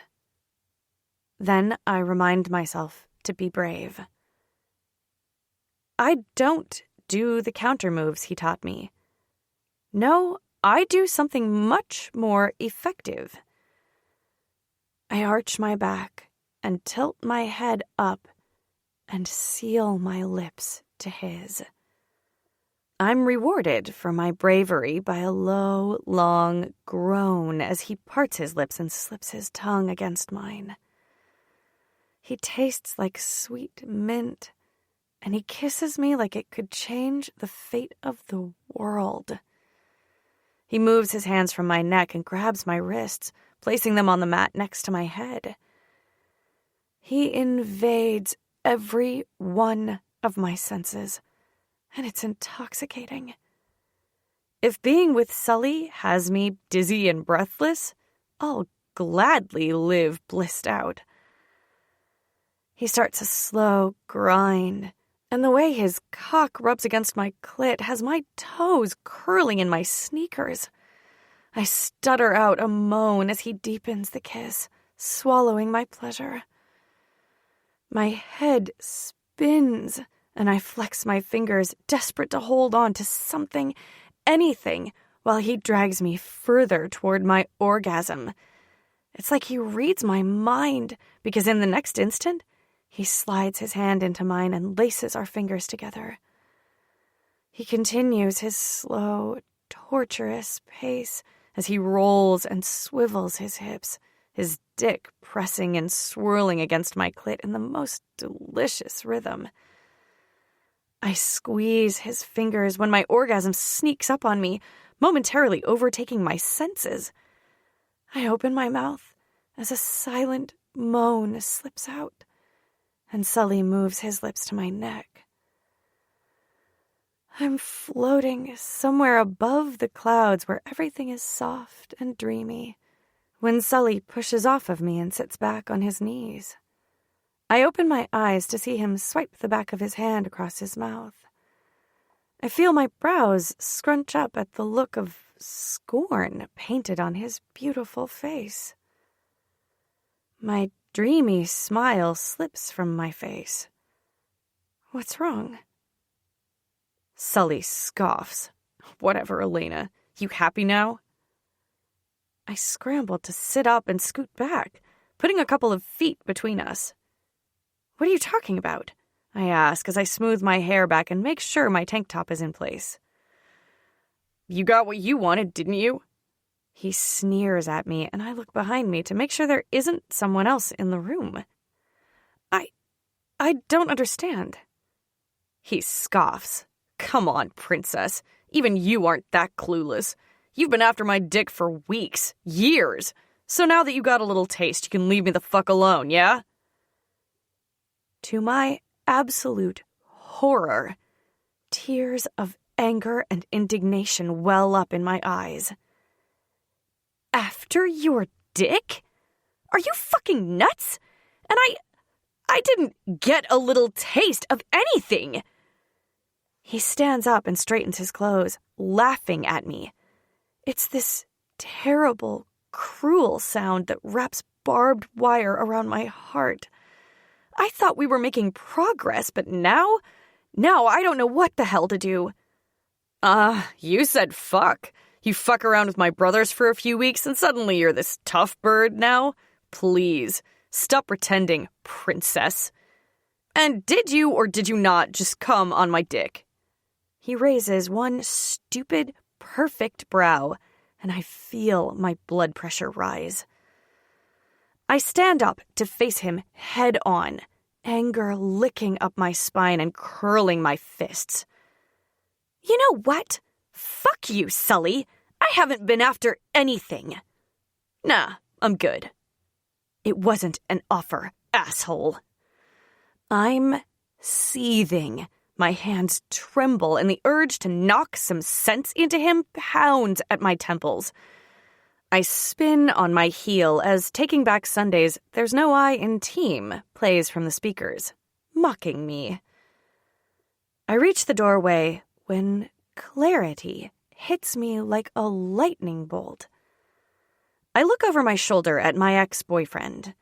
His bright blue gaze is pinned on me, and every muscle is coiled with tension. We both know I didn't start anything there. I tilt my head toward the mat. And when you're done being a coward, you know where to find me. I walk out of the gym before he can respond. Not that I think he would. Chapter 19. Elena. 2 days later, I wandered down the hallway with 2 glasses of iced tea toward Rush's office in the afternoon. After that morning in the gym, I didn't see Sully for the rest of the day. The next morning, I made sure to show up early to the gym, ready to hash it out, maybe even talk about what happened a couple of years ago. But he acted like nothing was amiss. Like he didn't just make me come from rubbing his dick against me. He went back to his hands-off approach of teaching me self-defense, but it's even worse now. He only talks to me when it's absolutely necessary, and he's otherwise ignoring me. It's not as easy for me to learn the movements, but I'm going to ask Wolf or Rush to come down there tomorrow so I can practice on them. I seriously doubt either one, especially Wolf, will object to me running my hands all over them for a couple of hours. In fact, I can see it ending with us tangled up and making out. I'll ask them both at dinner tonight, and they can decide between themselves. Or maybe they both come down and I get to relive another one of my fantasies. I'm not sure if it's the near-death experience or something that would have happened regardless, but being surrounded by them non-stop for the last week has my imagination running wild. I stand in the doorway and take a moment to watch Rush in his element. Much like every other time I'm in here, the TV in front of the couch is on, some national news channel playing quietly. He's at his desk wearing a black tee and black gym shorts. All of his monitors are on, displaying various screens, most of which I still don't understand. I lean my shoulder against the doorframe and watch his muscles flex as he types, and 2 screens change to security footage of the house. Are you going to stand there all day? He asks, and I hear the wry smile in his voice. I push off the door and walk to his desk, placing a frosty glass in front of his face. Without turning around, he wraps his fingers around the glass, brushing against mine. What's this? I shrug, even though he's not looking at me yet. I wanted to see you, but I don't want to interrupt. You're never interrupting, Birdie. He hits a few keys on his keyboard and spins around, taking the glass from me. He gently clinks his glass with mine. And to what do I owe the pleasure? I shrug and look to the side, apparently trying to find my courage. It's just... I'm curious. About? You, mostly. I hesitate and bite my lip.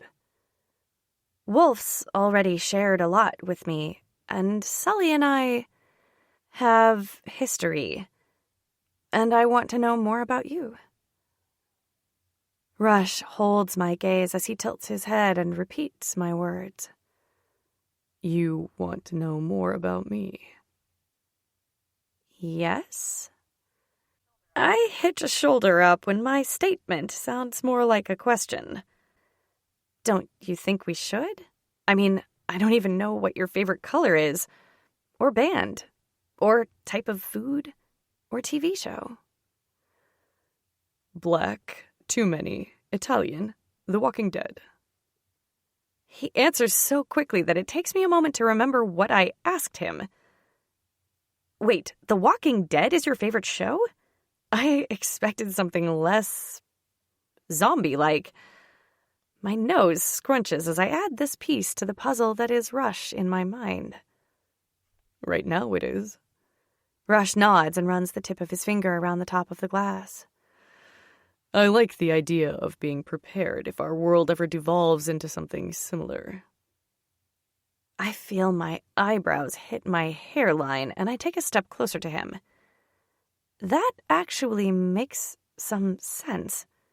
But you don't really think that could happen to us, right? Like, in this day and age. Even with him sitting down in an office chair, I'm only about a head taller than him, and I'm still standing. He stares at me from underneath those inky lashes of his, and I decide it must be a genetic thing, because all three boys have the darkest, longest lashes I've seen. Though Sully isn't technically blood-related, so maybe they're just lucky. I know plenty of girls at my old school that would pay good money for falsies that nice. The thought makes me smile.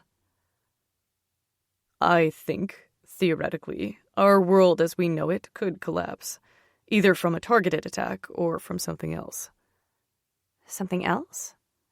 My interest is piqued. I do love a good theoretical end-of-the-world discussion. Sure. Maybe something like those horror films happens. Rabies makes a resurgence and turns everyone into zombies. Or maybe it's a tech attack. Oh, like a fire sale from Die Hard, I exclaim.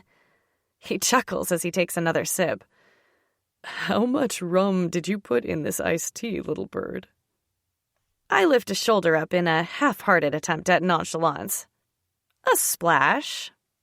Or so.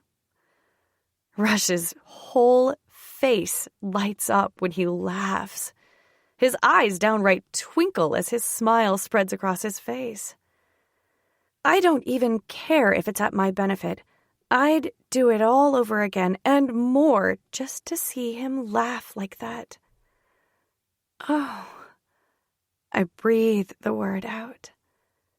His chuckles die down, but his smile remains. He regards me with a raised eyebrow, and I just know without him even saying a word that he wants me to elaborate. I'm not sure when it happened, but somehow I've learned some of his cues. The thought is enough to send a bolt of pleasure through my veins. I've never seen you laugh like that. It's nice. Really nice. Mm-hmm. I stare at him a moment longer, letting myself get tangled up in his gray eyes. They look clear today, like the sky in winter. So is it like Die Hard then? I thought that was all fiction, I ask, before I take a sip of my own rum iced tea. Yes and no. Theoretically, a 3-part cyber attack could happen on any country's computer infrastructure. Transportation, financial, and public systems, right? His smile widens. A fan of Die Hard, huh? My smile matches his as I curl my fingers around the glass, rubbing the condensation with my thumb. I like action movies, and I was curious about the logistics of a fire sale since I live in New York City. How interesting, he murmurs. And yes, banking and stocks, traffic lights and airports, electricity and gas, and telecommunications would all be hit. But the likelihood of it happening here, successfully, is slim. How come? I ask as I take another sip. The smoothness of the rum and the fruitiness of the black iced tea really do pair so nicely. Thankfully, it was all I could find in the pantry upstairs, so it was my only option. Well, the movie did get one thing right.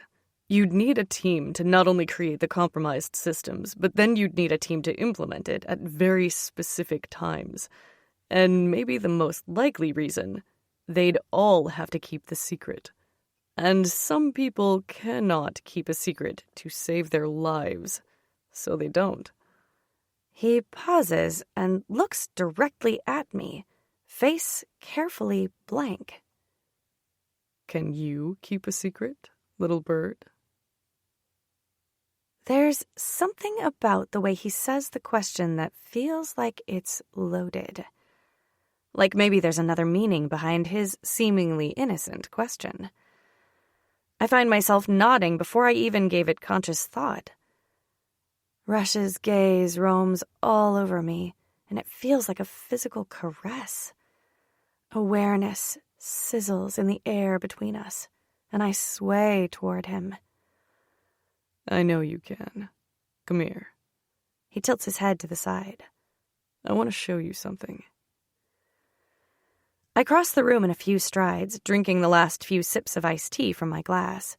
The rum warms my veins, giving me just enough bravery to sit in his lap. Good girl, he murmurs in my ear as he spins the chair around so we're facing the bank of monitors. You remember what I told you about the security cameras around here? Yes, how to access them and how to switch angles. He sweeps my hair to one side, his warm breath caressing the sensitive skin behind my ear. Hands on the desk, eyes on the screens. Show me. I swallow and stare at the blank monitors. Everything I've ever known flies out of my brain as the feel of him leaves a lifelong impression. I type a few things and navigate the computer with more ease than the first day, but I've got a long way to go to become anywhere as good as Rush. Security feeds pop up on all 4 monitors, each split into 4 screens.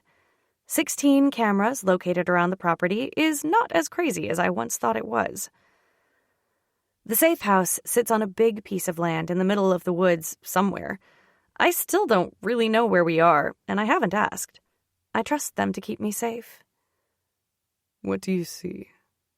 Rush's fingertips tiptoe along my outer thighs, and my breath hitches. What are you doing? Shh. Focus. Tell me what you see. His breath stirs the hair on the back of my neck, and shivers tingle down my back. I lick my lips and give the 4 screens my attention. 2 of the 4 screens are all outside, so I start there. 8 cameras point at all possible entry points, the guard gate, and the back end of the property. I stare at the screens a second longer, looking for movement before typing in a command that pulls up movement history. No movement detected in the last 10 hours. I switch back to the live feed and watch it for a couple more minutes, trying to ignore the way his fingertips drag along my skin. My attention shifts to him, and like the intuitive man I've come to know he is, he knows it. So he stops touching me, because like I've also come to realize, he can be a stubborn bastard. The screens, Birdie. Tell me what you see. I sigh, exhaling mounting frustration and lust, and focus on the live feed of the backyard again. Okay. There. I point at the screen. Those leaves are not moving in a looped pattern. And what does that mean? He drags his lips along my neck, stopping at the curve of my shoulder.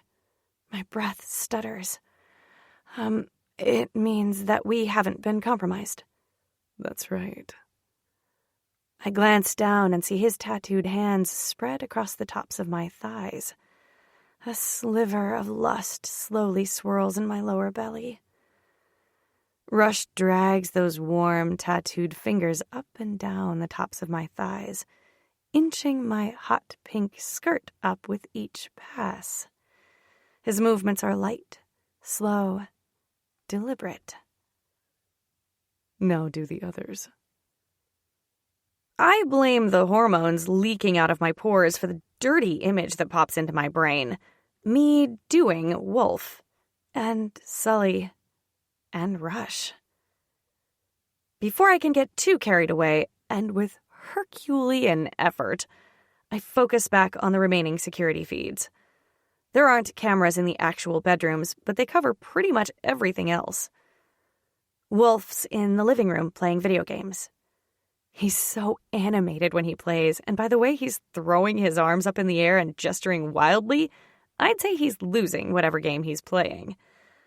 That thought ticks up the corner of my mouth. It's good for him to be knocked down a peg or two once in a while. An attempt at keeping him humble, at least. Rush fingers the hem of my skirt, his fingers sliding against my skin in the most delicious way, and my muscles tense in anticipation. This one is hot pink, short, and bouncy. I found it in my dresser with a handful of new clothes yesterday. I paired it with an off-the-shoulder distressed white tee. And Sully? I arch my back at the feel of Rush's mouth against my neck, pressing my ass into his lap. His answering groan is low and long, and it rumbles against my back. I flick my gaze around the screens until I find my missing Dark King. I hit the commands to enlarge one screen, and then my breath stops while my heart pounds double time. Did you know these cameras have sound? I shake my head, transfixed on the sight of my ex-boyfriend turned something in the gym. Rush takes his hands off my thighs to type something on the keyboard. I'm sure I should be paying attention, but I can't tear my gaze away from Sully. He's in gym shorts only, sitting on the bench press machine. I hungrily gaze at all that exposed, tattooed skin, and all those goddamn muscles. I'm not sure that I'll ever get used to being able to look at and touch any of these men freely. My gaze flicks around his body, unable to focus on any one thing, until sound filters in. Then I can't take my eyes away from one specific part of his body. A low groan filters through the speakers as Sully drags his hand down his stomach and into his gym shorts. I'd forgotten about Rush behind me, so engrossed in the show Sully's inadvertently putting on that I startle when he places his palms on my thighs again. A breath leaves me in a whoosh when he drags his palms along the inside of my thighs. Should we be watching him like this?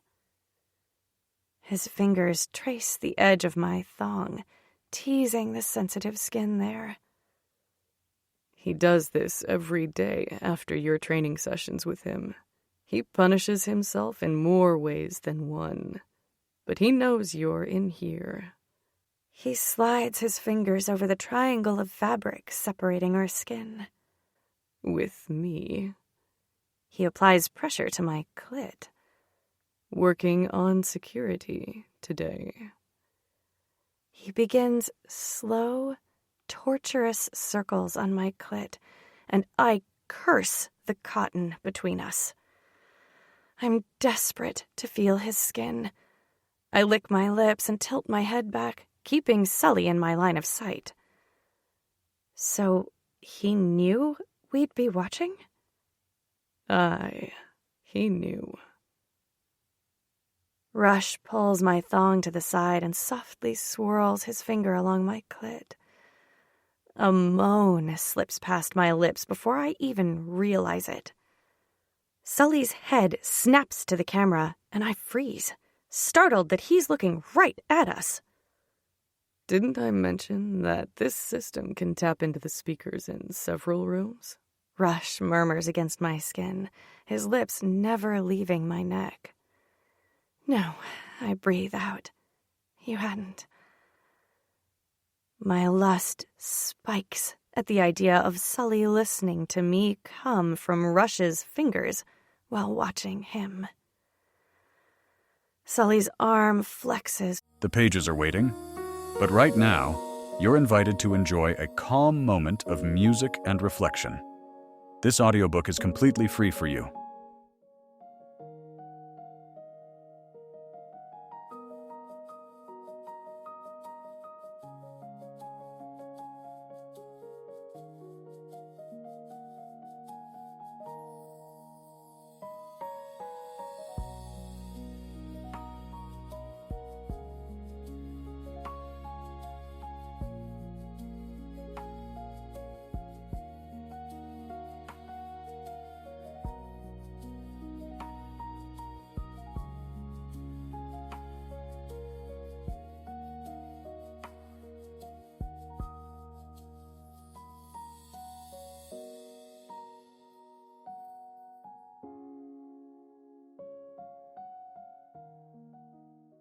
With each stroke, and my gaze stays glued to his cock in his hand.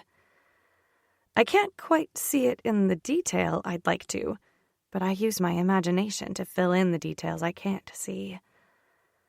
Rush widens my legs, pushing my ass against his cock. My thong stretches to accommodate his hand, but apparently it's not enough, because the next thing I hear is the tearing of fabric. And then cool air greets my exposed pussy. Did you hear that, Sully? I just ripped her thong off her body. Rush taunts. He swirls a finger around my clit before he dips it inside of me and then brings his finger back up to tease me. Over and over and over again. You motherfucker, Sully grits out, but he doesn't sound all that broken up about it. In fact, I'd say he sounds turned on, knowing that Rush and I are in here doing things he can only hear. I tilt my head back to rest on Rush's shoulders, never taking my gaze from the screen where Sully strokes his cock with fast, angry movements. Rush pushes one finger, then two inside me, timing it with Sully's strokes. And I'm fucking panting. Rush's other hand drifts up to cup my throat, gentle but firm. I tear my gaze off Sully to look at our reflection in the dark, blank screen in front of us. The sight of Rush's tattooed fingers wrapped around my throat, my head thrown back in ecstasy, is enough to have me barreling toward an orgasm. Rush, I groan, cutting myself off when pleasure spikes. That's it, baby. Give it to me. He gently tilts my head back with his grip on my neck, and I look down my nose at Sully working his cock faster, grunting and groaning with pleasure. Rush keeps two fingers inside my pussy and grinds the palm of his hand against my clit, and I see stars. Everything clenches, and I fight to keep my eyes open, desperate to see Sully when he comes. But Rush is relentless in his quest for my orgasm.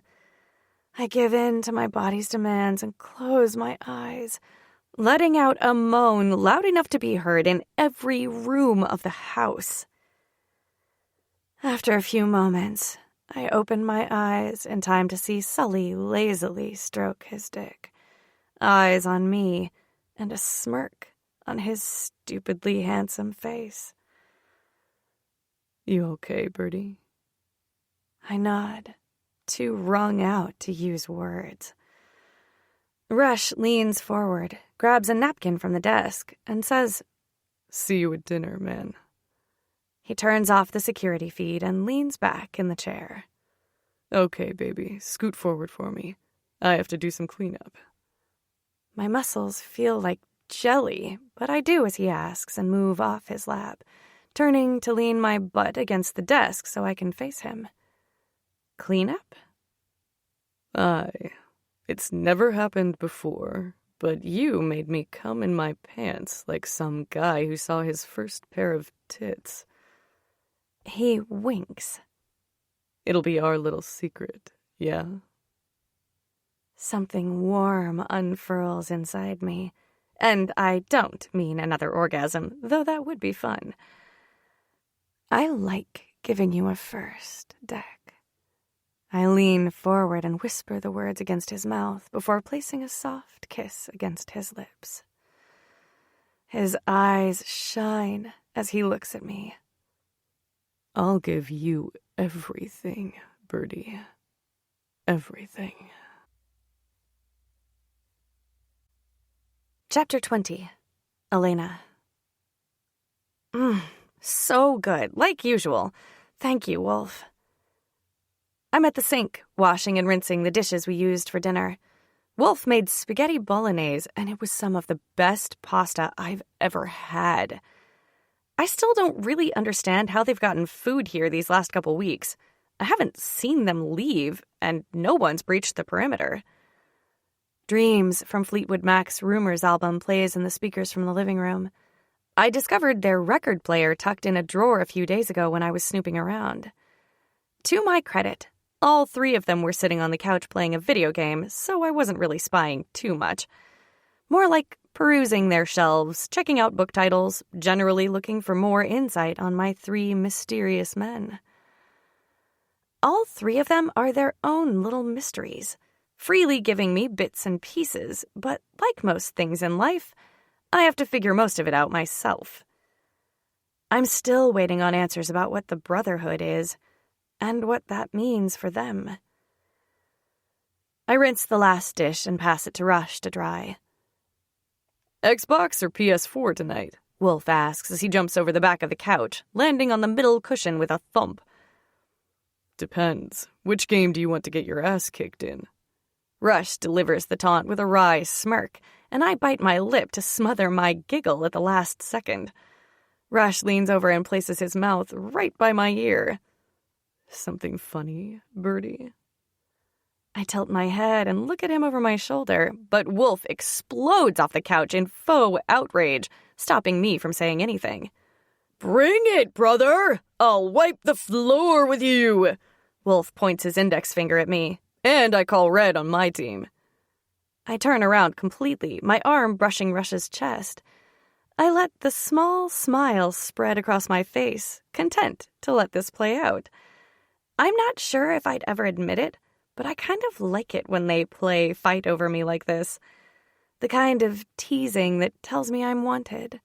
But not the kind of arguing where one wants to overthrow the other two. Not that this has happened, and honestly, I don't think it would. I mean, I already told Rush that I wanted all three of them. But maybe it's worth a conversation with all of them. You can have her. She's the worst teammate, Sully grumbles as he puts the dishes back in the cabinet. Birdie, you really aren't very good. Rush sounds apologetic about it, like he's afraid he's going to hurt my feelings with his assessment. It almost makes me feel bad for what I did. Almost. Wolf chuckles, and the smile I was containing spreads. What? She is. She fucking killed my guy more than the enemy did.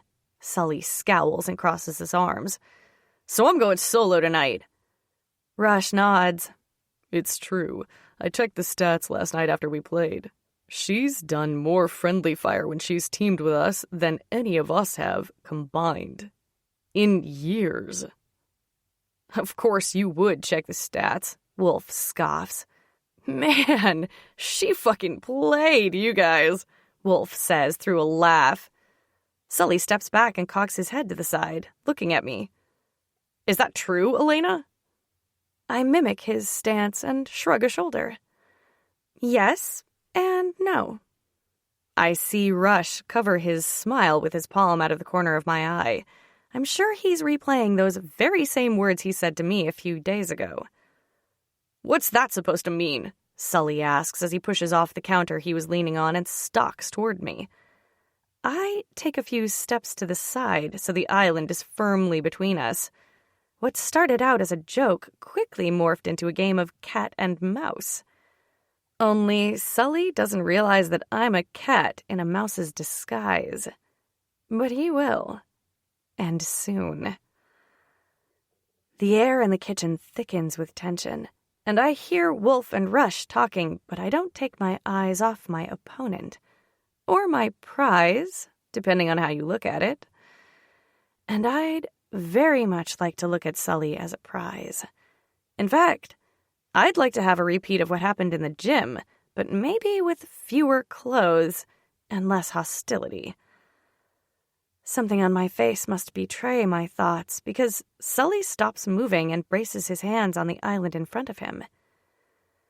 My heart pounds when I see lust swirling in his ocean blue eyes. Instinctively, I back up, a devious smile on my face. Instead of heading toward the living room, I make a snap decision and speed walk to Rush. He's still standing by the sink, arms crossed, muscles bulging under his signature black tee. He's closer to Sully, but the wry grin on his face tells me he knows what I'm planning to do. And that's where I realize my mistake. I'd focused too much on Sully, and I forgot that Rush was just as much of a threat. He's just a quieter predator, the kind that will sneak in undetected. You'll only know he's there if he wants you to. Sully stalks toward me as soon as he realizes my intention, determination and possession etched in every feature. I step into the space between Rush and the sink 2 seconds before Sully reaches us. The boys stare at one another for a second, and I bite my lip in anticipation. "Brother?" Sully's voice is light with amusement. I peek around Rush's shoulder and see Sully with a cocky smile on his face. Oh, shit. That smile is fucking lethal. I'm about to step out from behind Rush to put a stop to whatever's about to happen when Rush takes 2 steps away from me and stands next to Sully. The matching smirks that slowly spread across their faces can only be described as carnal and devious. I'm not sure that I've ever thought those 2 words together before, but it's the best description for them. They're backlit from the dining room lights, casting shadows across their faces. As if it was coordinated, they both fold their arms across their impressive chests, and I have to remind myself to breathe. They leave me breathless so often that I'm starting to wonder if I developed asthma and I didn't realize it. "Brother, it seems you need something here from our little bird." Rush nods toward me, but Sully doesn't take his gaze off of me. "You playin' me, Lainey?" My breath catches at his use of my nickname, and my heart pounds when they both step into me, each one placing an arm on either side of me, palms flat against the countertop. I tilt my head back to maintain eye contact, but it's impossible to look at both of them at the same time. I wouldn't say playing, exactly. I hedge. More like beginner's luck? Rush tilts his head toward me, close enough for his lips to brush mine with his next words. "Explain. No." A shiver rolls down my spine at his command, and I open my mouth to comply without too much thought. At the last second, I bite my lip instead. Rush is always so in control. I wonder what will happen if I challenge him a little. I push up to my tiptoes and say against his lips, "Make me." Judging by the chuckles floating around, I'm not the only one amused right now. Rush's jaw clenches and his body is rigid with tension. I can feel every delicious, tense line of his muscles pressed against me, and my veins start buzzing in anticipation. My lips part, certain that he's going to kiss me, when Wolf's voice cuts through the air, cutting the tension like a knife. "Oi, as much as I love watching you two do whatever it is that you're doing. I'm ready to kick some ass. So are we playing or what? Rush sighs, hanging his head forward for a second before he pushes off the counter. He spins on his heel and stalks toward the living room. He rounds the end of the couch and sits heavily on the end. Wolf tosses him a controller, and the two of them start playing some game, acting like Rush wasn't a hair's breadth away from kissing me 2 seconds ago, in front of both of them. Come on, Birdie, Rush calls from the living room. You're with me tonight. Sully nudges me with his shoulder. I startle a little and feel my cheeks warm. Sorry, I didn't see you there. It's fine. Let's go kick some ass. You're with me next game. Sully tips his head toward the living room, a signal to follow behind him. You know, it really was just beginner's luck, right? I'm not good at those kinds of games, I say through a laugh as we walk toward the living room. Oh, I picked up on that after the 5th time you killed my guy last night. I laugh, but I don't deny it. And somewhere around the 10th time, I know that you figured out what you were doing, and you kept doing it, Rush says as we round the couch.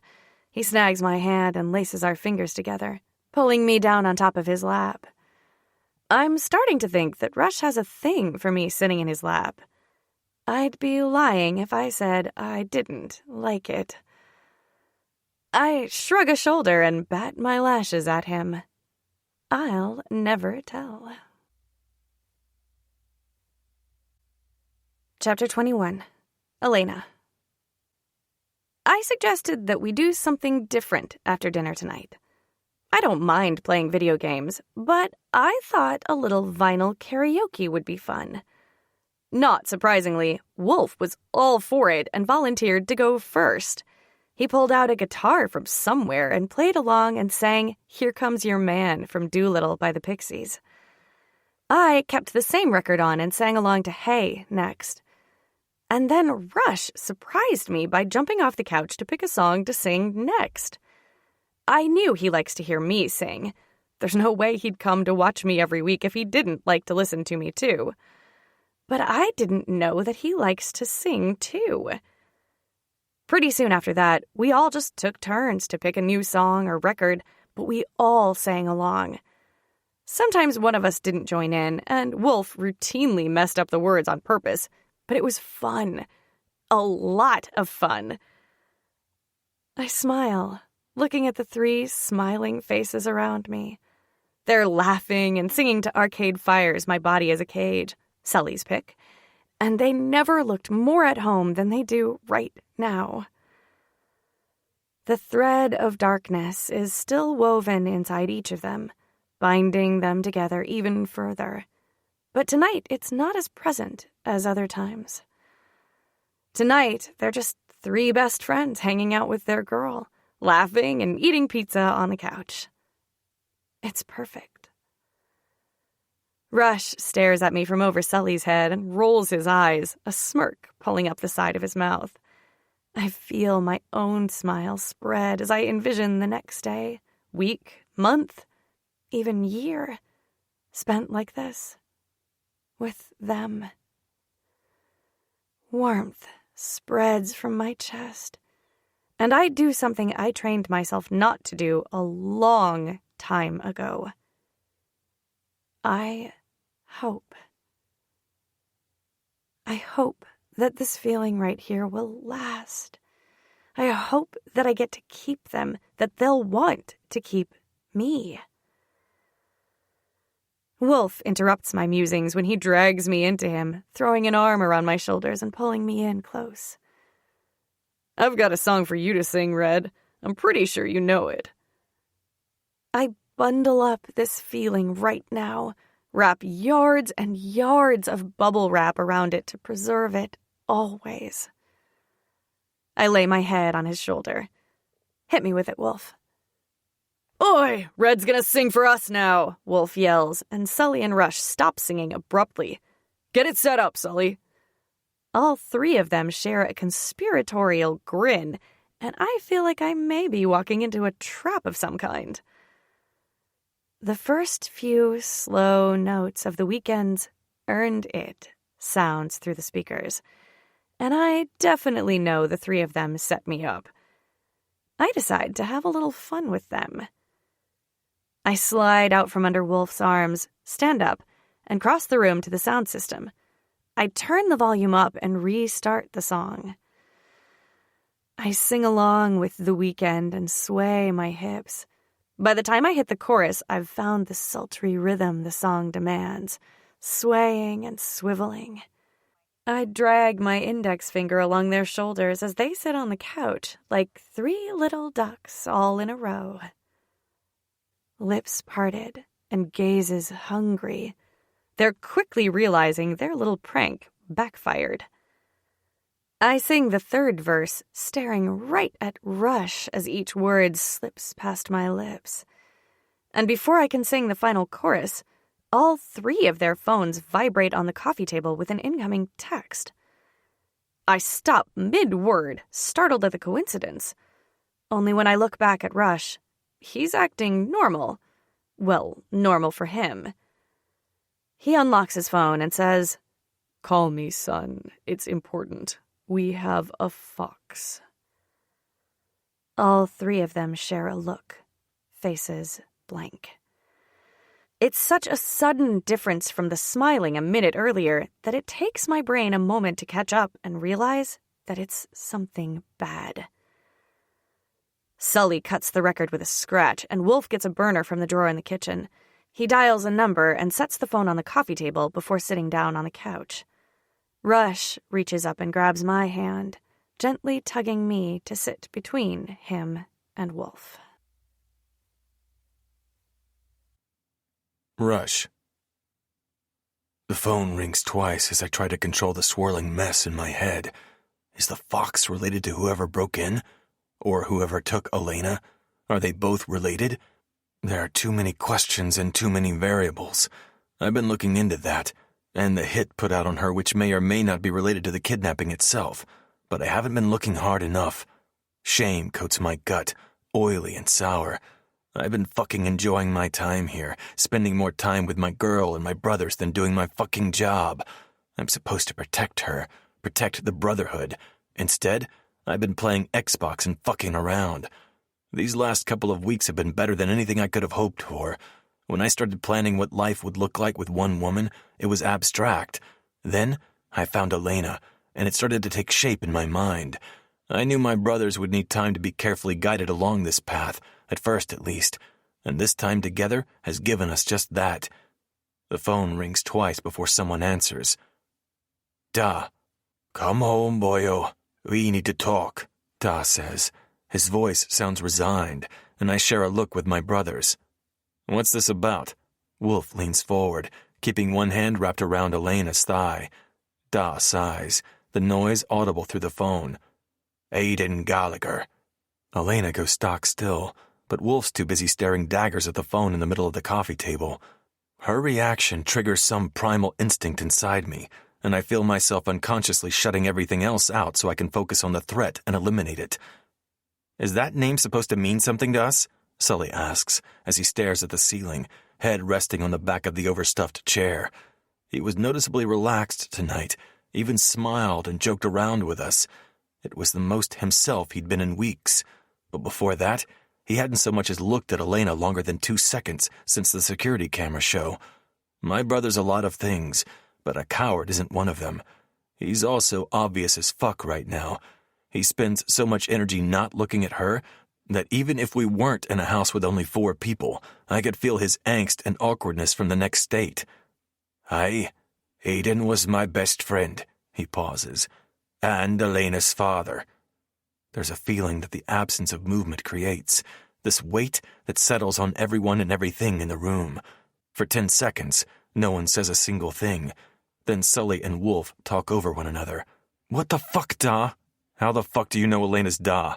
But I only have eyes for my girl, and she's not talking or moving or doing much of anything but stare at the phone like it holds national secrets. To be fair, I do know some national secrets, but I'd never be careless enough to leave them on my phone. And I suppose this little bomb Da dropped would feel like a national secret to her. The ramifications of this truth swirl around in my brain. How long has Da known about Elena? Does he know Lana? This, more than anything, lends more weight to our theory that Lana's and Da's engagement is a sham. No way might Da, who's instilled loyalty in all three of his sons, ups and marries his childhood best friend's wife. Then it hits me like a freight train. Aiden was my best friend. Where's Aiden now, Da? My voice is low, but it cuts through the bickering like a clap of thunder. Elena pulls her attention off the phone and gives it to me. She stares at me, her gaze unflinching and carefully blank. Dead. Aiden's dead, boyo, and you need to get home. Bring your girlie. The sharp inhale from Elena is the only noise she makes. Red? I'm fine. Her response is too quick. The phone call ends, and still, Elena doesn't tear her gaze off of me. In my peripheral, I see Wolf and Sully staring at her, but she hasn't moved an inch. So I make a decision. It's maybe the biggest decision of my life, but it's one that comes easily but not lightly. I know deep in my blackened soul that she's the one for me, for us. But it wouldn't be fair to her to tie her to us for life without at least giving her a little more. I think it's time we tell Elena about the Brotherhood. Silence greets me, as both of my brothers look at me with matching blank faces. Wolf's the first to come to the same conclusion. I see it in his eyes before he says anything. Aye, it's time, Wolf says with a nod. Sully?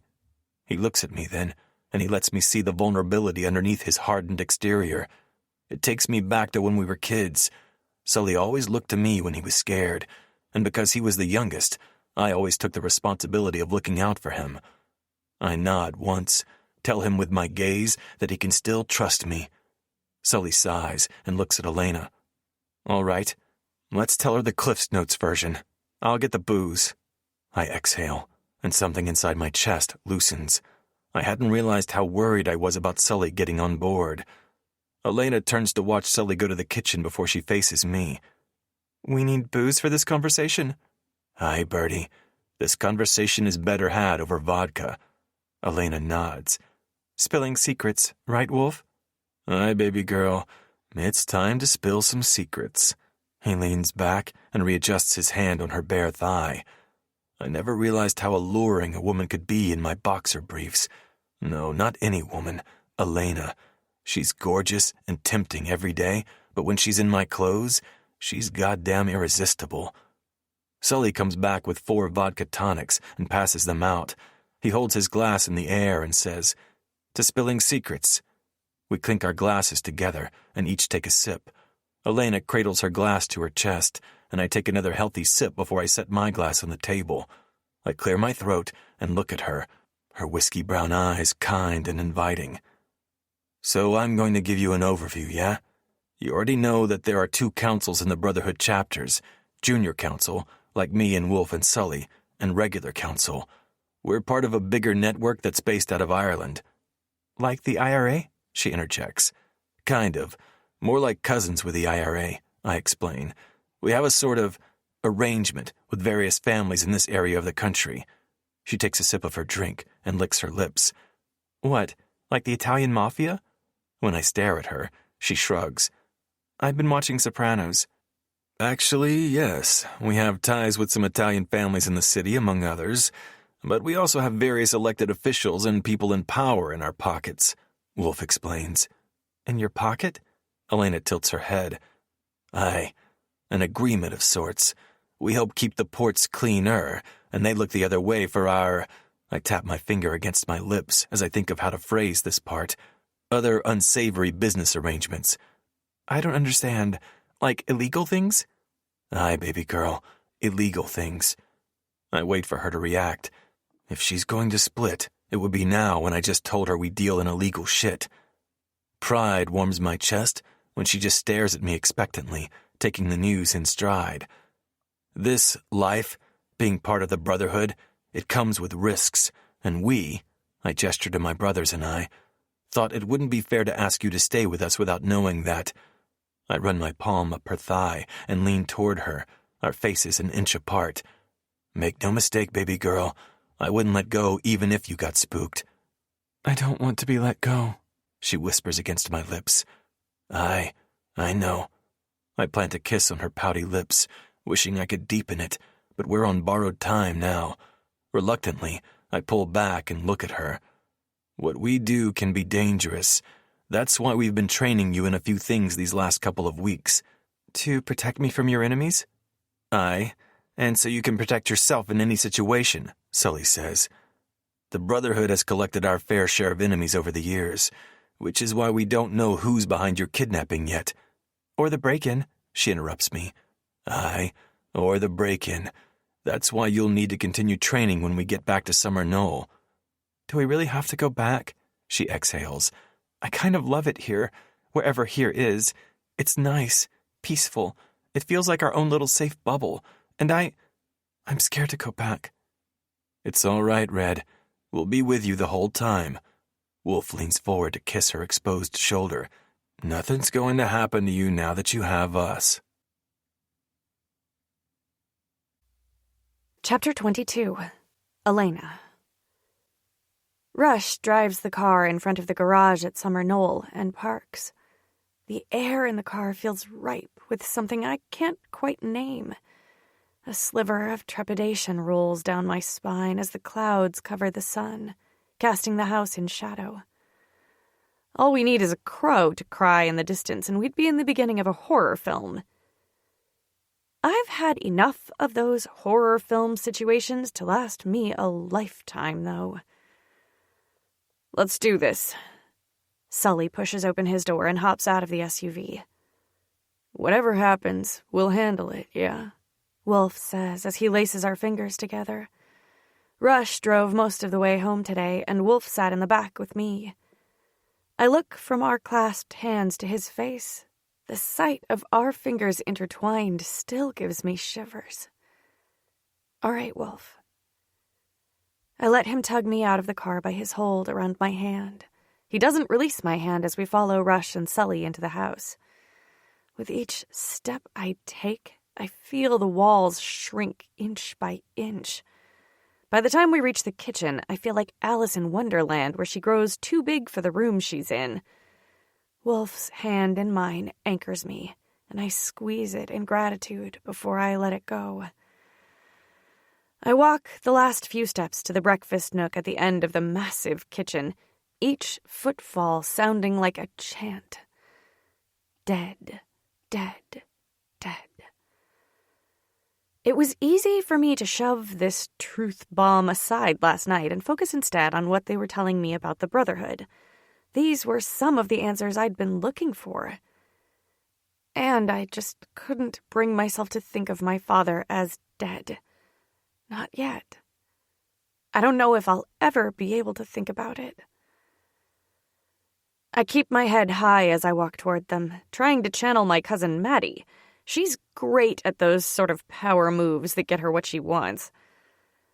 I stop at the end of the table. Cormac sits across from me at the head of the table, and my mom sits just to his right on the bench seat. The seating arrangement is similar to the first night I was here, and I idly wonder if that was accidental or not. "Have a seat," Cormac says, nodding to the chairs around the table. "No, thank you." I fold my arms across my chest and mentally fortify my armor. I spent the entire 4-hour drive here adding layer after layer of bricks around my heart. I know that whatever comes out of this conversation isn't going to be good. And I know that I just have to be strong enough to sit and listen.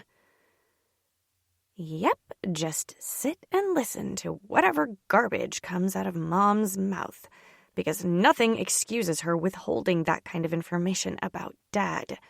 Nothing. The voice that sounds suspiciously like Maddie says. Cormac stares at me, but I don't waver. I feel rather than see the guys step up behind me, fanning out. None of them touch me, but I feel their protectiveness just the same. Cormac nods. "Very well. I'm sure you have questions." "I do," I interrupt him. "But first, I want to know everything." Cormac chuckles without humor. I get it now. I see why my boy is so infatuated with you. I nod a few times. From the beginning, then? He smooths his beard with one hand while he stares at me. Again.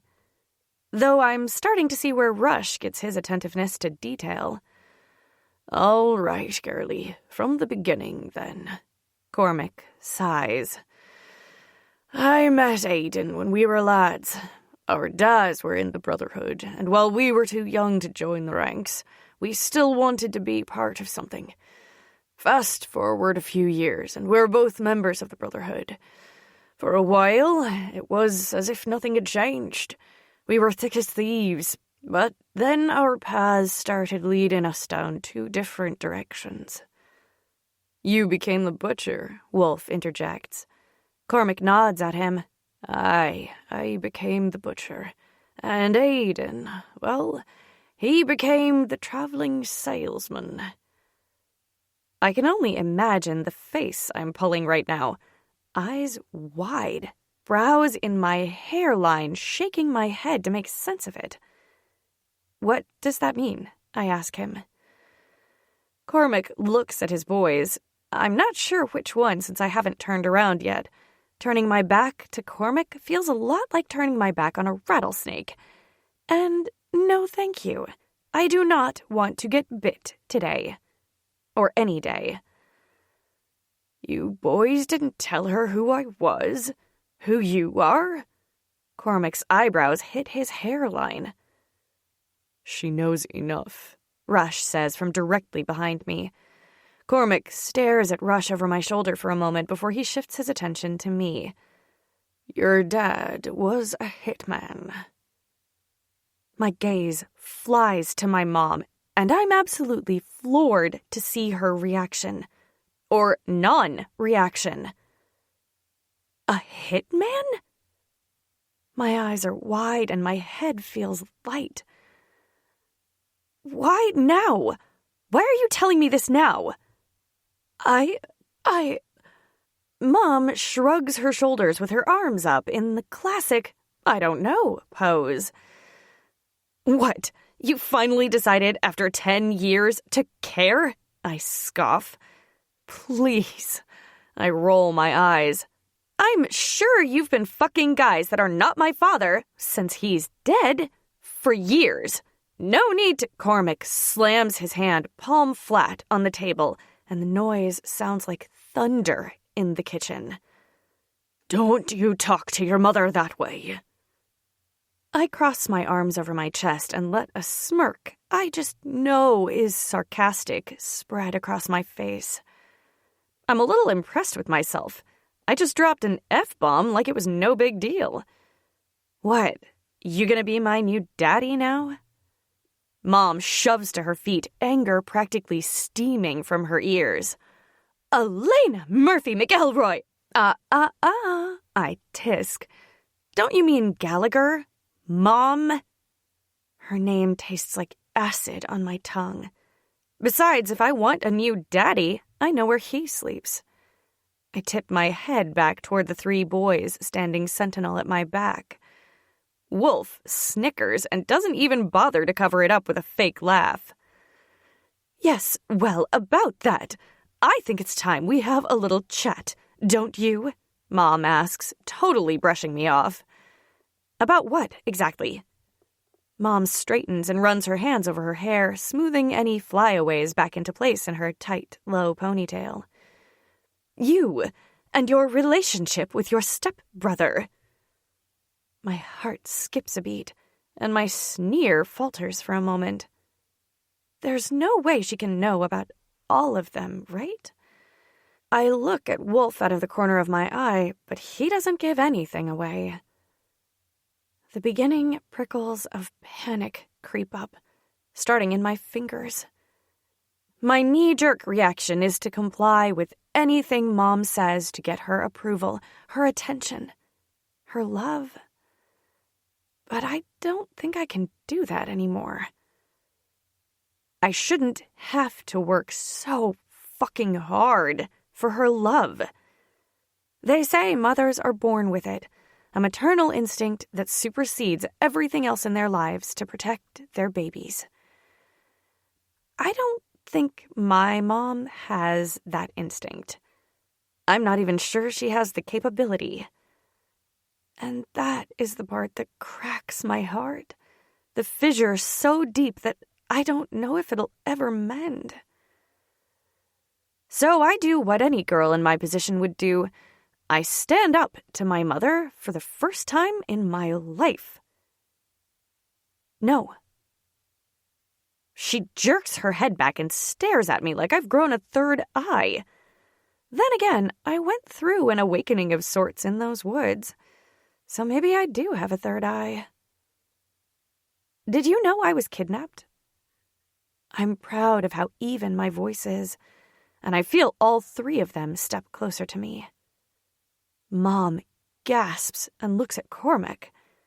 Is this true?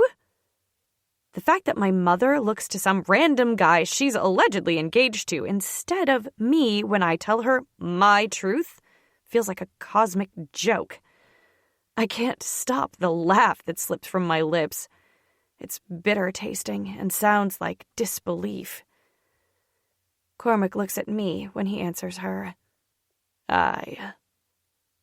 Mom's hands flutter in the air for a few seconds before I visibly see her demeanor change. She reflexively smooths back her hair again and fiddles with the necklace at her throat. She clears her throat before she meets my gaze.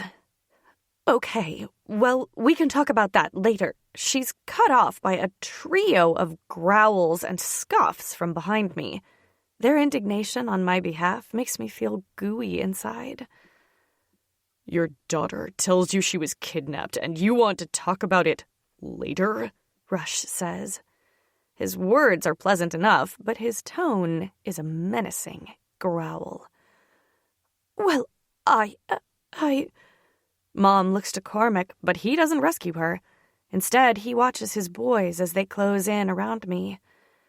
I watch as she throws her shoulders back and meets my gaze once more. We were talking about your relationship with your stepbrother. You know I don't like it when you deflect, Elena. Again, I say no. What do you mean, no? Mom jerks her head to the side.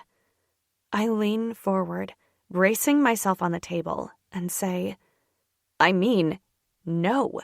We're not talking about that. I stare at her for a moment, letting some of the angst and heartbreak bleed through my gaze. I'd been thinking about what I would say to my mother since Cormac called last night. I contemplate telling her that it's not one of them but all of them, but I decide against it. Besides, it's a non-issue. So you'll break it off then? Good, good. Her shoulders sink and she exhales. I laugh, a sarcastic, snide sound. What? No, I meant it's a non-issue because it's obvious to me now what this, I gesture between her and Cormac, is. You two aren't in love, and I doubt you're getting married. People get married for all kinds of reasons, Elena, Mom snaps at me. I quirk an eyebrow. And what reason are you getting married for? She bristles and compulsively smooths her hair back again. That's none of your business. I scoff and she cuts me a hard glare. Maybe if she parented me for a single day or a week or any amount of time, it might have had more impact. But she didn't, so I can easily ignore it. But we are getting married, and it's not right, you being with your stepbrother. Think of what page 6 would say, she yells, desperate, cheeks red. A tiny part of me acknowledges that her reaction will be the norm. And that's not even the whole story. I fear her head will actually explode when she finds out that I'm with all 3 brothers. Well, I mean, I think I'm with all 3 of them. Dating feels like too juvenile of a word for this bond we're forging. Definitely Rush and Wolf. And if you asked me yesterday, I would have said yes about Sully, too. But that was in the protection of our safe house. We didn't have to worry about this kind of stuff. Or maybe we did worry about it, but it was shoved to the side anyway. "I'm only looking out for you," she says, and I almost believe her. Almost. The tears in her eyes and the pleading in her gaze are good enough that it might sway Cormac, but it doesn't work on me. Come on, Mom. We both know you're doing this for you, not me. Don't start trying to parent me now on my account. You haven't been around for 10 years. Where were you when I gave my valedictorian speech? I yell as I slam my hand on the table.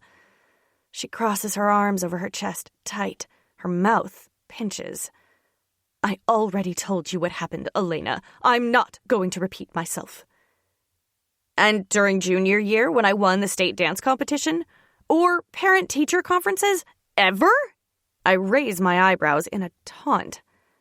She uncrosses her arms, clenches her fists, and yells, I stayed away to protect you. I was trying to protect you. I laugh, the sound caustic and grating to my ears. Protect me? I scoff. I didn't need you to protect me. I just needed you to be there. And you weren't there. You were never there.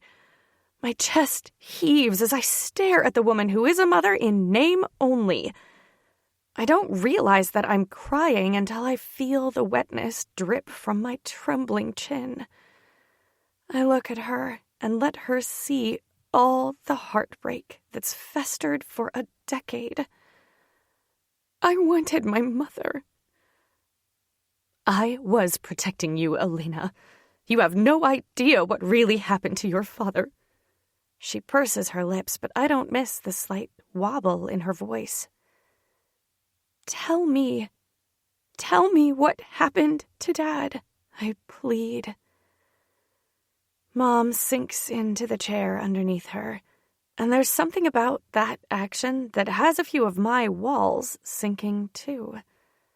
I'm terrified that whatever answers she gives me won't be enough to exonerate her. And then where will I go from here? She nods a few times as she clasps her hands together on the table. She stares at her hands when she speaks. Okay. He was part of the Brotherhood for as long as I knew him, but he never let it touch us. He used to say that you were the best thing to happen to him. Not me, just you.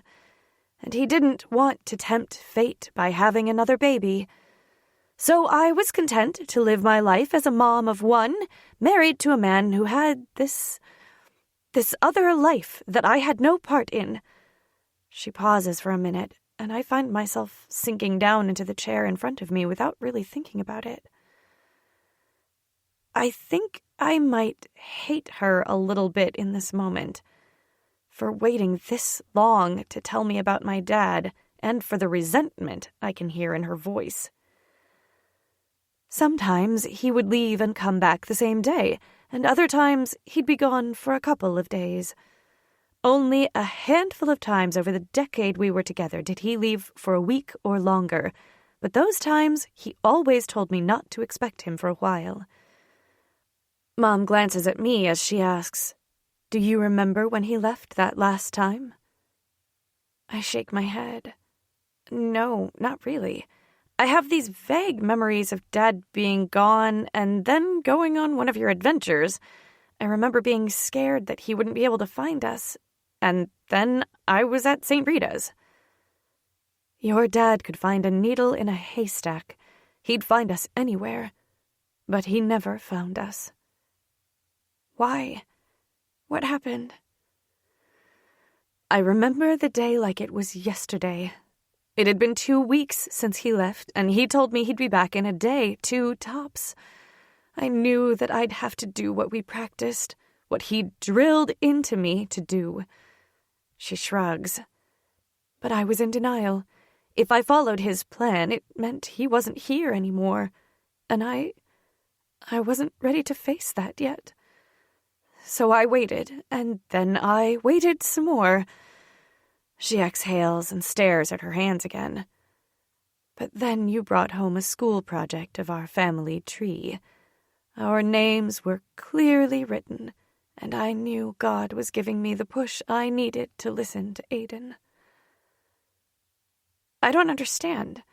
Why would Dad want you to send me to a boarding school in the middle of New York City? My brow furrows. She shakes her head. That wasn't the plan. I was to first go to my parents for 2 weeks, then buy plane tickets to Florida, but really drive us to Canada. He had a safe house up there just for this reason. But then Grandma and Grandpa died. The pieces of the puzzle are changing shape and swirling around in my mind. I'm still not sure what it's going to reveal, but I'm not sure it'll be the answers I've been looking for. She nods. Yes. Then they died in a freak accident on the way to pick us up from the airport. And I panicked. She blows out a breath, and the action is so small, but it may be the most human thing I've ever seen her do. I didn't know what to do or who to trust, so I changed our last names and I separated us. I thought that if they found me, at least you'd be safe. Flabbergasted isn't a word I usually associate with myself, but it's the best word for what I'm feeling right now. I don't know what to say to that. I swallow. A lot of information. Why that school? I thought I'd hide you in plain sight, but still keep you protected, and St. Rita's offered that. Plus, I pulled some strings and got your cousins there. Okay, I nod. Okay, but that still doesn't explain how you and Cormac hooked up.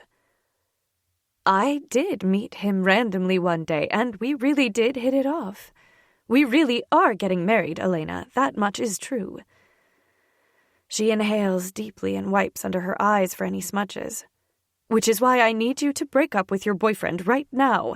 I will not be made a fool of by my daughter dating her stepbrother. I lean back in the chair and look at her. It's almost amazing how she can jump from one emotion to the next so quickly like that. I'm a little bit impressed. I'm emotionally and mentally exhausted, but I won't be pushed around on this. Not by her or anyone. So I drum up some classic teenage angst and prepare to launch at her. Which one? I smirk. Mom sputters, and Cormac's head snaps to the men behind me. I can't see them, but I imagine their cocky, shit-eating grins plastered across their faces, and my smile widens. It doesn't matter. The answer is still no. I push off the table to stand up. Thanks for the info, Mom. I turn on my heel and walk out of the kitchen, intent on heading straight for the shower to wash away this day. Chapter 23. Rush. Rush? My brothers and I stop in our tracks, halfway down the hallway after our little bird. As one, we turn around and walk toward Da. Lana visibly pales at the sight of us marching toward her, and I smirk for good measure. I don't care what her reasoning is. I don't like her. Have a seat, boyo. We need to have a little chat. He tips his head toward 3 chairs. Give us a minute, Lana. She nods and gets up from the table without a word. What's with the bird? Da levels us with his signature no bullshit look. Which one? Wolf taunts. Ours or yours? Because I have a few choice words about your bird, Da. Watch your tone, boyo. Don't forget who's your president. He points his finger at Wolf in warning. Oh, is that who I'm talking to now? Because I thought I was talking to my Da, not my president. Wolf sneers, and Da raises an eyebrow in warning. Reel in the disrespect, yeah? I'm asking us both. What about her? I ask. I don't need these two facing off right now. Wolf's operating on a short fuse. We all are. Da shifts his attention to me. His intensity is well documented, almost whispered in reverence. It's rumored that a guy shit himself from Da's stare alone. Of course, he's earned his stripes as the butcher of the Brotherhood. But it's hard to marry those rumors with the man I saw in fuzzy Chewbacca slippers last Christmas. He claimed he didn't want to hurt Sarah's feelings by not wearing her Christmas present, but I caught him wearing them long into the new year. You serious about her? He staples his fingers in front of his face. When have I ever claimed someone? He strokes his beard as he looks us over. It's official then? You claimed her? We've been a little busy, but unofficially, yes. We'll make it official soon enough. Ah, and how's that going to work for you three? I'm assuming by your little power display here, he gestures to the three of us sitting, that you're all involved with the bird? You leave that to us. We're not worried, so you shouldn't be either, Wolf says, as he leans back against his chair, widening his stance. Da raises his brows at the derision in Wolf's voice. But I do worry about you, as your Da and as your president. He looks at Sully. You're awfully quiet, boyo. Sully stares at Da and shrugs, the movement forced. Elena's ours, Da. What more do you need to hear? Ah, so you're with the bird too. Interesting. I don't see you hover around her quite like your brothers. Da glances at all three of us, but I'm too keyed up to take the time to decipher his practically blank look. That's just your perception of one interaction with the four of us. Elena was mine long before you knew her, Da, so with all due respect, you don't know shit about this. Da leans back and folds his arms across his chest. That's not entirely true. I lean forward. Explain. I met your little bird as a baby. Aiden brought her around a few times, but Lana was never with him, and he never talked about her. He was so goddamn proud of Elena, though. She was a little thing, just babbled words and toddled around. We would put her in the playpen with you boys in the backyard. Shock holds me immobile for a moment. Why are you telling us this? Da looks at me, the lines along his face deepening in thought. Part of me feels responsible for the girl. Aiden was my friend for a long, long time, and the Brotherhood, they weren't as kind to him as they were to me, as they are to others. He sighs and stares out into the backyard.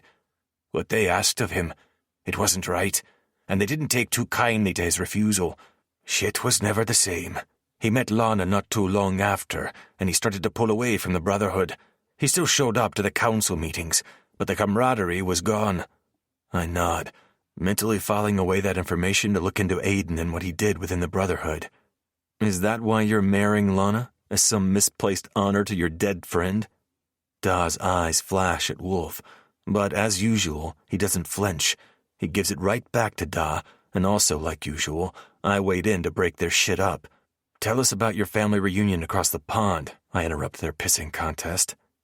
Killian Kelly announced his successor, his nephew, Quinn Kelly. The three of us nod as one. Quinn's just as crazy as his uncle. I suppose you'd have to be in his position. People often talk about the one time Killian beheaded half a room. I'd heard a dozen rumors on why he did it, but he never confirmed. Regardless, it pales in comparison to the time we saw Quinn systematically torch the house of every person who was in a pub the night before. Apparently, someone took a crack at Quinn's ma, something about her warming more than Killian's bed, and a bunch of people laughed. That was their fatal mistake. Quinn wasn't even at the pub when this alleged joke happened. He's conniving and cunning, and a total wild card. He'd be a great ally for us when I ascend, but he's just as likely to massacre us as he is to congratulate us. So soon? Killian's not much older than you. Da looks at Sully. Aye, who knows about these things? Perhaps Kill just wanted the word to spread that he's got a successor lined up, or he's planning something, and he wants a failsafe for the Brotherhood. It's hard to tell with Kill, you know that. Aye, at least you came back whole. The four of us are all silent at the reminder of Killian's happy trigger finger. Retaliation. Da lifts a brow and turns to face me. What about it? The fuck you mean, what about it? They stormed into our house in the middle of the night like common burglars. And they snatched our fucking girl at our pub, Wolf interrupts me, his tone hard. Looks like you got her back all right, though, Da says, eyeing all of us. I feel my brows furrow and my gut clenches. Are you suggesting we let an attack like that go unchecked? He shakes his head and pulls at his beard, smoothing it out. No, just give it some time. Time? Wolf slams his fist on the table and stands up in one explosive movement. Time could get her killed. I thought this was about Summer Knoll, Da taunts. You know goddamn well this is about her, too. Wolf's jaw ticks. If not more, I add, voice hard. It's more about her than Summer Knoll for me. While you boys were off doing God knows what with your bird, I made a few calls, got a few things lined up. Now I'm waiting for them to pan out before we make a move. I look at Wolf, then Sully, and I know with just that one look that none of us are satisfied with that response. I nod a few times, more to myself than anything. I've had my suspicions for weeks, but Da's proposed plan tells me everything he didn't. He either knows who's behind it and he's not planning to retaliate, or he knows who's behind it and he can't retaliate. There are only a handful of reasons why he wouldn't be able to retaliate, though. Alliances, protected people, the select untouchables in the city, orders from Killian. I'm surprised you don't already have someone strung up at the carriage house for this, Da muses, interrupting my spiraling thoughts. We had some people, not the right people. We ran into some unexpected roadblocks. Whoever planned it had help. It was staged and multifaceted. The power to O'Malley's was cut, but not the surrounding buildings. The public cameras within 20 miles were on a 60-minute loop, but the private residences were jammed, which means they left someone behind to make sure they stayed jammed. And the crashed, burned-out van was unidentifiable, left on some back road in the middle of nowhere. No cameras, no witnesses.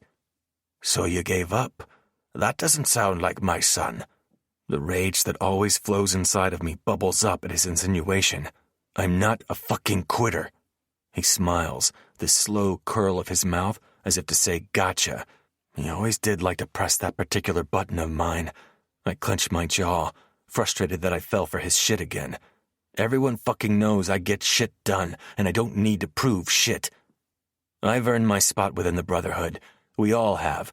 I gesture to my brothers. So unless there's anything else, this conversation's over.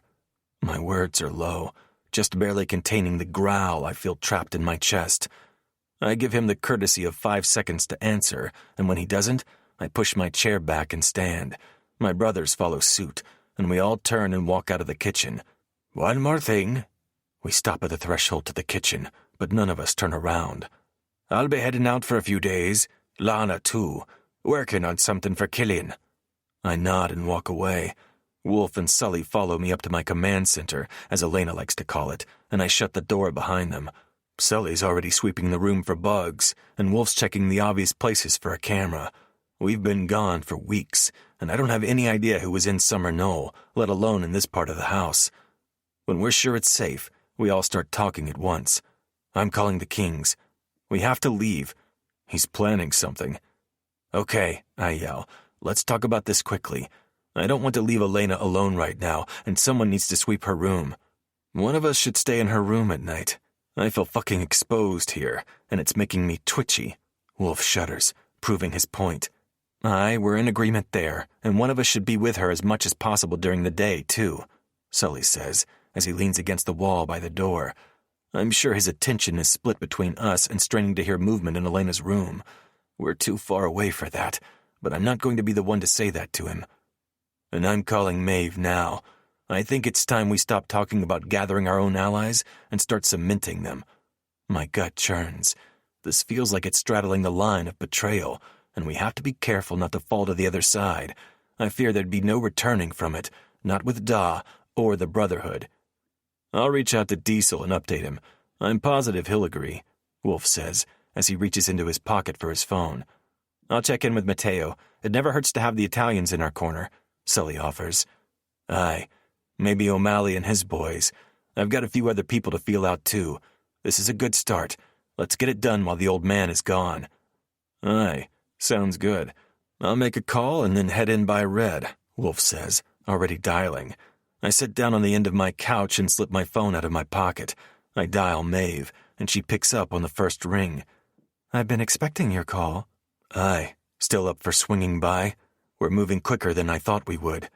I rub my jaw, my 5 o'clock shadow scratching my fingertips. We'll be there tomorrow with bells on, she says, and ends the call.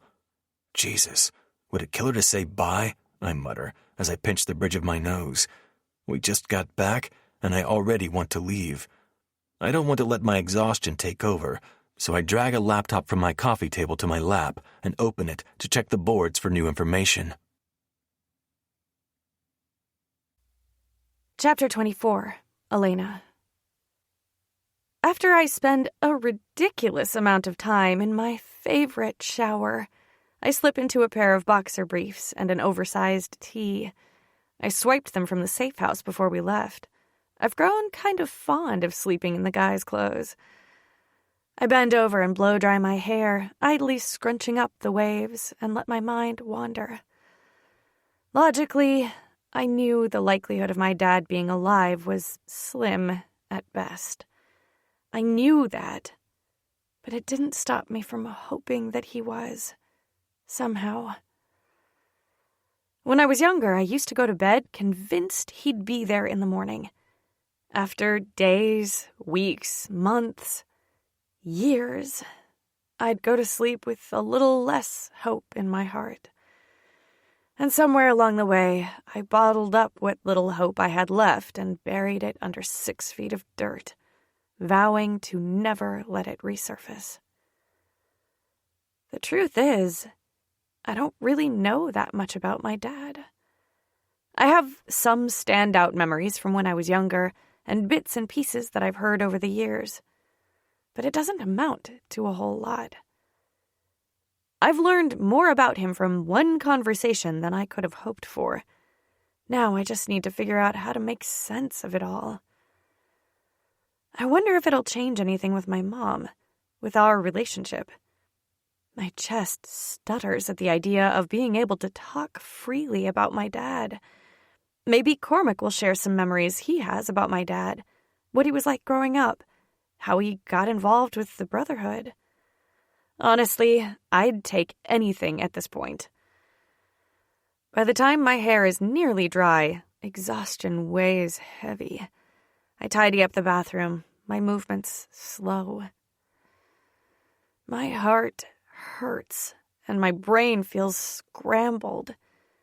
It's early, but the big, fluffy bed in the bedroom is calling my name. I walk into the bedroom, not surprised to see Wolf lounging across my bed shirtless, intricate, swirling tattoos on display like the dark king he is. Come here, baby girl. Wolf pats the spot on the mattress next to him. I crawl across the bed and lay next to him. I feel strangely light, weightless almost, any time I'm near one of them. You okay, Red?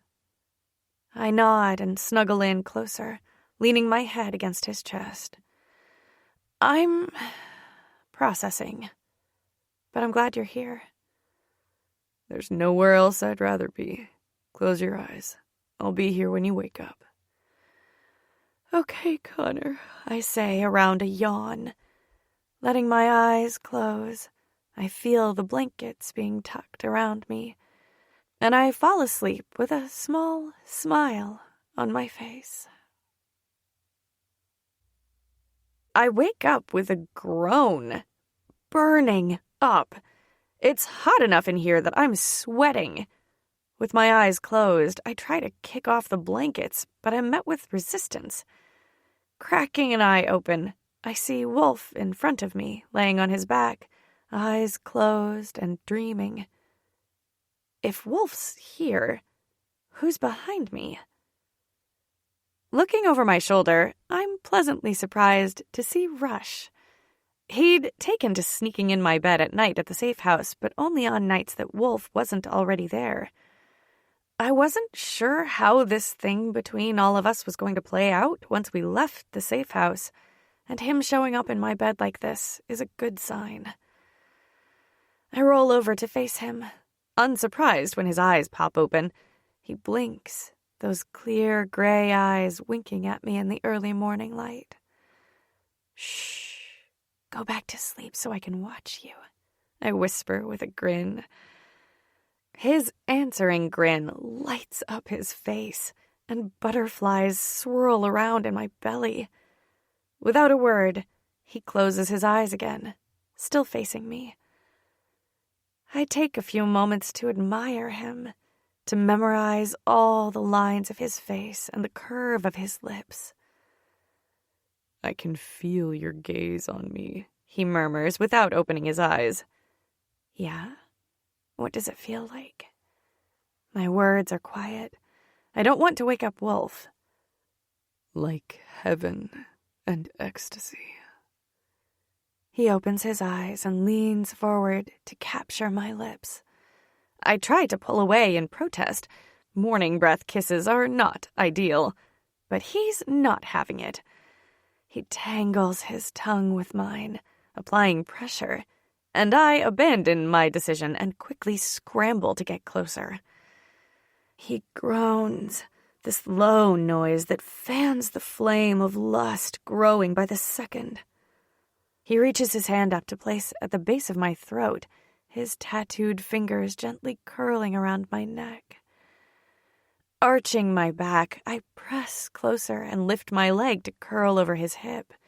His cock presses against my pussy, and I shiver, lust skating down my spine.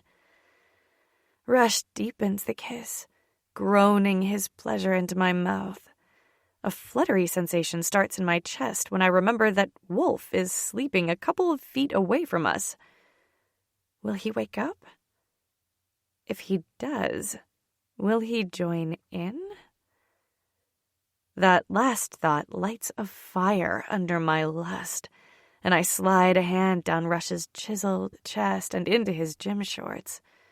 I wrap my fingers around his cock and squeeze. The swarming butterflies nosedive as insecurities take center stage. I haven't been with a lot of guys before. Hell, most of them are in this house. But I've read enough and overheard enough to know that Rush is bigger than average. Way bigger. I'm a little worried that he won't be able to fit inside of me. Not that I'm saying I want him to try that with Wolf sleeping next to us. I mean, if Wolf wants to lay next to us while he's not sleeping, I wouldn't say no. I stroke Rush's cock between our bodies, swallowing his moans. Pleasure licks along my spine at the thought of bringing Rush to his knees like this. The sense of power it gives me is absurd, but addicting. Rush tries to slide his fingers into my shorts and into my pussy, but I press against his body, trapping his hand. I want to make you come, I whisper against his lips, and then you can make me come. Aye, little bird, that's the best plan I've heard all day, Rush says into my mouth. I stroke and squeeze and change up the pace until he's on the verge of orgasm, sweaty, eyes glazed, lips parted. 2 more strokes and he comes. His chest heaves as he smashes our chests together, absolutely annihilating my mouth. It makes me wonder what else he'll annihilate with that beautiful mouth of his. Zebras only dance the Macarena, Wolf mumbles. The lusty fog clears at his sleep talk nonsense, and a giggle slips out. Aye, all right. Let's take this to the bathroom, yeah? I'll get you dirty, and then I'll get you clean. I nod as soon as he says bathroom. We quietly get out of bed, careful not to disturb our sleeping beauty, and tiptoe toward the bathroom. Well, I tiptoe. Rush somehow walks normally but doesn't make a single sound. I'd be more impressed if I wasn't so turned on right now. Rush closes the door and hits the lock. Get undressed and hop in the shower, baby girl. I shiver at the command and do as he says. When he's satisfied with the water temperature, he slides down his shorts. His impressive cock bobs with the movement, and I lick my lips. Rush crooks a finger at me, and I lean in to plant a kiss on his lips. He takes this opportunity to deepen the kiss again. And then I'm flying high without a single care of the world outside of his fingers on my most sensitive parts of me. After Rush makes good on his promise to dirty me up before cleaning me, I shoo him out of the shower so I can do my normal routine. I'm just finishing applying mascara when I hear voices in the hallway. Female voices. Several female voices. I put my makeup away and walk into my bedroom, surprised to find my bed empty. I worry my bottom lip that Wolf saw Rush and I and got, I don't know, angry or jealous. I really should have that conversation with all of them soon. Curiosity piqued, I follow the sound of voices to the end of the hall, Rush's command center. Pushing open the door, my breath leaves me in a whoosh when I see 5 gorgeous women hugging all 3 of my men. 2 brunettes, a blonde, and 2 redheads. They're all tall and slender. Each of them is dressed differently than the others, but they all have the same air about them. They seem like total badasses, and if they weren't all over my men, I'd want to be their friend. Despite the different hair colors and clothes, there's something similar about them. I think they could be related. One of them, a redhead, spots me in the doorway. "Oi! Is that your bird, Rush?"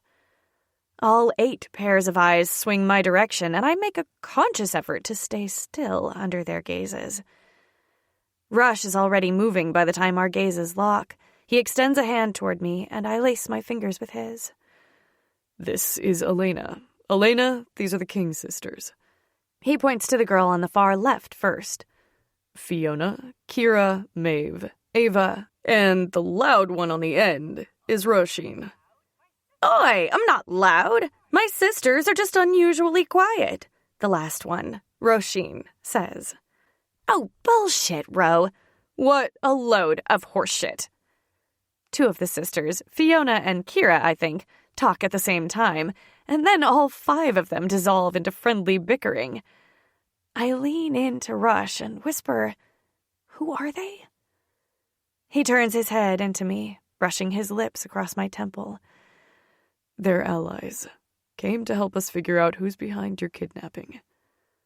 Wolf walks over to us, throwing his arm around my shoulders. "Where's your dad and my mom?" Before he can answer, Maeve snaps her fingers, drawing my attention. "That's right. You're all step-siblings.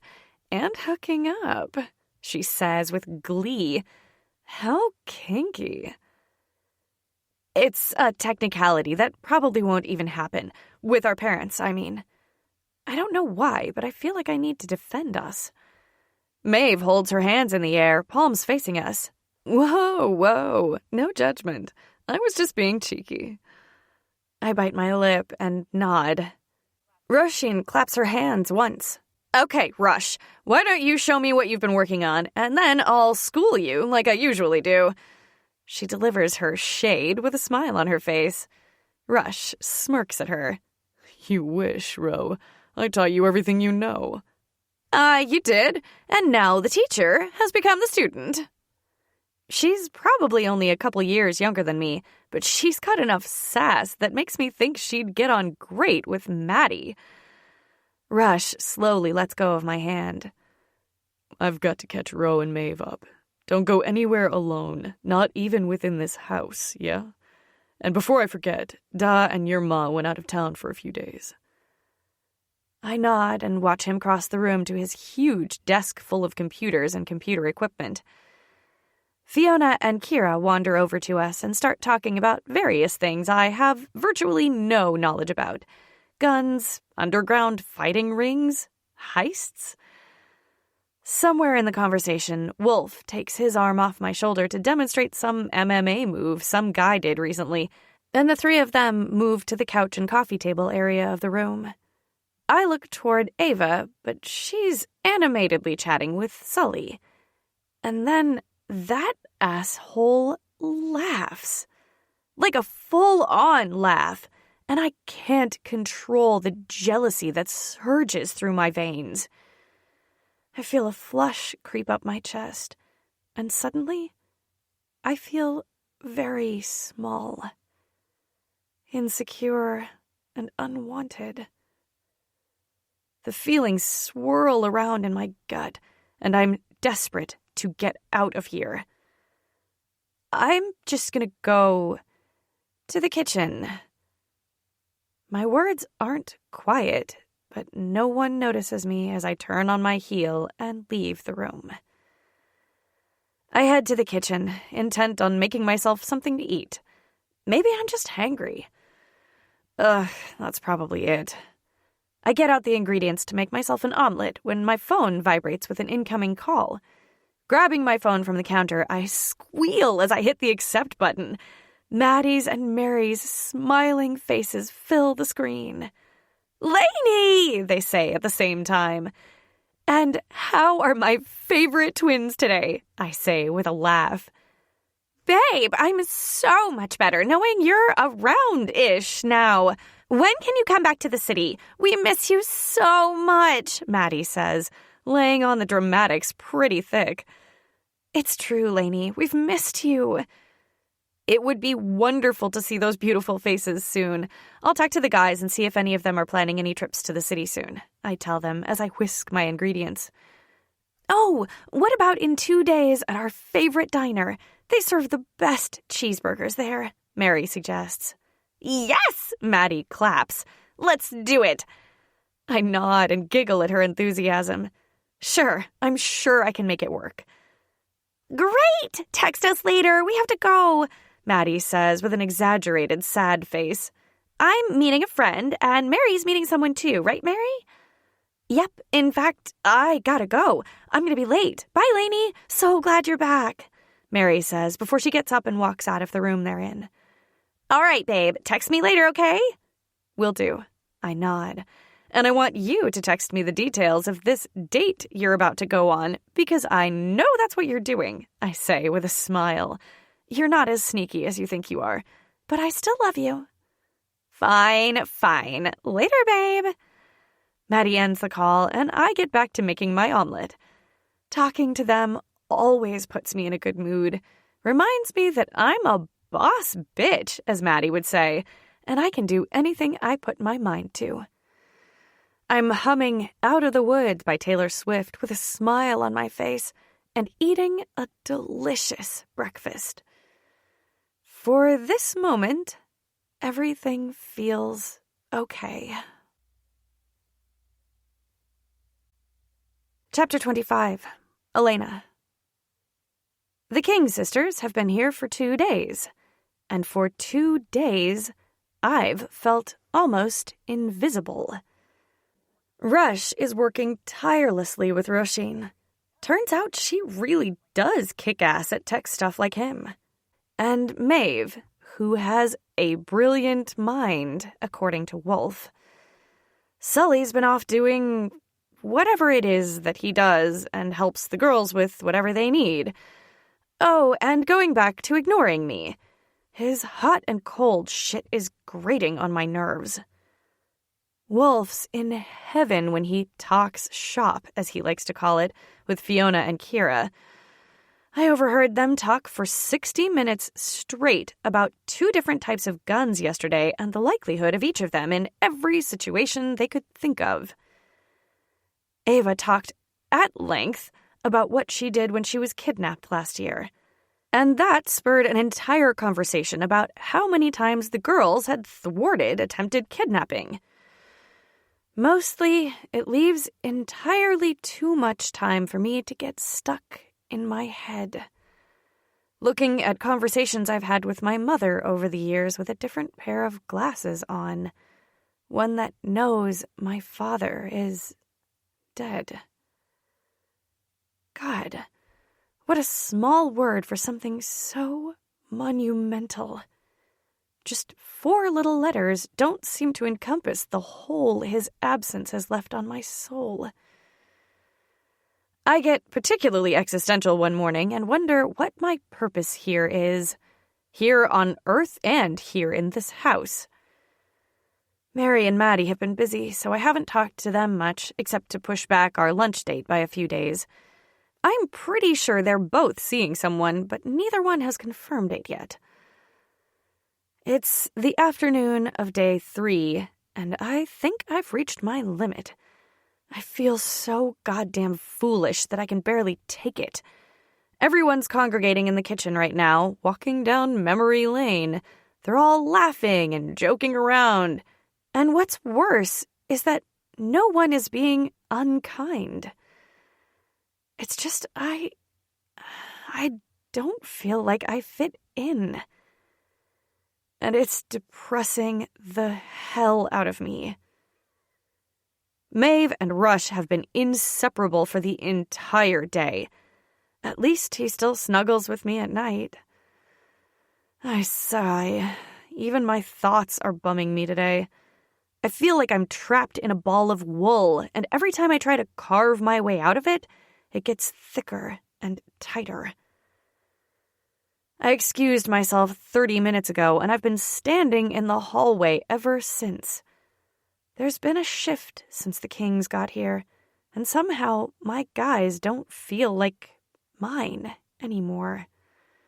Not wholly, at least. I'm not ready to give up on Rush or Wolf or Sully, but I can't deny that I'm very different from the King sisters. My chest aches with the thought of them belonging to someone else. I'm not sure how many more hours or days I can just sit back and watch it, though. Melancholy envelops me, settling on my shoulders like a blanket.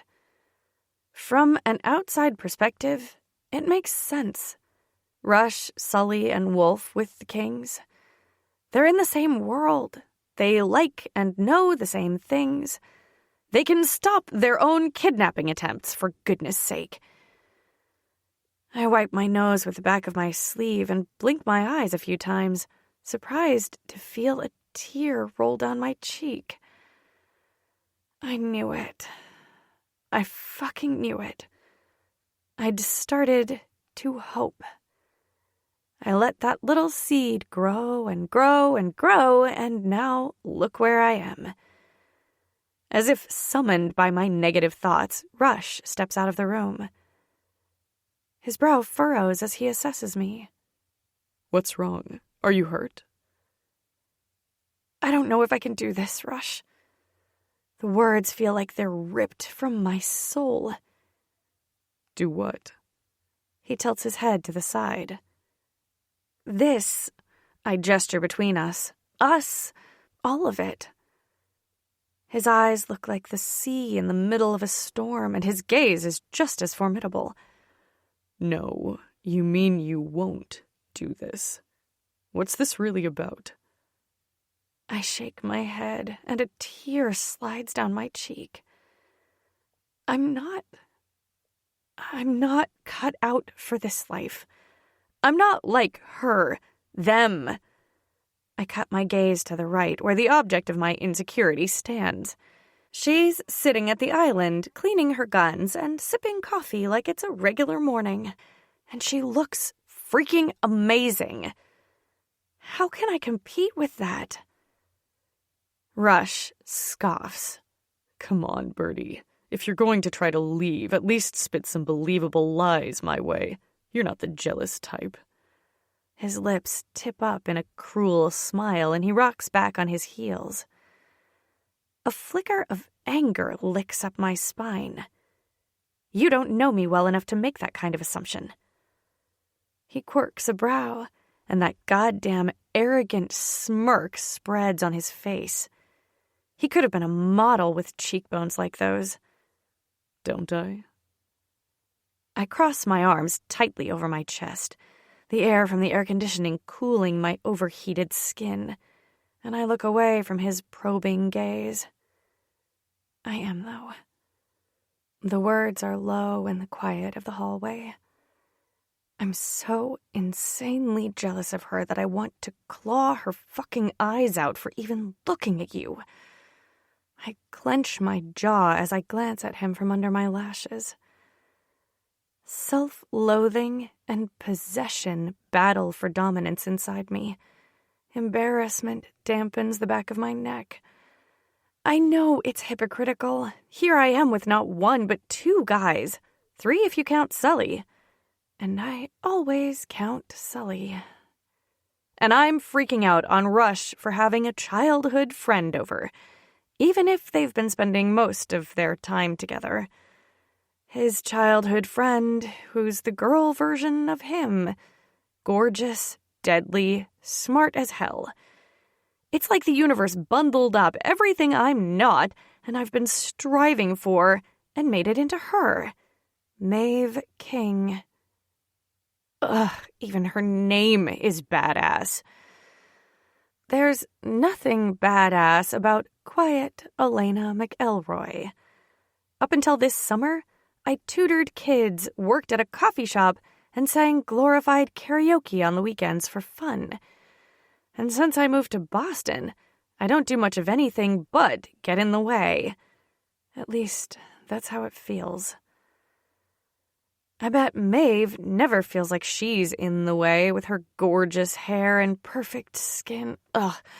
I stop that train of thought. I am not that person. I'm not the kind of girl who's going to be catty to other girls over a guy, even if I think I might be in love with that guy. The fact is that Maeve represents everything that I'm not. She's strong, cunning, and handles a gun like she's been doing it since birth. Like my guys. And I know she wouldn't need to be rescued if someone snatched her from the back of a bar. I want to slap a hand over my mouth for even thinking such ridiculous thoughts. I'm grateful, so grateful that they came for me. He smiles, and a quiet chuckle leaves his mouth. His eyes sparkle at me, and I have a sinking suspicion that my thoughts have been playing across my face this whole time. I really need to work on my poker face. I sigh. I'm not her, or any of them. I don't know if I'll ever be her, Rush. You're not. His words sting, but they're the truth. He always gives me the truth. Wolf wraps his words in pretty bows for me, and Sully will flat out ignore me if he doesn't feel like it. But Rush always gives it to me straight, regardless of the sting. Waves of disappointment roll over me, weighing me down. I nod a couple of times. Okay, well, I hike a thumb over my shoulder. I glance at him to find his gaze pinned to me, unwavering. Are you done, little bird? His tone is soft, but his words feel hard as they land in between us on the marble tile. My shoulders sag at the nickname. I don't want her or anyone else. I want you. He steps into me and slams his mouth against mine. He wages a war on me, for me, and he's not offering mercy. Rush grips my leg underneath my thigh and hikes it up to rest against his waist, never breaking our kiss. I moan into his mouth when he steps into me, pushing me against the wall. We're in the middle of the hallway, and the idea of someone walking by and seeing us sends a lick of excitement straight to my clit. The outline of his dick presses against my leg, and I groan. I feel hot, like I can't get enough air. but it would take a natural disaster for me to separate my mouth from Rush's. I curl my fingers around the back of his neck and arch my back, desperate for some friction. "What do you need, Birdie?" he says against my lips, never fully removing them. More. I breathe the word into his mouth. Pleasure coats my body from the tips of my hair to my toes, and I don't ever want to stop this feeling. Our hips move in tandem, rolling and grinding. The fabric of his jeans hits my clit through the scrap of lace separating us, and I can't hold back the whimper. I'm chasing euphoria, and I'm not above begging to achieve it right now. Please, Rush. His fingers flex on my thigh as he pulls me against him harder. He chuckles against my mouth, the motion vibrating more than just my lips, before he skims his lips down my neck. He sucks on my neck gently, and it's a straight shot to my pussy. I tip my head back and keep my eyes closed so I can focus on the way he's making me feel. "I want your words." My breath hitches. Touch me.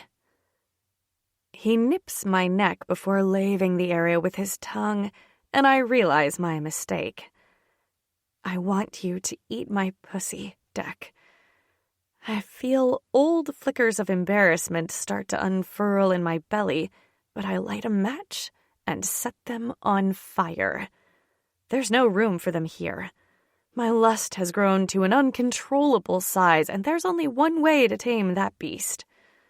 "Ah, there she is. Good girl." His praise sends another wave of pleasure through me, and I instinctively curl my fingers in response, forgetting that they're still in his hair. He groans before surging forward. "You make me lose control, Birdie, and I don't know if I can hold back." So do something about it. The challenge is clear. I feel him pull away from my neck, so I open my eyes and look at him. His hand leaves my leg and slides up to my shoulder. With one flick of his wrist, the straps are pushed off my shoulders, the fabric covering my tits relaxing. My chest heaves as he traces a pattern across my skin, and I can feel my nipples harden through my shirt. Rush sinks to his knees. His stormy blue eyes darken to the color of the sea at night. He hitches my leg over his shoulder and wedges his broad shoulders in between my legs. I can't take my eyes off the sight of him. My dress has been pushed up around my waist, so Rush comes face to face with my lace-covered pussy. I'm not even a little bit ashamed of the wet patch. He slowly skims a finger down the center of me. "Black. Interesting choice." He slides his finger underneath the lacy fabric, and the feel of his skin on mine, in my most sensitive spot, sends a shiver through my body. When he stops, I continue, "I didn't buy them." The words leave me on a rush, desperate for him to continue his exploration. "Birdie?"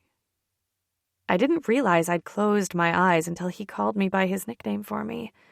I open my eyes and find his staring at me with an intensity I'd never seen before. That was about as eloquent as I was getting right now. "Get ready to sing, baby," Rush says with a Cheshire grin. With that as my warning, he dives in. And he fucking feasts.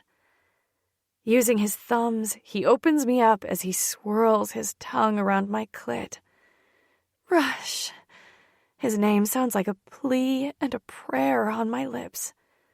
Stop teasing, please. He does something with his tongue and fingers that has me gasping, and my eyes fly open in pleasure. A figure in a doorway in the hallway to our left catches my attention. I'm not scared or worried, Rush wouldn't really let just anyone see me like this, so it has to be one of my boys. Another gasp leaves me when the man takes a step forward, so he's only partially concealed in shadow. I freeze for a moment when I see Sully's recognizable profile. But what steals my breath is the movement below his belt. His jeans are unbuttoned, his cock in hand, and he's working it at the same rhythm that Rush plunges his fingers into me. I can't quite see his eyes, but I feel them on me. I flick my gaze between his cock and his face. I'm desperate to see him come, but he's too shadowed. As if he reads my mind, he takes another step out of the shadows. His face comes into the light, and the look on it is enough to melt butter. A bead of sweat rolls down my neck. I slide my hand down into Rush's hair and get a good grip, just like I fantasized about. The tug on his locks sends him into overdrive, and he doubles his efforts.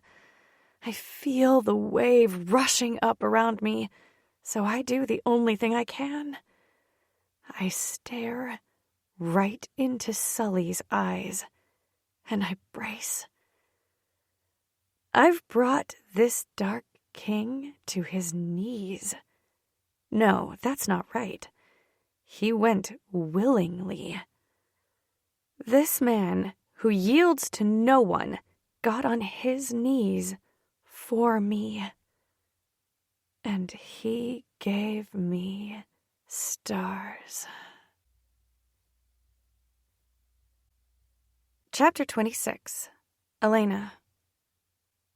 The next morning, I wake up early and slip out of bed. Despite my little outburst yesterday, Rush didn't show up last night. I'm not sure if he was busy working or what happened. I decide to head to the kitchen to make myself some coffee.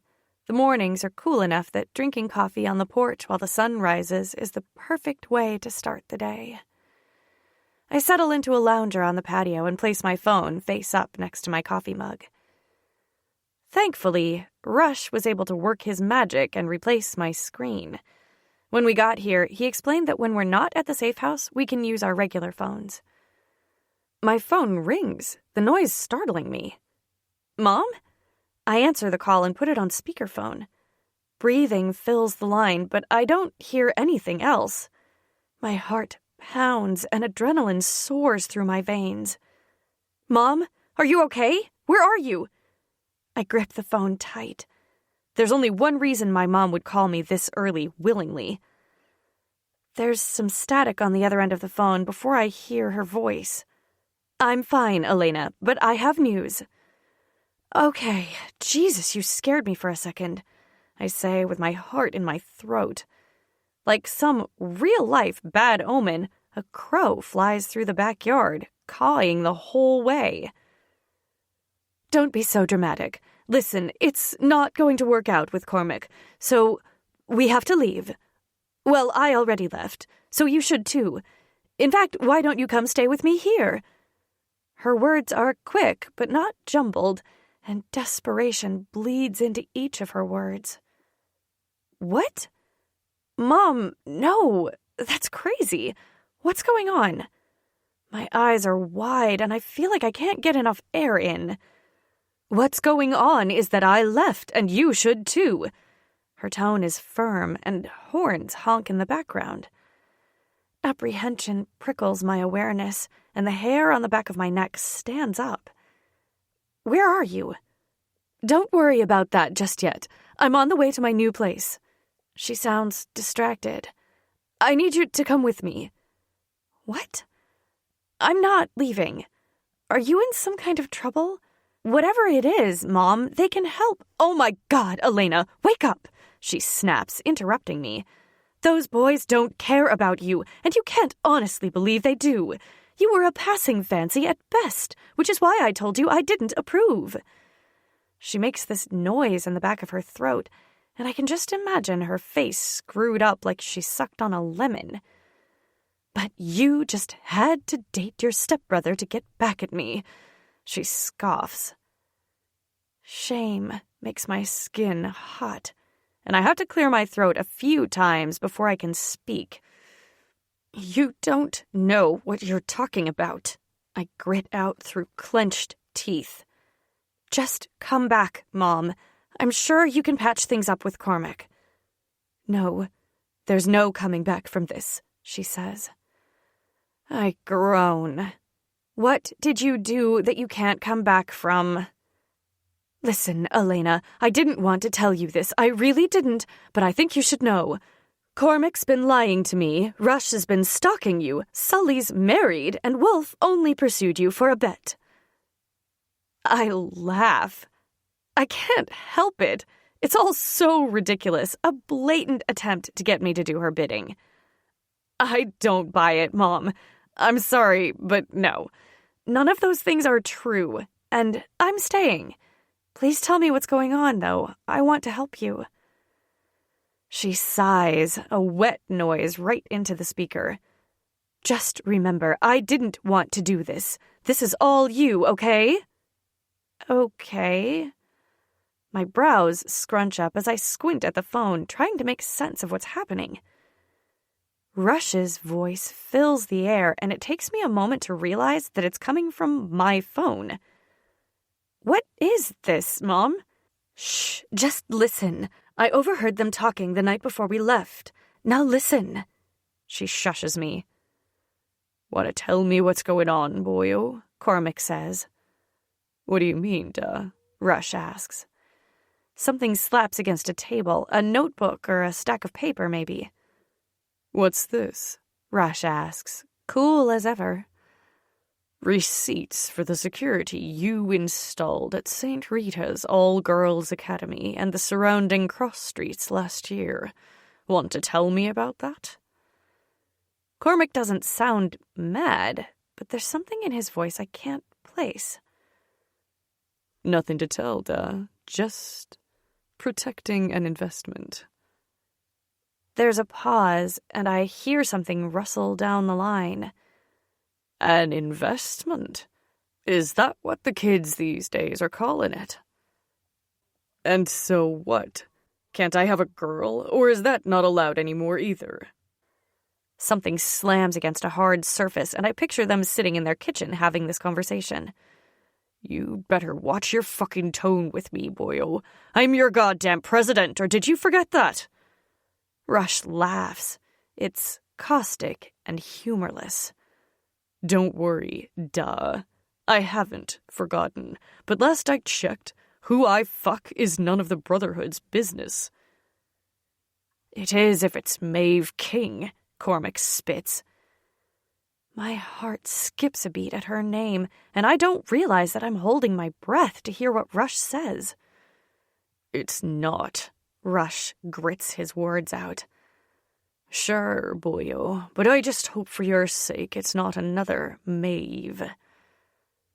The world isn't ready for two Maeves. Don't worry so much, old man. She's nothing like Maeve. She's nothing like Maeve. She's nothing like Maeve. She's nothing like Maeve. Insecurity overwhelms me, but hearing Rush say I'm nothing like Maeve obliterates the jagged pieces of my heart. They were already crudely stitched back together, but with 4 simple words, Rush has taken a pipe bomb to them. The thing is, he's not wrong. I'm nothing like her. She can disarm a bomb, and I can make a latte. She's strong and gorgeous and nice. And isn't that the worst part about it? She's fucking nice. Shame warms my cheeks as I realize in this moment I've become one of those girls. The kind that lets emotion overrule logic and lashes out. But my God, I can't stop my thoughts and emotions from spiraling. This is dredging up old stuff I thought I long buried. Things I haven't consciously thought about in years. I think I might have opened Pandora's box last night, and now I can't close it. And shit from forever ago is flaring up. I can't even get my own mother to see me, to pick me. And here I am expecting not one, but 3 of the hottest men I've ever seen in my life to pick me. Over them, the insanely gorgeous and talented King sisters? I honestly don't see that playing out. I recognize that my insecurities are strangling me, but I can't stop the downward spiral. Logically, I know that I have a lot of good qualities, but the truth is that Rush would be much better suited to a girl like Maeve. And he probably wouldn't even have to share her. There's an ache in my chest that radiates outward, and I swear I can see it rippling in the air, filling up the entire room. What right do I have to be selfish and ask these men to share me when there's someone like Maeve, who they've known for ages, who literally kicks ass, who's in this life, right here? I'd be depriving them of a fulfilled life. I just can't. I can't do that to them. See? You see, Elena? I told you, you can't trust those boys, Mom says, shaking me from my melancholy thoughts. I sigh, the sound of my heart cracking. Why did you play that for me? She tisks. I told you, you can't trust them, and they don't care about you. I spared you the rest of the conversation where Rush tells Cormac that you were something to pass the time with. She sniffs. I did that because you're my daughter and I care about you, and no one cares about you like I do. I don't even know what to say to that, Mom. My words feel hollow. How can a mother say things like that to her child? I'm not sure that I'll ever understand my mother, but I'm fairly certain that she'll never understand me. Not the old me, the me before I was kidnapped, and definitely not the new me.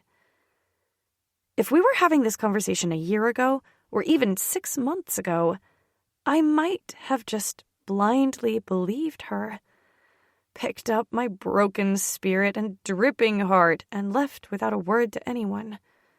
I would have nursed my broken heart alone. But something changed inside me that night in the cabin. The old me is gone. She went up in flames, and I was remade. Well, I've done my part. I can't make you leave, but I really think you should. Call me when you do. She ends the call before I can say anything else. I place my phone face down on the table, tapping the case with my index finger a few times. I exhale and stare at the swirls in the marble, debating on my next move. After another moment, I know what I have to do. I look over my shoulder and see 3 figures in the archway leading to the hallway. Rush's arms are crossed over his chest, his biceps bulging with tension. Sully's standing too still, his hands shoved in the pockets of his jeans. And Wolf's leaning against the wall in a faux semblance of calm, 1 foot flat against the wall behind him. All 3 have varying looks of determination on their faces. With their matching scowls and furrowed brows, the resemblance is clear. I work to hide my smile at the pretty picture they make all lined up like that. They look like they're at a photo shoot for bad boys who smell like trouble, all tousled hair, ripped jeans, and dangerous expressions. They're a goddamn wet dream. After I've looked my fill, for now, I don't think I'll ever have enough of them, I ask, "Did you hear all that?" Rush is the first to speak. He takes a step toward me and says, "I can explain." His expression is unreadable, as usual, but we don't have time for this. I hold up my hand to stop his forward progress. We have more important things to deal with right now. Like, what's going on with my mother? All three of them walk toward me, and I spin around in my seat to face them. It's overwhelming when one of them sets his sights on me like this, but when it's all three of them, it steals my breath. With the way they're looking at me, I'm not sure that I need to breathe ever again. We'll get to that, Red. But first, we need to make sure you're still with us. Wolf drawls, gaze intense. Rush steps up to me, and the other two flank him. I tip my head back to hold his gaze, and a shiver skates down my back.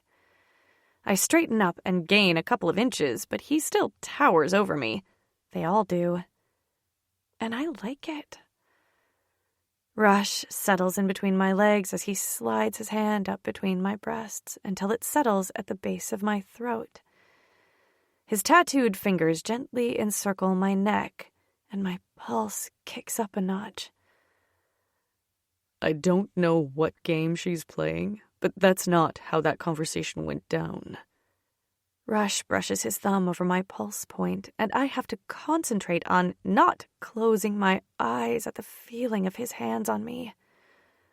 I was there. That's not exactly how it went, Sully agrees.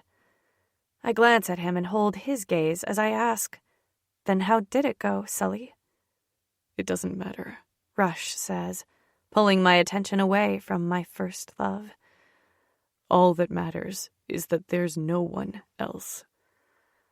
"There will never be anyone else," Wolf says, far closer than he was moments ago. "Ever," Sully whispers. It's enough to grab my attention in surprise. That sounded an awful lot like a promise. But that can't be right. My ex-boyfriend turned stepbrother turned tortured hero once swore he'd never forgive me. That tiny kernel of hope that I'd been secretly harboring flares. Just a little. Enough to rekindle the embers. "We want you, not Maeve or anyone else," Rush says, his hand tightening briefly on my neck. My eyes flare in jealousy. "Don't," I snap. "Ah, my little bird is still jealous, I see." Rush breathes the words against my lips as he slides his hand up my neck. "Was yesterday in the hallway outside where she was sitting not enough for you?" My lips part, and I tilt my head back even further. Denial is on the tip of my tongue, but it's barely worth trying. They'll see right through the lie before the words even leave my mouth. So I try something different. I embrace it. "You're goddamn right I am," I grit the words out. "I'm going to hang out with other guys, half-dressed and by the pool, and we'll see how well you weather jealousy." The smile I give him feels foreign on my face. And yet, the conniving twist of my lips feels perfect. It's painful for me to go against my nature. I've always been a people-pleaser, but the sense of satisfaction I feel when I witness Rush lose his grip on his control is worth every uncomfortable feeling caused from a few sentences. My back arches as he presses his body into mine, one hand on my hip, the other still on my neck. My heart speeds up and I have to work to control my breathing. His slips in control always get me so hot. Our little bird wants to spread her wings, brothers.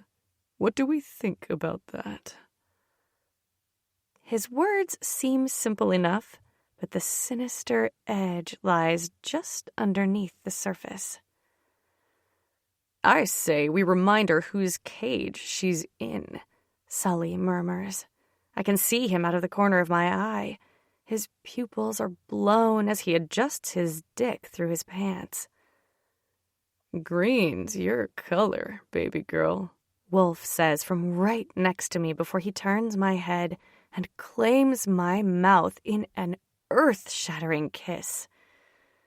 Wolf turns me so my back hits something hard, and when a hand snakes up my chest to rest against the hollow of my throat, I know it's Rush.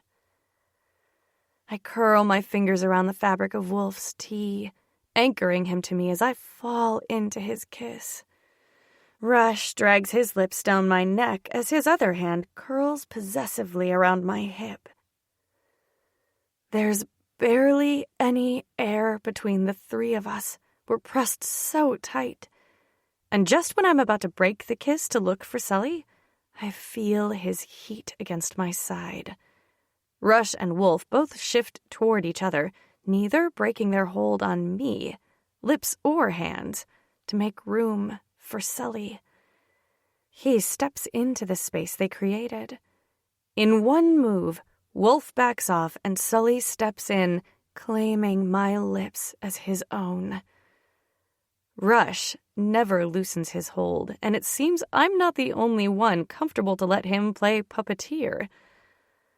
Wolf's hands start their exploration on every inch of available skin, and I tighten my grip on his shirt to keep him close.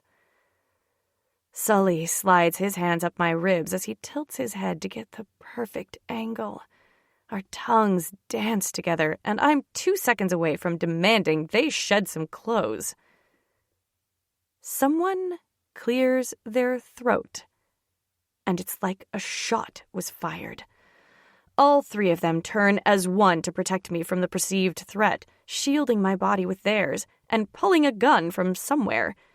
Rush takes one from the back of his pants. Sully drops to grab one from underneath the coffee table before he quickly stands up, and Wolf grabs one from the drawer in the side table.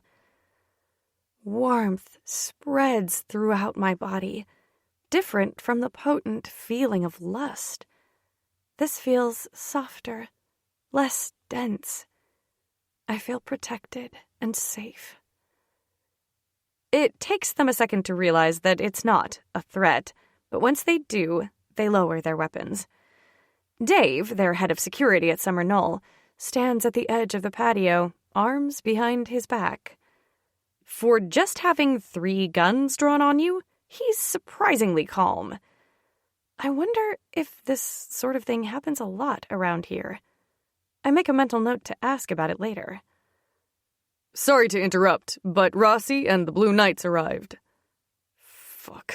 Rush growls out. He turns to face me, muscles taut and intensity rolling off him in waves. We're not done, baby. My lips part, and all I can do is nod my agreement. No, we are not done. Not by a long shot. Chapter 27. Elena. I follow my guys into the house and down into the basement in a conference-style room. The King sisters are already there, taking up one corner of the room. Wolf stretches his arm out behind him to snag my hand, lacing our fingers together and pulling me beside him. We follow Rush to the front of the room by the head of the long table.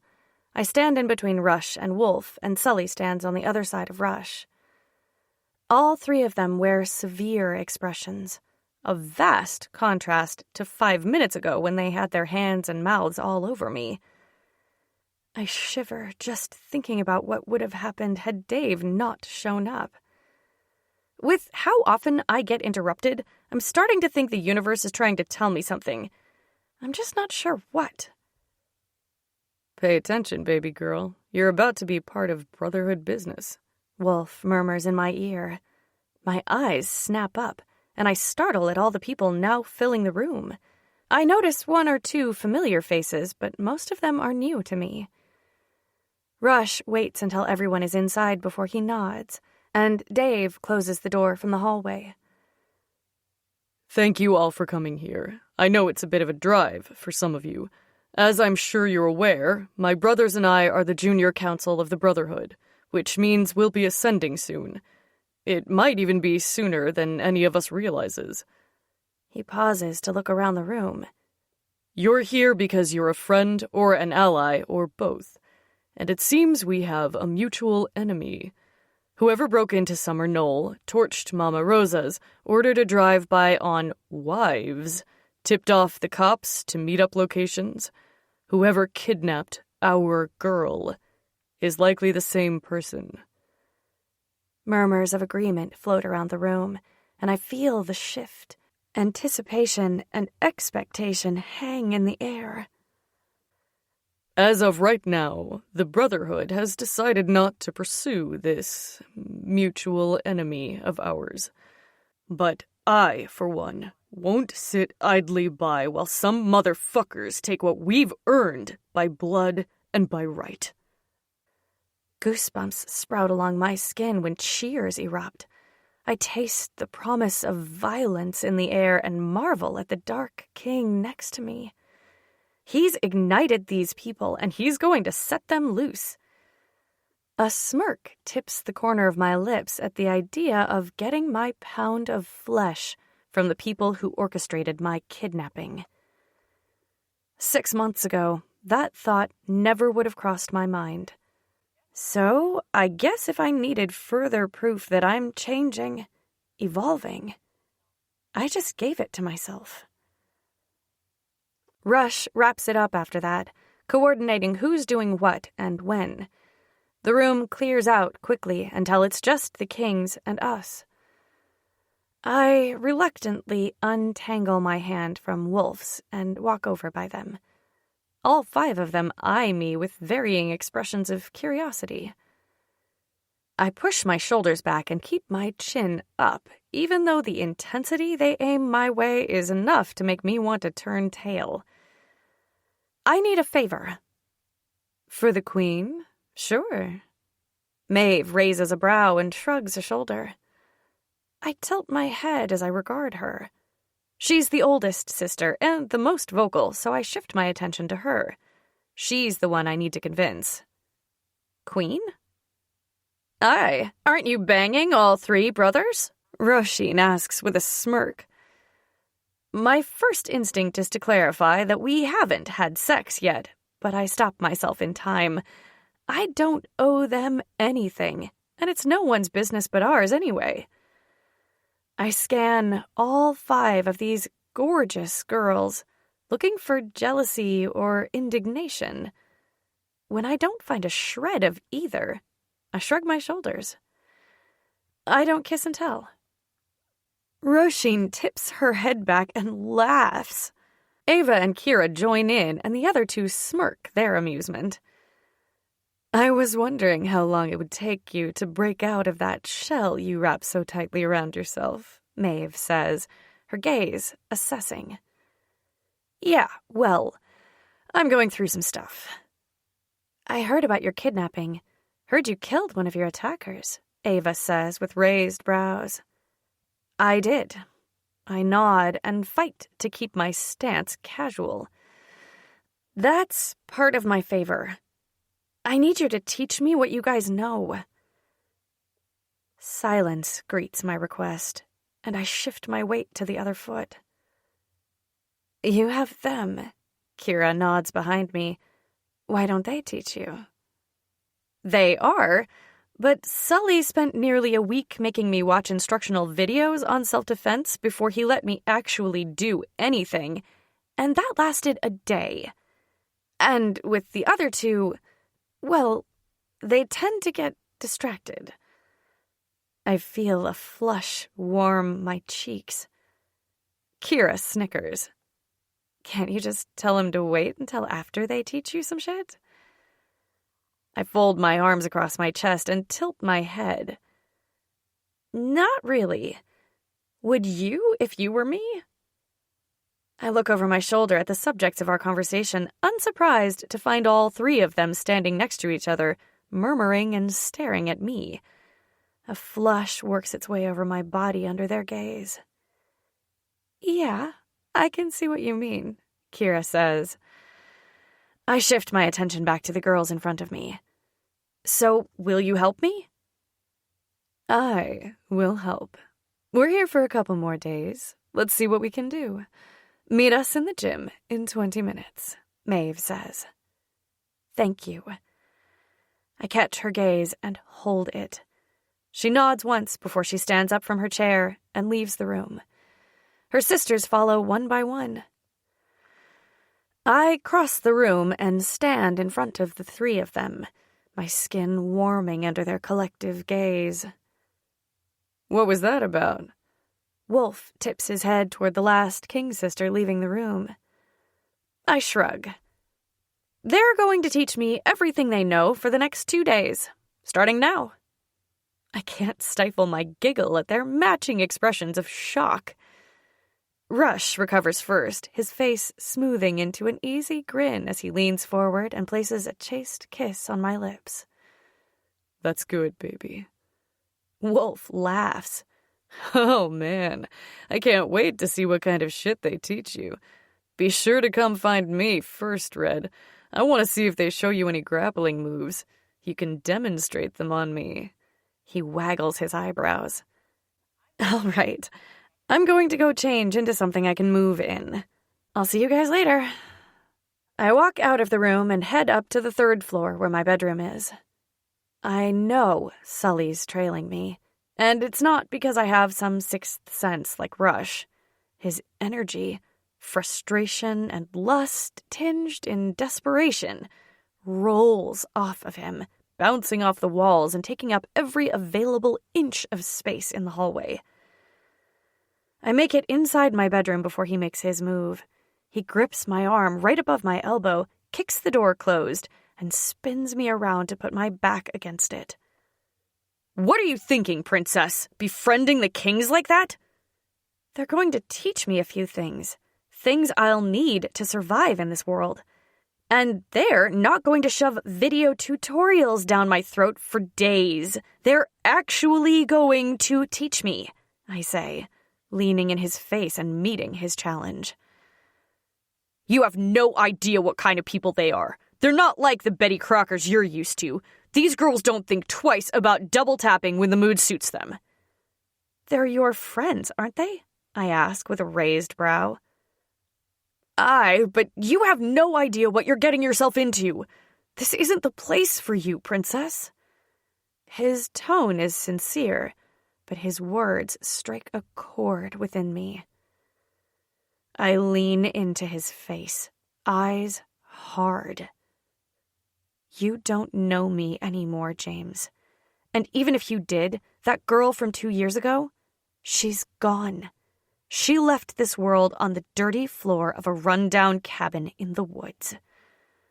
I lick my lips, heart pounding, and stare into his eyes. I've been remade, James. So you're going to what? Start hacking into government programs for fun, or steal shit and sell it on the black market, or infiltrate secret societies, or become a sharpshooter now? Because that's the kind of things they do.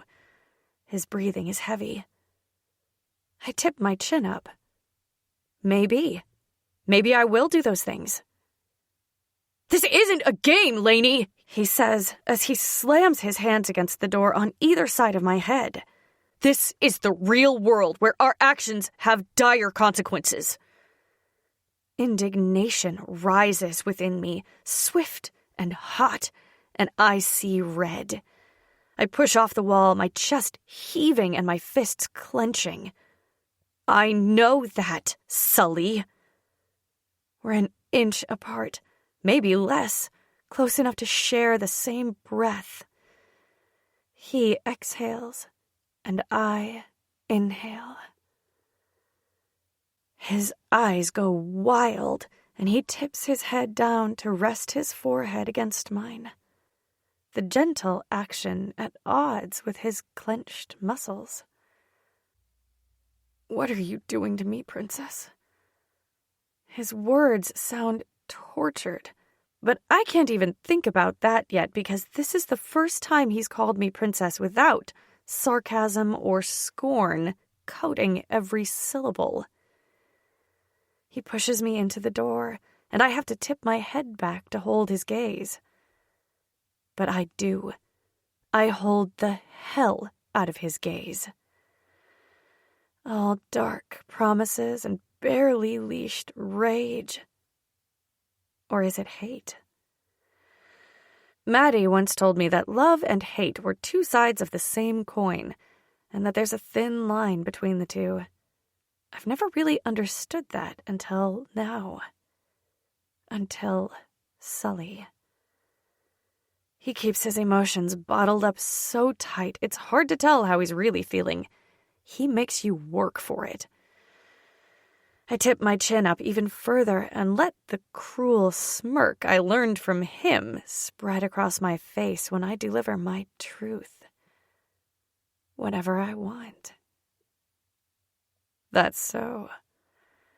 He leans back to give me a slow once-over. Think you can just snap your little fingers and I'll do your bidding? Princess? His smile is too wide and condescending. I press my back against the door, pushing my chest out. The neckline of my tank top stretches tight across my chest. Then I slowly, deliberately, bring my hand up in between both of us. And I snap my fingers. I watch with barely restrained glee as Sully's fuse goes up in smoke. He takes the single step separating us, grabbing my wrist and pressing our chests together. He pushes my wrists against the door above my head. Spoiled? He leans in as close as he can without actually touching me, our noses a hair's breadth apart. Princess. Our breaths come in fast, and my heart feels like it's going to explode. We're on the precipice, Sully and I. We're physically standing in my room, but we might as well be on the cliff's edge of the Grand Canyon. It's thrilling and terrifying, but I'm not scared. Not really. I'm exhilarated. I feel alive in a way I haven't felt before the Fitzgerald brothers barged into my life. I'm about to jump off that cliff, and I'm taking Sully with me. I bridge the gap, bringing our lips together, and free fall. And you love me anyway. Before the last syllable leaves my mouth, I crush my lips to his. He doesn't hesitate for a second. He grabs me under my thighs and lifts me up to press me against the door, slamming his lips against mine. Our tongues fight for dominance. I thread my fingers through his hair, loving how much he's let it grow. If he doesn't cut it soon, he'll be able to tie it back, and then I'll really have something to hold on to. Something to anchor him to me. He growls when I tug his hair, and I swear to God, I get wetter just from that tortured sound leaving those perfect lips. I could spend the rest of my life kissing Sully, and it would never be enough. I'll never have enough of him, or Rush, or Wolf. I'm slowly figuring out what that means. For me, for each of them, for us. His hands flex on my thighs, no doubt leaving fingertip-shaped bruises. Without tearing his mouth away from mine, he shifts his hold on me. One hand is still on my leg, but the other slides up the inside of my thigh, exactly how I like it. He's following the map of my sensitive erogenous zones with familiarity, but I'm not all that surprised. He's the one who originally mapped it out on my skin. All those stolen moments in the New York Public Library and those long afternoons sneaking kisses in the park. But I'm not the same girl I was 2 years ago. I'm not the same girl I was 2 weeks ago. I've got new places on that map with his name on them, and I'm aching for him to explore. I moan into his mouth and arch my body against his, loving the way his cock presses against my clit with each roll of his hips. He rips his mouth off mine, our chests heaving in tandem. And if I were a betting woman, I'd say our hearts were too. Abruptly, he lets go of me and runs the back of his hand across his mouth as he takes a single step backward. Something akin to self-loathing shines in his eyes as he stares at me. This was a mistake. My head feels light, and I shake it to clear it. A mistake? You don't belong here, princess, and it doesn't matter how many times you suck face or dick, that's not gonna change. I try to let his words roll off me, but they sink into the little fissures of my broken and newly mended soul, and they start to fester. I knew you were a lot of things, James, but I didn't think you were a liar. You don't know me at all. Your hot and cold routine wears thin. Let me know when you're ready to act like the man I thought you were. I snap, walking toward my bathroom. Don't hold your breath, princess. Those are the last words I hear before he storms out of my room, slamming the door behind him. I echo his frustration and slam my bathroom door. I strip off my clothes and jump into a hot shower, hoping to scrub off my disappointment. Chapter 28. Elena. 2 days later, Rush volunteers Sully to take me back to the city to meet Maddie and Mary for lunch. He has to check in with someone from the impromptu meeting a few days ago. I popped my headphones in and listened to an audiobook on the drive, and the only words exchanged were when he asked me for my order at a coffee shop. I'm not even sure what I'm doing, but all I know is that he's got to be the one to come to his decision to do this thing with me. With us. I can't keep baiting him, no matter how fun it is. So for now, I'm content to let him battle his demons inside his head alone. And when he's ready, I'm going to make him beg for it. The King sisters left this morning, too. They were surprisingly fun to be around the last 2 days. As promised, they gave me a crash course in all the things they do. Basically, lessons in being a badass. I exchanged numbers with all of them, and even though I don't think we'll ever be as tight as I am with my cousins, I think we could be friends. I arrived to the diner Mary picked out for lunch a few minutes early. Sully parked down the block and walked me to the diner. After a quick chat with the guy behind the counter I've never seen before, he nods at me and taps his wrist twice. He'll be back in 30 minutes, just like we planned. I'm not surprised at his radio silence, but I am disappointed. I had thought we were turning a corner in our relationship of sorts. But then he pulls a stunt like he did in my bedroom, and it's like we're back at square one again. I spy Mary's recognizable hair in the booth in the back and make a beeline for her. Before my butt even hits the cracked leather seat in the booth in the back of the pizza place, Mary starts talking. I did something really stupid, like really, really dumb. I wasn't thinking, and now I'm so screwed. Her voice cracks, and she sniffles. In one movement, I slide in the booth, my legs sticking to the seat from the humidity. Summer in New York City can be a real pain.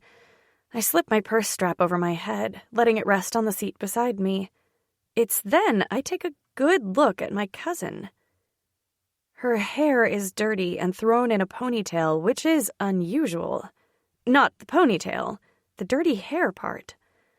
She's never been a fan of dry shampoo like Maddie and I have, so she washes her hair every day, no matter what. Her clothes are rumpled, and she's wearing sunglasses. Okay, whatever it is, we can fix it. Maddie's amazing at fixing stuff. I pull my phone out to check for missed messages from her. Where is she, by the way? She's not usually late. Mary sobs. It's this awful broken sound that has the tiny hair on my arms standing. She's going to be so mad at me, Lainey. So mad. Whoa. I shake my head. Start over. What's going on? Mary nods a few times as she swipes away tears from underneath her eyes. I thought he was sweet, you know? She looks off to the side of the restaurant. But she shakes her head and turns to face me again. It was all a lie. Everything was a lie. I don't even know how old he is or where he really went to college. Shit, I don't even know if that's his real name or not. Who, Mary? Her panic is starting to seep into me. She looks me in the eye and says, My boyfriend. My eyebrows hit my hairline. Boyfriend? She nods. Max. We met online in a chat room for the private schools. You know the flyers that are posted all over the cafeteria at St. Rita's? I shake my head. I don't remember seeing flyers for anything like that. But then again, I don't really look at those boards too often. Okay, well, it starts out simple. Kind of like a Facebook, but for the private school network. And it's only a profile with the option to chat. She sighs. So one day, this guy sends me a chat, says I'm cute or whatever. He said he went to St. Joseph's, and since Pam's cousin went there last year, I asked her to ask her cousin about him. I wanted to make sure he was legit before anything, you know? Her eyes well up as she looks right at me. I wanted to make sure I wasn't doing something stupid. Okay, so what happened? Mary clears her throat. Well, Pam's cousin said he remembers this guy, said he's a nice guy. So I messaged him back. When was this? I sit back in the booth, trying to figure out where this story is headed. Back in March. She looks at the table, her words low. Then what? She shrugs a shoulder and glances at me. Pain and guilt painted all over her face. Then we started chatting. At first it was random stuff, like favorite movies and hobbies. Then it got a little deeper, and before I knew it, we were talking all the time. Every time I asked him to video chat or meet for dinner, he was busy or had plans. I thought it was weird, but then he'd send me flowers or have lunch delivered, or send me a sweet message. She pauses to pour more water in her glass from the carafe on the table and takes a drink. But then he asked for some photos. You know, sexy photos. She stares at me with her eyebrows raised. You sent some guy you've never met nudes? I feel both my brows hit my hairline. I'm not judging. I'm just surprised. Her cheeks pink, and she stares at the tabletop again. I feel so stupid. But at the time, I don't know what I thought.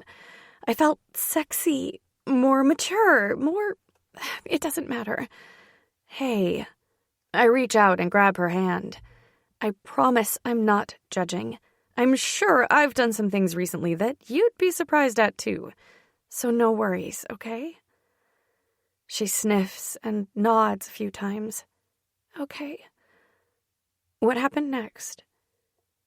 She looks at me. Her lips tremble.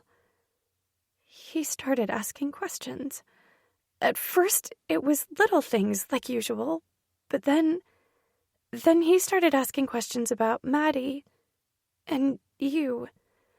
Asking for photos of all of us, just stupid ones like selfies. I just thought that he wanted to get to know me, since you guys are the most important people in my life. But then he started getting forceful in his questions, demanding to know where I was, where you and Maddie were. So I told him I needed some space. What kind of questions? She shrugs one shoulder, and another tear rolls down her cheek. Little things at first, like your favorite bands. Then bigger things, like your schedule. My jaw drops, and I'm speechless. Mary, that's... I know, she says through a cry. Why did you give it to him, though? The information, the photos. Her mouth trembles as she says, I don't know. He was so charming and cool and nice. God, he doted on me, Lainey. And he made me feel beautiful and important and wanted. And I was so desperate for affection that was solely mine that I was afraid of what would happen if I stopped giving it to him. I pull my hand back from hers and run it through my hair with a deep exhale. My brain feels like it's running circles around the information, unable to settle enough to make sense of what's really going on. I've been a twin my entire life, second always to Maddie. And I love my sister, I do. But this one thing was just mine. And I didn't want to lose that. So you told him stuff about Maddie, about me. I pull my phone out of my pocket and pull up a text message with Wolf. Okay, so I'll just tell Wolf. He's probably the best one to bring this to. He can be the most persuasive. He'll make sure this Max guy forgets everything he knows about us. Wait, she says, the words snapping into the air like a whip. I pause with my thumb over the keypad. There's more, she says as she looks away. After some time, it was just too much, and I told him I needed space. And let me guess, he threatened to post your photos? Mary nods, her face drawn in grief. Fucking asshole. I panicked. I didn't know what to do, so I went to O'Malley's to find Jack to ask for help. You did what? Why didn't you call me? Mary sits back and folds her arms tightly across her chest. It was my problem, Lainey. I was tired of having you and Maddie always cleaning everything up for me. I wanted to be the one to take care of my mess this time. I can see that, but this was huge. And this involved more than just you. Jesus, Mary, you sent him photos of us. All of us. She nods slowly, a single tear rolling down her cheek. I know. That's why I went to ask Jack for help. But he wasn't there, so I ended up waiting around for him for a little bit. She licks her lips and looks off to the side. I had a drink, and it loosened my tongue. She looks back at me. I ended up telling Benny everything, and he promised to help me. Benny? As in Benny, the bouncer of O'Malley's? Yep, that's the one. Okay. I rub my temples. Well, then Benny helped me with Max. Said he roughed him up and deleted the photos from Max's phone, cloud, and backups. And I haven't heard from Max since. How chivalrous of Benny. Not exactly. I sort of promised him a date with you, she says as she closes her eyes tight. I blink at her, feeling anger and disbelief swirl around. Why would you do that? You know I'm seeing someone. More than one someone. I know, and I told Benny that, but he said I'd have to convince you, or he'd take his date one way or another. And I figured Wolf wouldn't mind, or whatever, since it's helping me out. I'm shaking my head before she even finishes talking. Have you listened to nothing I've told you about them? They're alpha male assholes who are more inclined to shoot first, ask questions never. I scoff. My phone vibrates with a new text message before I can say anything further. I glance at it, thinking it's Maddie with her ETA, but it's from an unknown number. But there's a thumbnail in the preview. I open the text message and notice it's a group message between the unknown number, Wolf, Sully, Rush, and me. It takes me 3 tries to read the message because I can't stop staring at the photo. Unknown number. I thought you should know. My hands shake, and I fumble with the phone. It clatters to the tabletop, and Mary gets a look at the message and the photo. Oh my God, Lainey! Is that Maddie? Where is she? Do you think this is my fault? She starts to cry, these big, fat tears rolling down her cheeks and dripping onto the table. Oh my God, we have to go to the police. Mary shoots up. Sit down, Mary. I just don't know what to think, but I know we can't go to the cops. I stare at the photo of one of my best friends, my cousin, my sister in all the ways that matter, and my chest breaks open. Maddie's bound and gagged, zip-tied to a metal chair. Her head's slumped forward, and red blooms around her hairline. Rush once told me that he was willing to burn down the city to get me back, and I thought I understood what he meant by that. But I didn't. Not really. I couldn't have understood no matter how many times I hypothesized or talked in theories. But now I understand. Because the rage that's been slowly simmering deep, deep down inside me since that fateful night I turned 19 starts rising. Slowly at first, as if it's being awakened after hibernating for my entire life.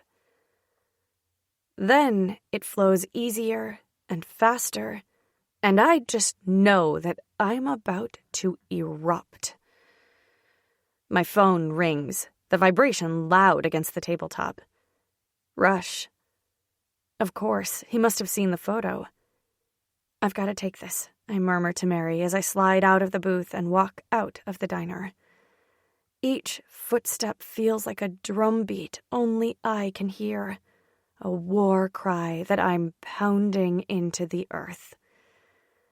I lean against the tree by the front window and answer his call. Chapter 29. Elena. Hello? Wait for us. We'll be there in an hour, he says without a proper greeting. I can't wait, Rush. Someone has Maddie. She's my family, and I don't know what they're going to do to her. We don't know what they're going to do to her. I yell, anguish and fear shredding my insides. We're your goddamn family, Rush roars. I feel the rage he worked so hard to mask through the phone, and my heart aches for him. He hates the loss of control. I nod, even though he can't see me, as I spin around and look at the bustling city street. People are moving around me on the sidewalk, oblivious to the state of fear and rage and panic I'm drowning in. Though I suppose that could be the case for any number of people in New York City at any given time. You're right. You are my family. But so is she. And I don't know why they took her, but it feels like it's my fault. Someone snapped that photo and sent it to all of us. And she looks so much like me. My voice breaks and I have to stop to clear my throat. I can't just leave her there. I'm just asking you to wait for us. Wait for me, baby, please. Rush practically begs. I sigh, the sound audible even amid the noise of the crowd around me.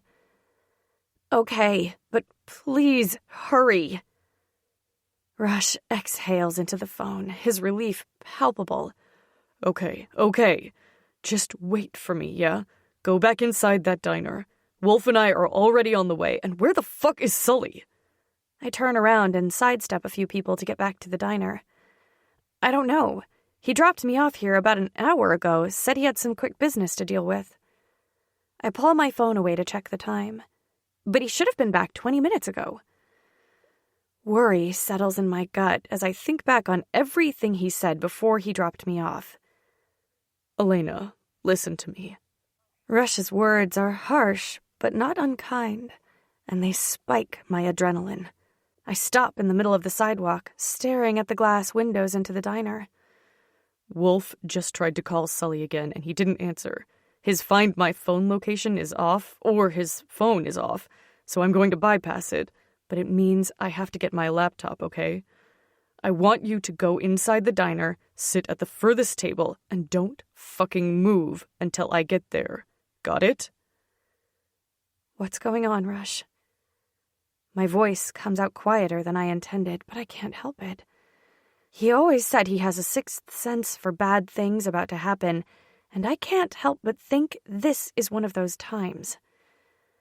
But I'm not sure if it's for me, them, or Sully. My chest clenches at the idea of them getting hurt.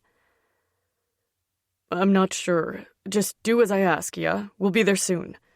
Rush sounds distracted, and I hear Wolf in the background asking for a favor. Be safe, Elena. His words sound ominous in my ear as the call ends. I pull my location settings up and make sure I'm still sharing my location with all 3 of my boys as I wait for the path to the diner to clear. I see an opening and take a step forward, only to come up short by a hand on my shoulder. I look over my shoulder, expecting to see Sully. My heart races when I see my mom. My gaze darts all over her, unable to focus on just one thing. I don't know if I've ever seen her hair down like that, loose waves framing her face. Mascara coats her lashes, otherwise her face is bare. I realize with a jolt that my mother has the same freckles as me. Or I have the same freckles as her, I guess. The thought depresses me for more than one reason. I don't see my mother enough to realize we even have similarities like that, and she never wears less than a full face of makeup around me. I scan my mom and take in the rest of her. Dressed in a white blondie tee and distressed jean shorts, I realize with a jolt that she's dressed like me. Literally. I'm wearing a white Florence and the Machine Band tee I got at her concert last year, light denim jean shorts, and Vans. I exhale as I stare at the black Chuck Taylors on her feet. My heart pounds, and my mouth feels dry as I take my mom in. Mom, what the hell is going on? What are you doing here? I ask as I turn around to face her. She doesn't let go of my arm, and her gaze darts around wildly. Where are those boys, the ones who follow you around like lost little puppies? My brows crinkle at her assumption. They are far from lost little puppies. Why? What's going on? Alarm races up my spine, and the hair on the back of my neck rises the longer she takes to answer me. She takes me by surprise when she jostles me with her grip on my shoulder. Damn it, Elena! Can't you just do as you're told for once? I meet her gaze and instinctively take a step back at the crazed look in her eye. She switches her grip to my wrist, and I gain another step closer to the diner. In true New York City fashion, the stream of people just part around us and keep walking, not a single person stopping. "I thought you were supposed to meet your cousins at 2. She practically snarls the words, accusation and derision dripping from every word. A cold sweat coats my skin, and all my instincts are screaming at me to run. But I can't leave Mary inside. I never told you that. My words are calm, measured. I don't know what the hell is going on, and I don't know who to trust. Except that's not exactly true. I know I can trust Rush, Sully, and Wolf. If nothing else, I know that much. Okay, so I just have to stall, whatever this is, for an hour until they get here. I can do that. Of course not. I bugged your phone. She scoffs and levels me with an insufferable look. You did what? Shh! She squeezes my arm and pulls me closer to hiss the noise in my face. Stop drawing attention to yourself. It was temporary and I took it out, obviously, or I would have known you changed plans. I yank on my arm, my fight or flight instinct kicking in. Let go of me, I grit through my teeth. What else have you been doing behind my back? The hot summer sun beats down on us, and I feel like I'm being cooked on the sidewalk in the middle of a crowd. Be quiet, Elena, Jesus, or they'll take Mary and you too, and everything I've done will be for nothing. Mom hisses in my face. Do you know how many hours I spent piecing together sound bites to make that phone call sound believable? And you still didn't leave. Her words freeze me more than her increasing grip on my arm. What are you talking about? You know who took Maddie, and you faked that recording? My voice is harsh, and Mom raises her brows in response before she scoffs again. Oh, Elena, drop the tough act. Let the adults work, okay? You're nothing more than a princess who's escaped from her gilded tower. Mom rolls her eyes. I've made sure of that over the years, but now I realize it wasn't the right call, she murmurs, more to herself than me. Her words cut like she intended. She's always been good at that. But there's something about what she said that sets my blood boiling. It's so reminiscent of what Sully spat in my face that I can't tell if this is a sign from the universe to dive headfirst into my new life and the lurking darkness, or to crawl back to my gilded tower. We don't have a lot of time. I need you to leave, and... Lana, what an interesting surprise. A masculine voice says from behind me. The low tenor would be almost pleasant if it wasn't for the prickle of awareness that it spikes. Dread pools low in my belly, and I just know that if I turn around, I'll see red eyes and a face cut from marble. I don't have to turn around to realize one of my nightmares has come to life. There, casually walking around me like he's inspecting a new piece of furniture, stands the demon guy from the back of O'Malley's. Fear licks along my nerves, sparking with every heartbeat, and I lick my suddenly dry lips. No, Lana, this wasn't our deal. He tisks.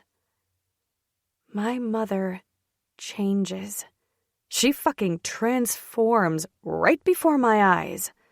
She stands a little taller, pushes her shoulders back, and stares at him with the perfected blank face I've come to know well. You got her, didn't you? I hold in my gasp at the confirmation that my mother had a hand in this whole thing, in Maddie being taken. The red-eyed man wears charcoal suit pants and a bright white button-down shirt, with the shirt sleeves rolled up to his elbows. Black Ray-Bans sit on top of his jet black hair, and black boots cover his feet. It's an interesting choice for the middle of a record-breaking summer. He slowly walks around us with his arms clasped behind his back, and the surrounding flow of traffic parts without a second's hesitation. Interesting seeing you here, Lana. And your outfit looks drastically different from what you usually wear, no? Going... He pointedly flicks his gaze to me. Casual today? Yes, as a matter of fact, I'm running errands with my niece. Mom gestures to me. And in case you didn't realize, there's a heat advisory today, so I dressed accordingly, she says as she gestures to her clothes. It takes everything in me to lock down my emotions so they don't show on my face. But damn, is it hard. I have so many questions, and accusations, honestly, that I don't know where to start. My head spins a little, and I'm not sure if it's from this conversation or the heat. Demon Guy walks around us one more time before stepping in front of me, close enough that I can smell him. Roasted coffee beans. It's a strange smell to associate with a person, but it's one I'll never forget. Did you know, Lana, that your niece looks remarkably like you? His gaze roams all over my face, assessing. What's your point, Liam? You know I have a twin. Mom scoffs, but I hear the waver in her voice. You have my daughter, so leave my niece alone. We have places to be. Mom wraps her arm around me, pulling me to her side and out of his direct gaze. Shock and disbelief make me pliable, and my shoulder slams into my mother. My lips part as the implication of what she just said sinks in. Mom had a hand in Maddie's disappearance? Demon Guy, Liam, tisks and takes a step toward me. He reaches his hand out and traces my cheekbone with his index finger. A second later, I swat his hand away and jerk my head to the side. Feisty. I like it. Liam's grin looks like mania personified. He turns his entire body to face my mother. Oh, Lana, you know what we do to liars, don't you? Mom visibly pales, but she keeps her shoulders back and her head held high. I don't know what to do here. I don't have enough information to make the best decision. But I know that I need to get Maddie back. I didn't. Liam holds up a hand. Save it. He won't believe you once he gets a look at her, he says with a tilt of his head in my direction. See, Lana, you forgot one very important thing. She's got the Gallagher eyes. Chapter 30. Elena. I see you realize the severity of your mistake now, Liam says with a smile that's just a bit too wide. Good. It'll make the rest of this so much more pleasant. Liam turns to face me, handing me a business card. Come to this address in 1 hour, alone. I don't want to see your little boyfriends around, or it won't end so well for anyone. And your ma can come, too. Boss'll want to see her anyway. He delivers the last line to my mom with a sneer. And Lana, don't make me come find you. I won't be as nice. He leans forward and bops her on the nose. And if that isn't the most sinister thing about him, I don't know what is. What the hell kind of monster delivers threats like that and then bops you on the nose like a cute kitten? I shudder in the blazing hot sun, the sweat on my neck turning cold. As one, Mom and I turn to watch him walk away from us, whistling as he blends in with the crowd, until finally I can't see him anymore. Only then do I turn back to face my mother. What the fuck have you done? Elena Murphy McElroy, you watch your mouth, Mom says, but it's half-hearted at best. It's Gallagher, remember? The response is automatic, but I don't pack a lot of heat behind it. I'm too lost in my thoughts, scrambling to catch up. You'll always be a McElroy, but we don't have time for your tantrum now anyway. Now I have to think of a way out of this mess. If only you would have done as you're told. I whirl around on her. Do as I'm told? How about you clue me the hell in now? The only thing I knew was that I was meeting my cousins for brunch while Sully took care of a few things. That's it. I rake my hand through my hair, my fingers tangling in a few loose waves. I've got to call Rush back. He needs to know what's really going on. No, absolutely not. What's the address? What? I throw my hands up. On the card, Elena. Honestly, keep up. Mom snaps, throwing her hand out toward me. I'd forgotten about the small rectangular card in my hand. It's matte black on both sides with an address printed in gold. 768 West High Street. Here, I don't know where this is, I tell her as I hand her the card. She blows out a breath, her cheeks puffing out with the motion. Okay, we're going to go into that diner for 10 minutes, and I'm going to figure out a new plan. She walks toward the diner, and I follow her. It should take us about 40 minutes to get there. We'll need an Uber, and probably 2 exit strategies. I follow behind my mother as she weaves through tables and heads toward the back booth, right where Mary still sits. Shit, I forgot you were still in here. Wow, thanks a lot, Lainey. Mary's voice trembles, but I don't really have time to worry about that right now. Mom snaps her fingers and points in Mary's face. You can be quiet or leave. Mary's mouth shuts with an audible click. Good. Now move over. Elena, sit next to your cousin. Mom directs as she raises her arm to flag down a waitress and slides into the booth, all in one motion.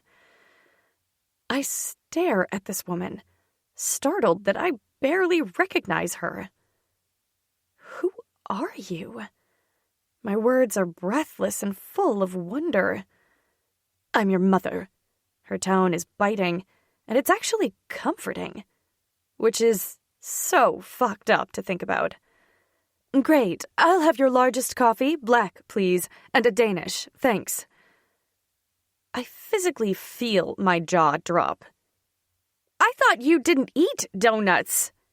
Elena, I cannot hold your hand through this mess you made. I didn't do anything. You stabbed everyone in the back, and she, I hook my thumb at Mary, told some random guy all about us. In fact, I'm the only one who hasn't been keeping secrets. Except Maddie. The waitress returns with my mom's order, and she wastes no time in digging in. 10 minutes later, she licks the crumbs from her fingertips and polishes off the last of her coffee. Mary and I continue to sit in silence. I glance at the clock in the corner of the diner and mentally calculate how much time until Rush and Wolf arrive. I bite my lip because I know it won't be soon enough. Mom drops a 20 on the table and stands. Mary, you go back to the dorm. Keep your phone on you, but do not answer for anyone but me or Elena. Anyone. I mean it.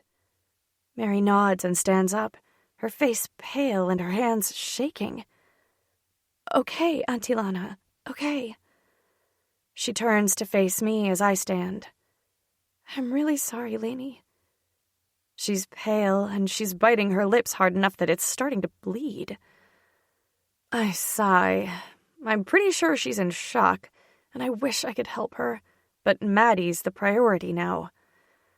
I know, Mary. Let's just get Maddie home, and then we'll talk, okay? Mary nods several times, but when no one says anything else, she spins on her heel and practically sprints out of the diner. I turn to face my mother with a raised brow. I ordered us an Uber. It's outside. She gathers her purse, slings it over her shoulder, and heads outside, waving to the waitress on the way out. You want to fill me in on the plan? I ask from behind her. We slide into the back seat of the Uber, and she leans forward to talk to the driver. He's an older man, graying hair tucked under a Mets hat. 2 stops, okay? Yeah, lady, I saw the order. Mom settles back into the seat, and the driver turns up the volume on his radio. Some jazz singer croons through the speakers as he pulls into traffic, cutting off at least 3 cars by my estimation. Mom, the plan? I prompt her, but she still won't meet my gaze. She exhales, this big release that has her body sagging forward. You were bait, Elena. I blink several times, as if that will help me understand what she's saying. I spent so many years hiding you away from them, and then, somehow, they found you. She pauses. Probably those asshole Fitzgeralds. I knew trusting Cormac was a mistake, she mumbles as she glances at me once before turning her attention back to the window. So Cormac really was lying to you? I know that other stuff you said about Sully, Rush, and Wolf isn't true, though. She shrugs a shoulder. I made it up. I don't understand. A few months after your father left, and I knew he wasn't coming back, someone from the estate tracked me down. I still don't know how, special PI or trained SEAL or something, because I thought I'd covered our tracks pretty well. She shrugs. Anyway, he informed me that you'd be next in line for Gallagher Industries. Gallagher Industries? I've never heard of it. You wouldn't. They're a multi-billion-dollar technology company based in Ireland. They mostly deal with various government jobs from around the world and the very wealthy who have too much time and money. She sighs and continues to look out the window. Well, your father was first in line for the company. It had been passed down from father to son for many, many generations. But Aidan never wanted it. He was happy with his life here, with us, and the Brotherhood. So he gave it to his younger brother. I have an uncle? Mom ignores my question and continues with her trip down memory lane. Unfortunately for him, it wasn't that easy. You can't just hand it over like that. It's been written into the fabric of the company, the specific ways in which it passes to the next successor. And the board requires an heir at all times. How very archaic, I murmur. Yes, well, your uncle had no children, so your father was listed as an heir. They'd swapped roles. And you were listed as a secondary heir. But they assured us it would never come to that. Your uncle said he'd adopt if he had to. So what happened? I prompted when she paused for longer than normal. I was on the edge of my seat listening to her recollection of events that possibly led to my father's disappearance, and ultimately, death. Your father died. Your uncle died. I fled, and then my parents died. So I changed our names and paid someone an exorbitant amount of money to erase you from every database known. I still had a few friends left in the Gallagher family tree, and since they're all so technologically inclined, one of them helped us. My head spins with this information she's just casually dropping like it doesn't change everything I'd ever thought about my life. I was still grappling with the idea that I'm a Gallagher and my father's actually dead. And now I find out that I'm the heir to some company I've never heard of? Oh, and more people want to kidnap me. Kill me? Okay. I lick my lips and try to work through some of this information dump she just tossed on my lap. Did you tell Cormac about this? She shakes her head before I'm even done speaking. No. I love him, but I don't trust him. She looks me in the eye. Don't trust anyone, Elena. Anyone. Even you? Yes, even me. I lick my lips and try to figure out how to process that. So, if no one is left in the heir list or whatever, then who's running the company? She turns to look at me. I really don't know. When I erased you, I flinch at her words. I can't help it. That's exactly how it's felt all these years. And to hear her so casually mention it pierces something inside of me I thought I got over a long time ago. Mom clears her throat and looks out the window again. When I erased you, I essentially cut all ties with that part of my life, with that part of my family. Whoever it is, they need you alive. That much I know. How do you know that, though? There's a year-long trial period. It starts the moment you're 18. If something happens to you during that year, then the company's assets freeze until the board dissolves it. It's how they stopped the murder of heirs. Or so Aiden told me. Most of this is from what he told me. The car slows down on a residential street. I double-check my GPS, and we're not on West High. Before I can question it, Mom turns to face me. She tucks a strand of hair behind my ear and stares at me with so much love in her gaze. My breath freezes. He loved you so much, you know, and so do I. I'd break both our hearts and send you away again if I thought it would save your life. I spent so much time filling the hole you left in my life with ice that I'd forgotten how to be your mother. And for that, I'm sorry. Tears prick my eyes and my sinuses burn. Mom, shh, it's all right. I just wanted you to know, okay? Now I have to go in here for something, but I'll meet you on West High, okay? Panic grips me, swift and hard. I grab Mom's wrist and hold her in the car. Why does it sound like she's saying goodbye?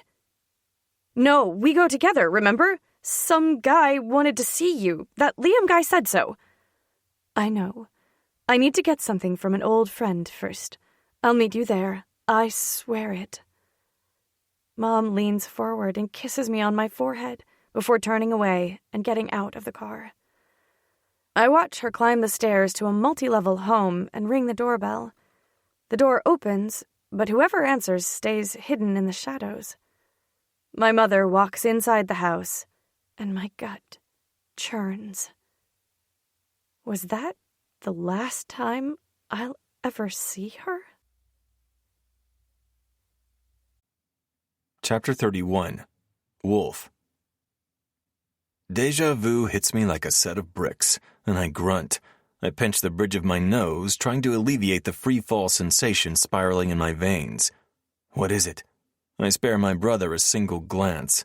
That's all I can afford to do when I'm driving this fast down back roads. One mistake, and it's lights out. His fingers fly across the keyboard of his laptop. We give him shit about it, but the truth is, we'd be lost if he didn't have that brick of a laptop.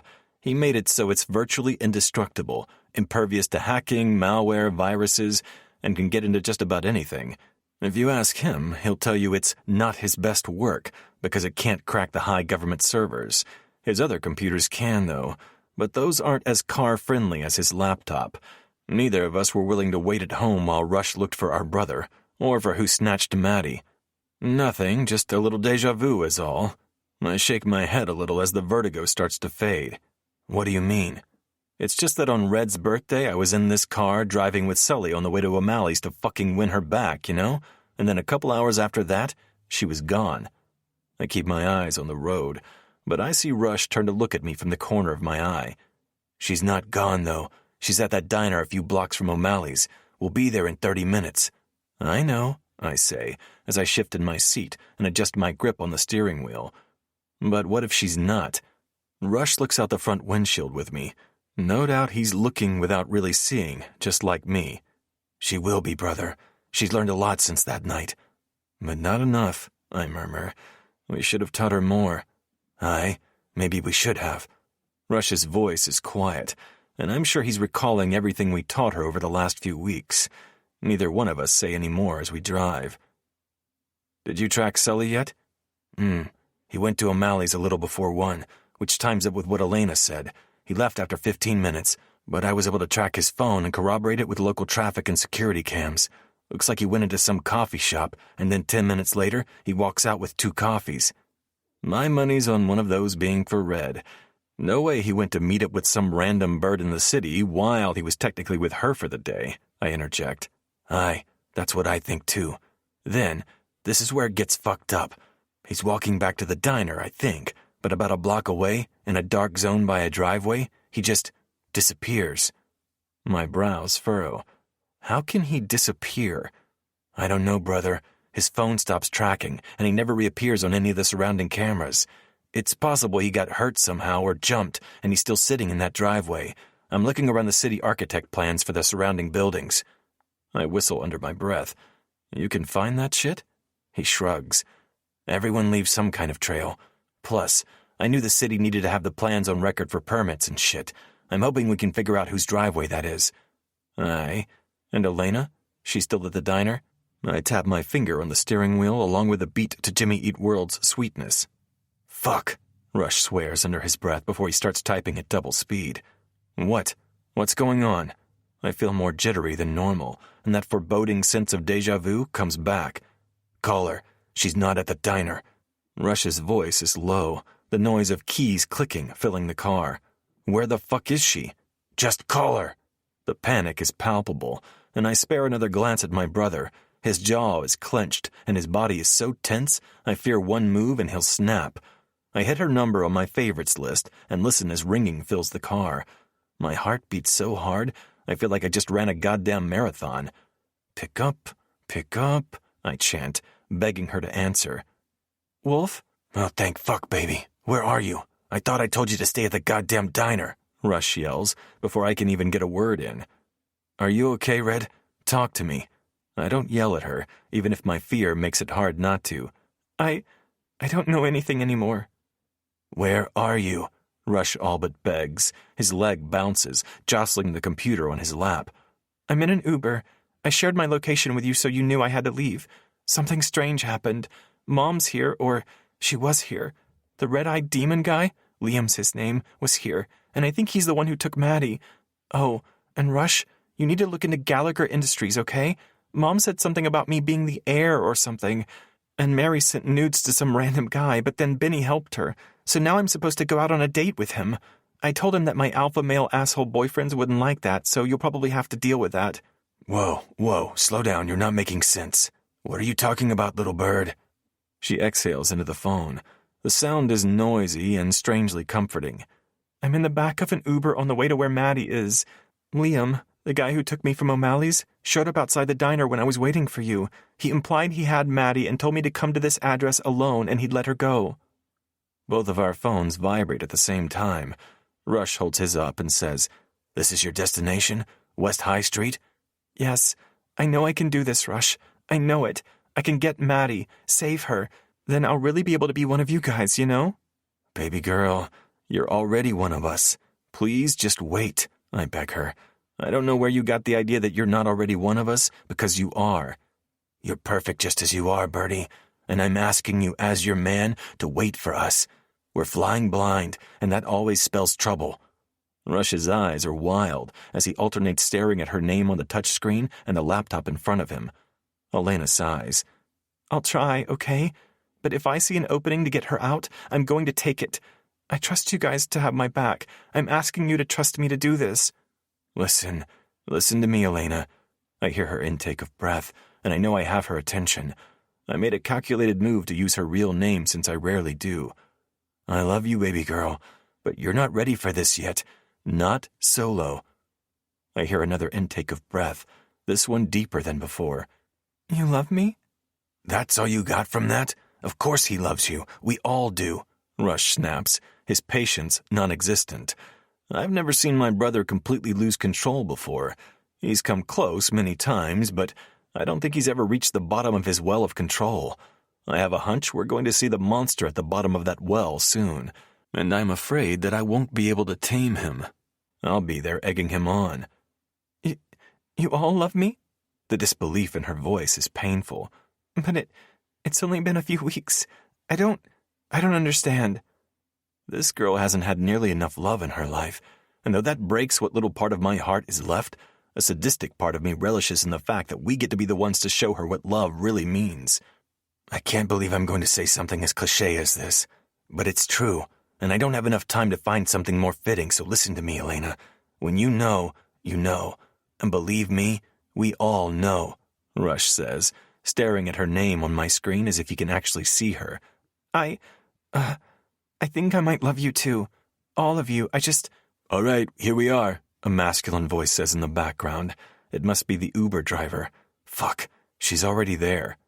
Oh, okay, thank you. Her words are muffled, and I imagine her covering the speaker of the phone for a moment. What's our ETA, Rush? 30 minutes, he murmurs, typing on his laptop in a flurry of movement. Come for me, Wolf. Always, Red. We'll always come for you, I promise, and she ends the call without saying anything else. Fuck. Just got confirmation from Mateo that Sully never showed today, and 6 more places were torched. Some his, some others. Almost all of them belonged to people at our meeting the other day. He pauses. God damn it, Rush roars. Do we have another fucking rat? The words come out on a growl, and fear grips my heart, squeezing what's left in its tight fist. Rush drags both hands through his hair, pushing it back. I don't know. I just don't fucking know. He turns to face me. We can't get to them both. West High is 40 minutes away from the diner and where we last saw Sully. We might be able to take a few shortcuts, but it's not enough time to look for him and get to her. I nod, knowing that it might come to this. So we have to choose. Aye, but is it much of a choice? We both know what Sully would say. Without a word, I nod, press down on the accelerator, and focus all of my energy on getting to my girl. Chapter 32. Elena. I think I might love you too. All of you. All right, here we are, the Uber driver says, interrupting my awkward declaration. I guess we're here already. Nerves line my belly at the thought of what I'll find inside the rundown building. Oh, okay, thank you. I cover the speaker to tell him. I hear Wolf ask Rush their ETA, and I think he replies 20 minutes, but I'm distracted by the Uber driver riddling off news headlines to me. I uncover the speaker. Come for me, Wolf. His answer is swift, without pause. Always. We'll always come for you, he promises. I end the call after that. What more is there to say right now? Melancholy drapes around me as I stare at the dilapidated building. You're sure this is the place? I heard on the radio this morning that this block of buildings is scheduled for demo. Demo? I look around outside. I'm not sure what I was expecting to see, but whatever it is, I don't find it.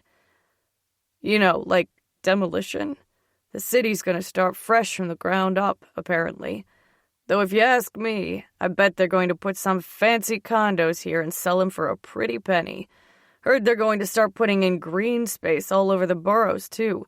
What, like Central Park isn't enough green space? I make a non-committal noise, mostly just to buy myself another moment or two before I get out of his car. Because I have a feeling that once I do, the hands of fate will take over. And I'm not sure that I'm ready to give up the reins to my life. I bite my cheek as I stare at the building, imagining Maddie tied up somewhere inside, scared and alone. I shake my head to rid it of that image and to remind myself that this is the right thing to do. "You okay, kid?" I turn to look at him. He's a nice enough Uber driver. Mellow music, didn't take corners at 100 miles per hour like the taxi drivers in the city, and clean car. But I'm not feeling particularly trusting lately. Another reason I have the share my location option always turned on. "Yeah, thanks for the ride." I pull the door handle and push the door open. Smog greets me, the blanket of filth fitting for how I feel right now. The whole situation makes my skin crawl. And I'm not sure if it's because I let my mom get into my head, or if it's because I'm staring at a building that looks straight out of a bad horror film. I walk a few steps before I pull my phone out. I send my mom a text, letting her know I'm here, and make sure my location link is still active. I bounce on the balls of my feet and look around. The street is quiet, which isn't surprising. Most of these buildings don't look like they're inhabited. Come on, Mom.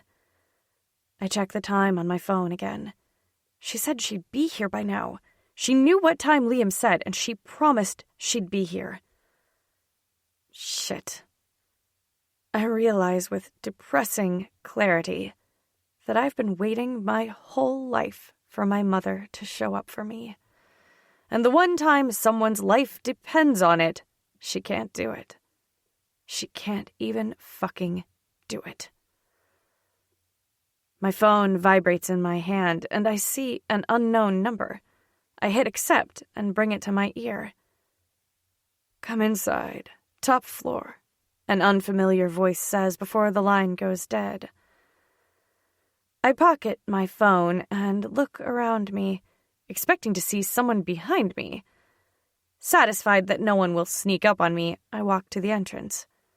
The door creaks when I pull it open, and after I step inside, it closes behind me with a bang. The loud sound reverberates in the mostly empty building. It looks like once upon a time it was some sort of warehouse. I walk around garbage and old cardboard packaging littering the floor to the staircase on the left side of the building. I walk up the stairs slowly, constantly turning my head to see as much of my surroundings as possible. Ava taught me that little bit of knowledge. I strain my ears for any noise, but all I hear is the distant cooing of mourning doves. I look up and notice a few holes in the ceiling. They don't make these style buildings like this anymore. I bet the raw wood and metal materials in here are original, and I bet they'd sell for a ton of money.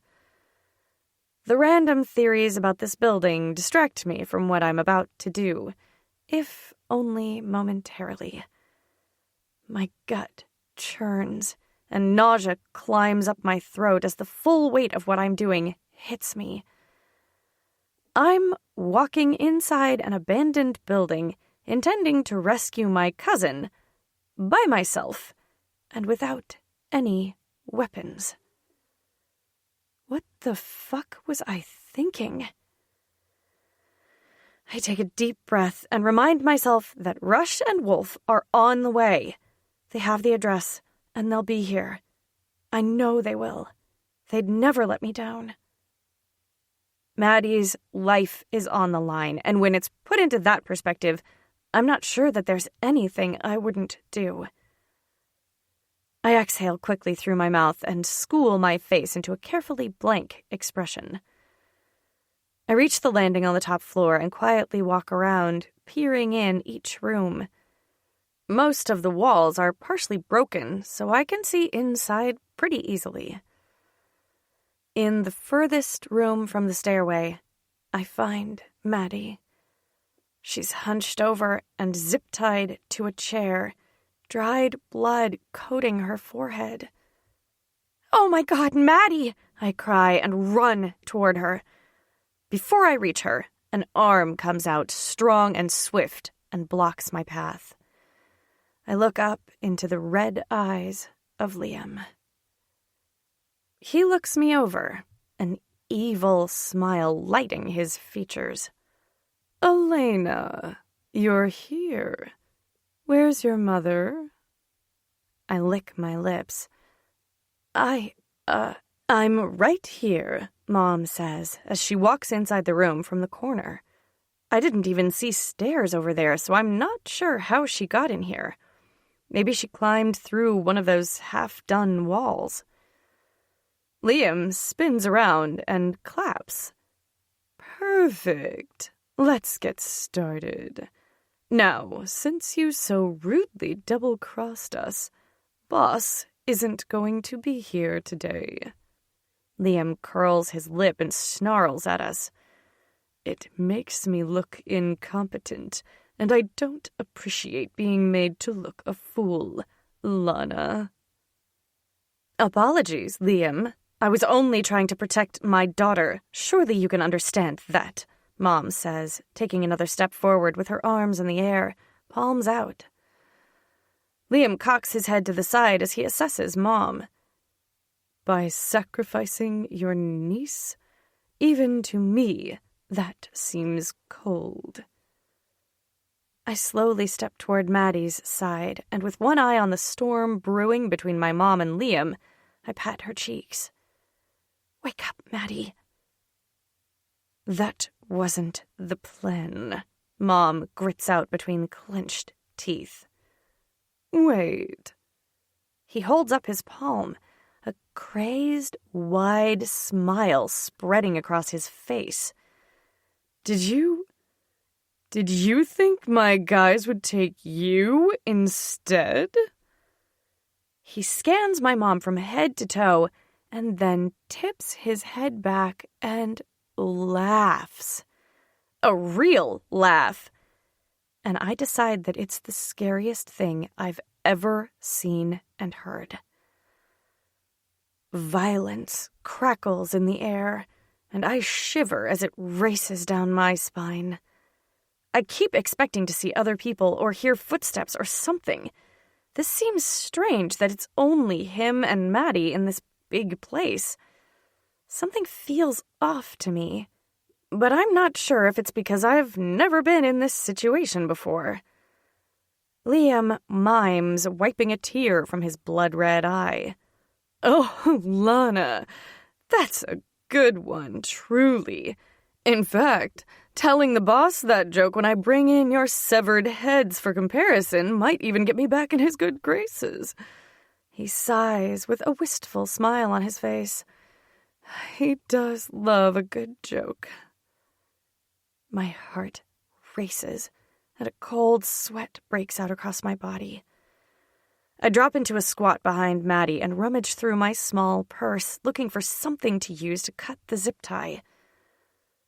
Let the girls go, and I'll go with you to see the Gallaghers. Mom steps to the side and away from us. Oh, sweet Lana. The Gallaghers aren't after Elena. He spins on his heel to face me. Well, I shouldn't say that. Whatever he was about to say is cut off by a low rumble. At first, I think it's motorcycles or cars without exhaust pipes, but then I hear it again, and this time I feel the ground shake a little. The cardboard pile in the corner shifts, the noise drawing my attention. What the hell is that? Panic spikes my adrenaline even further, and my skin feels too tight over my body. I squash the urge to flee. Not until I have Maddie. No one answers me, and I double my efforts to search my purse while still keeping an eye on the standoff. My fingers touch something cool and metal, and I pull out a pair of nail clippers.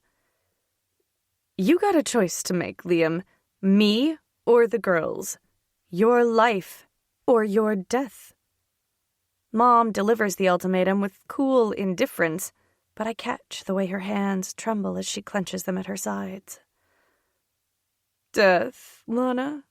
Really? Liam reaches behind his back and pulls out a gun. You're in no position to negotiate. I open the clippers and wedge them between the ties and Maddie's skin, and I squeeze the handles like the Grim Reaper himself is standing over my shoulder. Another glance at Liam in his all-black outfit and red eyes, and I'm not so sure he isn't. Maddie groans and moves her head to the side. Shh, try not to move too much, okay? I hiss, flashing a glance at Liam and my mom. Lainey? Is that you? Her voice is thick and her head hangs low. It's me. I'm trying to get you free, so just hang tight. Am I dreaming, or is that Auntie Lana? Maddie asks as she lifts her head. I shift my gaze to my mom again. She's staring down Liam's gun when another rumble cracks through the air. This one louder and closer than the previous two. The floor shakes, and I hear things crashing on the floors below us. Mom, we have to get out of here, I hiss, squeezing frantically. I'm only halfway through the plastic and sweat rolls down my temple. See, Liam, fortune dealt me a bit of luck today when you picked this building. It's on a block scheduled to be demolished later today, which means there is C4 stashed all over the place. Mom's smile is too wide, too triumphant for a woman facing the barrel of a gun. Liam looks around before he takes 3 steps toward Mom, jamming the gun at the center of her forehead. Her head jerks back with the force, but the smile doesn't leave her face. I only gave a couple a little nudge, Mom says with a casual shrug. Mom. That one word is packed with so much desperation that it instantly takes me back to when I was younger. When I still had both parents around, and they were superheroes in my eyes. Mom, what did you do? I whisper-yell. Fear leaking from my pores and swirling around, choking me. You remember what I told you in the car, Elena? Mom says as she turns to look at me. You remember what I said? Liam's staring at her, brows raised and head cocked. And I'm so preoccupied with what she's saying that I almost miss the movement. I squeeze the clippers one more time, and the zip tie slides off Maddie's hand in the same instant that Mom untucks a gun from the back of her jean shorts. In one movement, she brings the gun up and steps back, aiming it at Liam's chest with 2 hands.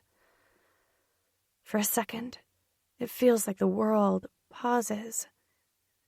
Tingles race up my body, and my breaths come in fast. Then another rumbling noise cracks the air, and the building moves. Windows break somewhere downstairs, things crash to the ground, and still, Mom and Liam don't move. Lainey, get your cousin out of here. I don't think so, Liam starts, but Mom levels her gun at his head, and he stops talking. Mom, come with us, I beg. The rumbling continues, and I have to shift my hold on Maddie when the wall connecting this room to another one cracks and starts to fall. No, Lainey, Mom yells. And for the first time, maybe the only time, I hear the desperation in her voice. I haul Maddie up and start half dragging her out the door. Her eyes are wide, and her pupils are blown, etched in fear. We make it down the first set of staircases when part of the ceiling falls, both of us screaming. Let's go, Lainey! Maddie yells, and we maneuver around some broken stairs. I look behind me, hoping to see Mom, but all that greets me is more things crashing. Maddie laces her fingers with mine, and we run down to the next flight of stairs, skidding to a stop at the destruction around us below. Concrete, wood beams, and metal piping is everywhere. I scan the area, mentally trying to map out our escape route before I tug on Maddie's hand. Follow me and stay close. I don't wait for her to respond before I jog down the stairs, climb over debris, and get within sight of the door. I stop, and Maddie slams into my back. "What's wrong? Let's go!" Maddie yells. I look around at the destruction, then flick my gaze to the staircase that leads to the 3rd floor, and then back to Maddie. No, Lainey, you cannot go back!" Maddie yells, fear twisting her face. I have to at least try. She's my mom. My voice breaks at the end, and I have to clear my throat before I can speak. I have to at least try. I can be quick, and the walls stopped shaking already. Maddie's shaking her head fiercely, tears falling from her eyes. I'll be right back. Go outside and wait for Wolf. He'll be here soon. I push her toward the exit, and with one last look at me, she runs toward the door. I don't stay to watch her leave. I turn around and run like I've never run before, dodging garbage and jumping over fallen beams. It's a foolish plan. I know it is. But the thought of my mother upstairs and hurt while I sit outside safe and sound eats me up inside. I'd never forgive myself if I didn't at least try. Chapter 33. Rush. 2 minutes out, I tell my brother without taking my eyes off of her dot on my screen. She's still there? Aye, she hasn't moved. That's good, right? That she's still there? Wolf runs a hand through his hair. His face is like stone, jaw clenched, eyes narrowed. He fiddles with the buttons on the steering wheel, and the album starts over again. It's the Hans Zimmer soundtrack to Interstellar. He always plays it when he needs to center himself. Cornfield Chase sounds through the speakers. Tell me we did the right thing, that we made the right choice. Tell me we didn't just condemn our brother, Wolf says, without looking at me. I rub my hand across my chin and sigh. The weight of the burden of guilt sits heavy on both of us. It was the best choice, given the circumstances. Sully would never forgive us if we didn't go to her. Aye, he never would, even if that asshole pretends otherwise. Wolf stretches his neck from side to side and releases a breath. Still, guilt rides me hard, and fear scrambles my senses. I don't need to see my brother's face to know he's feeling the same way. My temples pound in time with my heartbeat. Dread coils around my black heart, squeezing barbed wire tips into the barely beating organ. Something's wrong. I check my phone again. Her dot hasn't moved.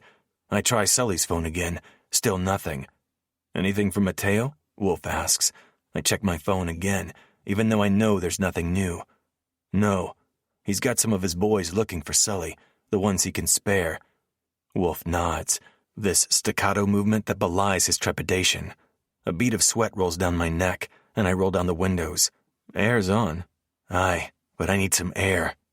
The air that flows inside the car is thick with pollution and heavy with humidity. Unsurprising, given we're in the industrial district. I think there are a few factories still working somewhere around here, though you wouldn't know it by this neighborhood. It's a ghost town.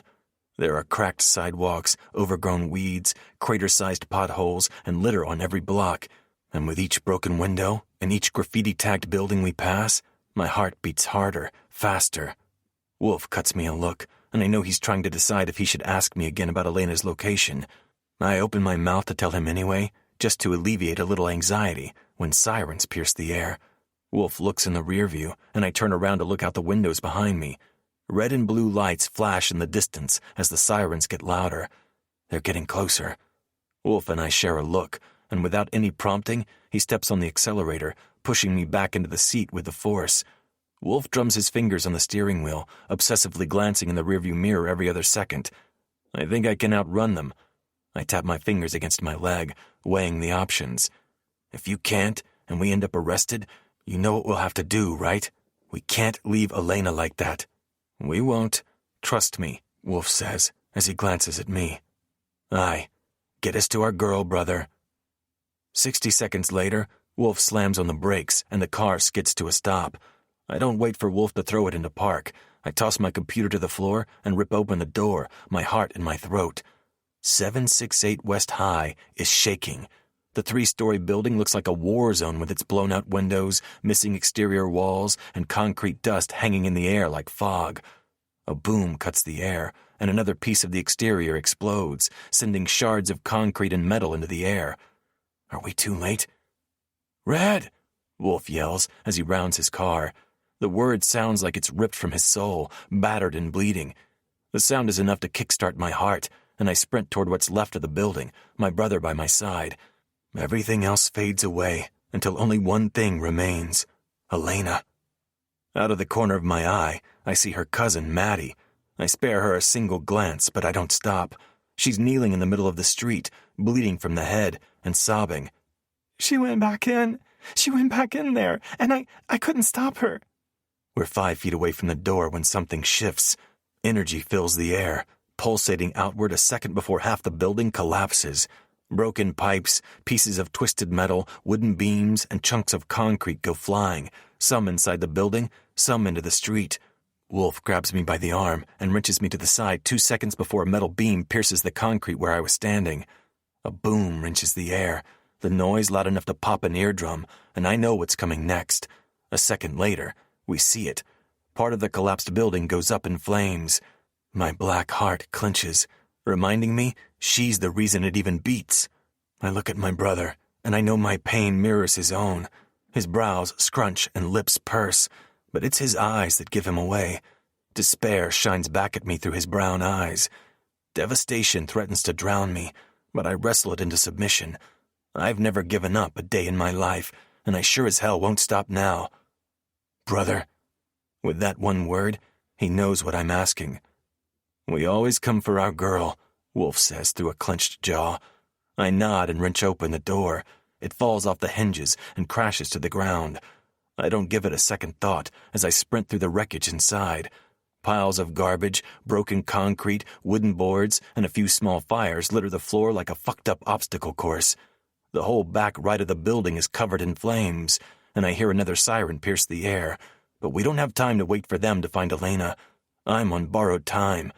I scan the area for my favorite redhead as I figure out how to get to the upper floors. I won't stop until I find her. She's ours, and no one will take her from us, not even Death himself. To be continued.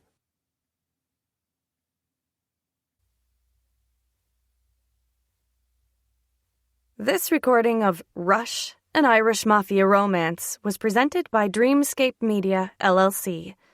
Narrated by Lessa Lamb and Gideon Frost. Produced by Eric Black. Text copyright 2021 by Penelope Black. Sound recording copyright 2022 by Dreamscape Media, LLC. This recording may not be copied or played for an audience without the written permission of Dreamscape Media, LLC. Thank you for listening.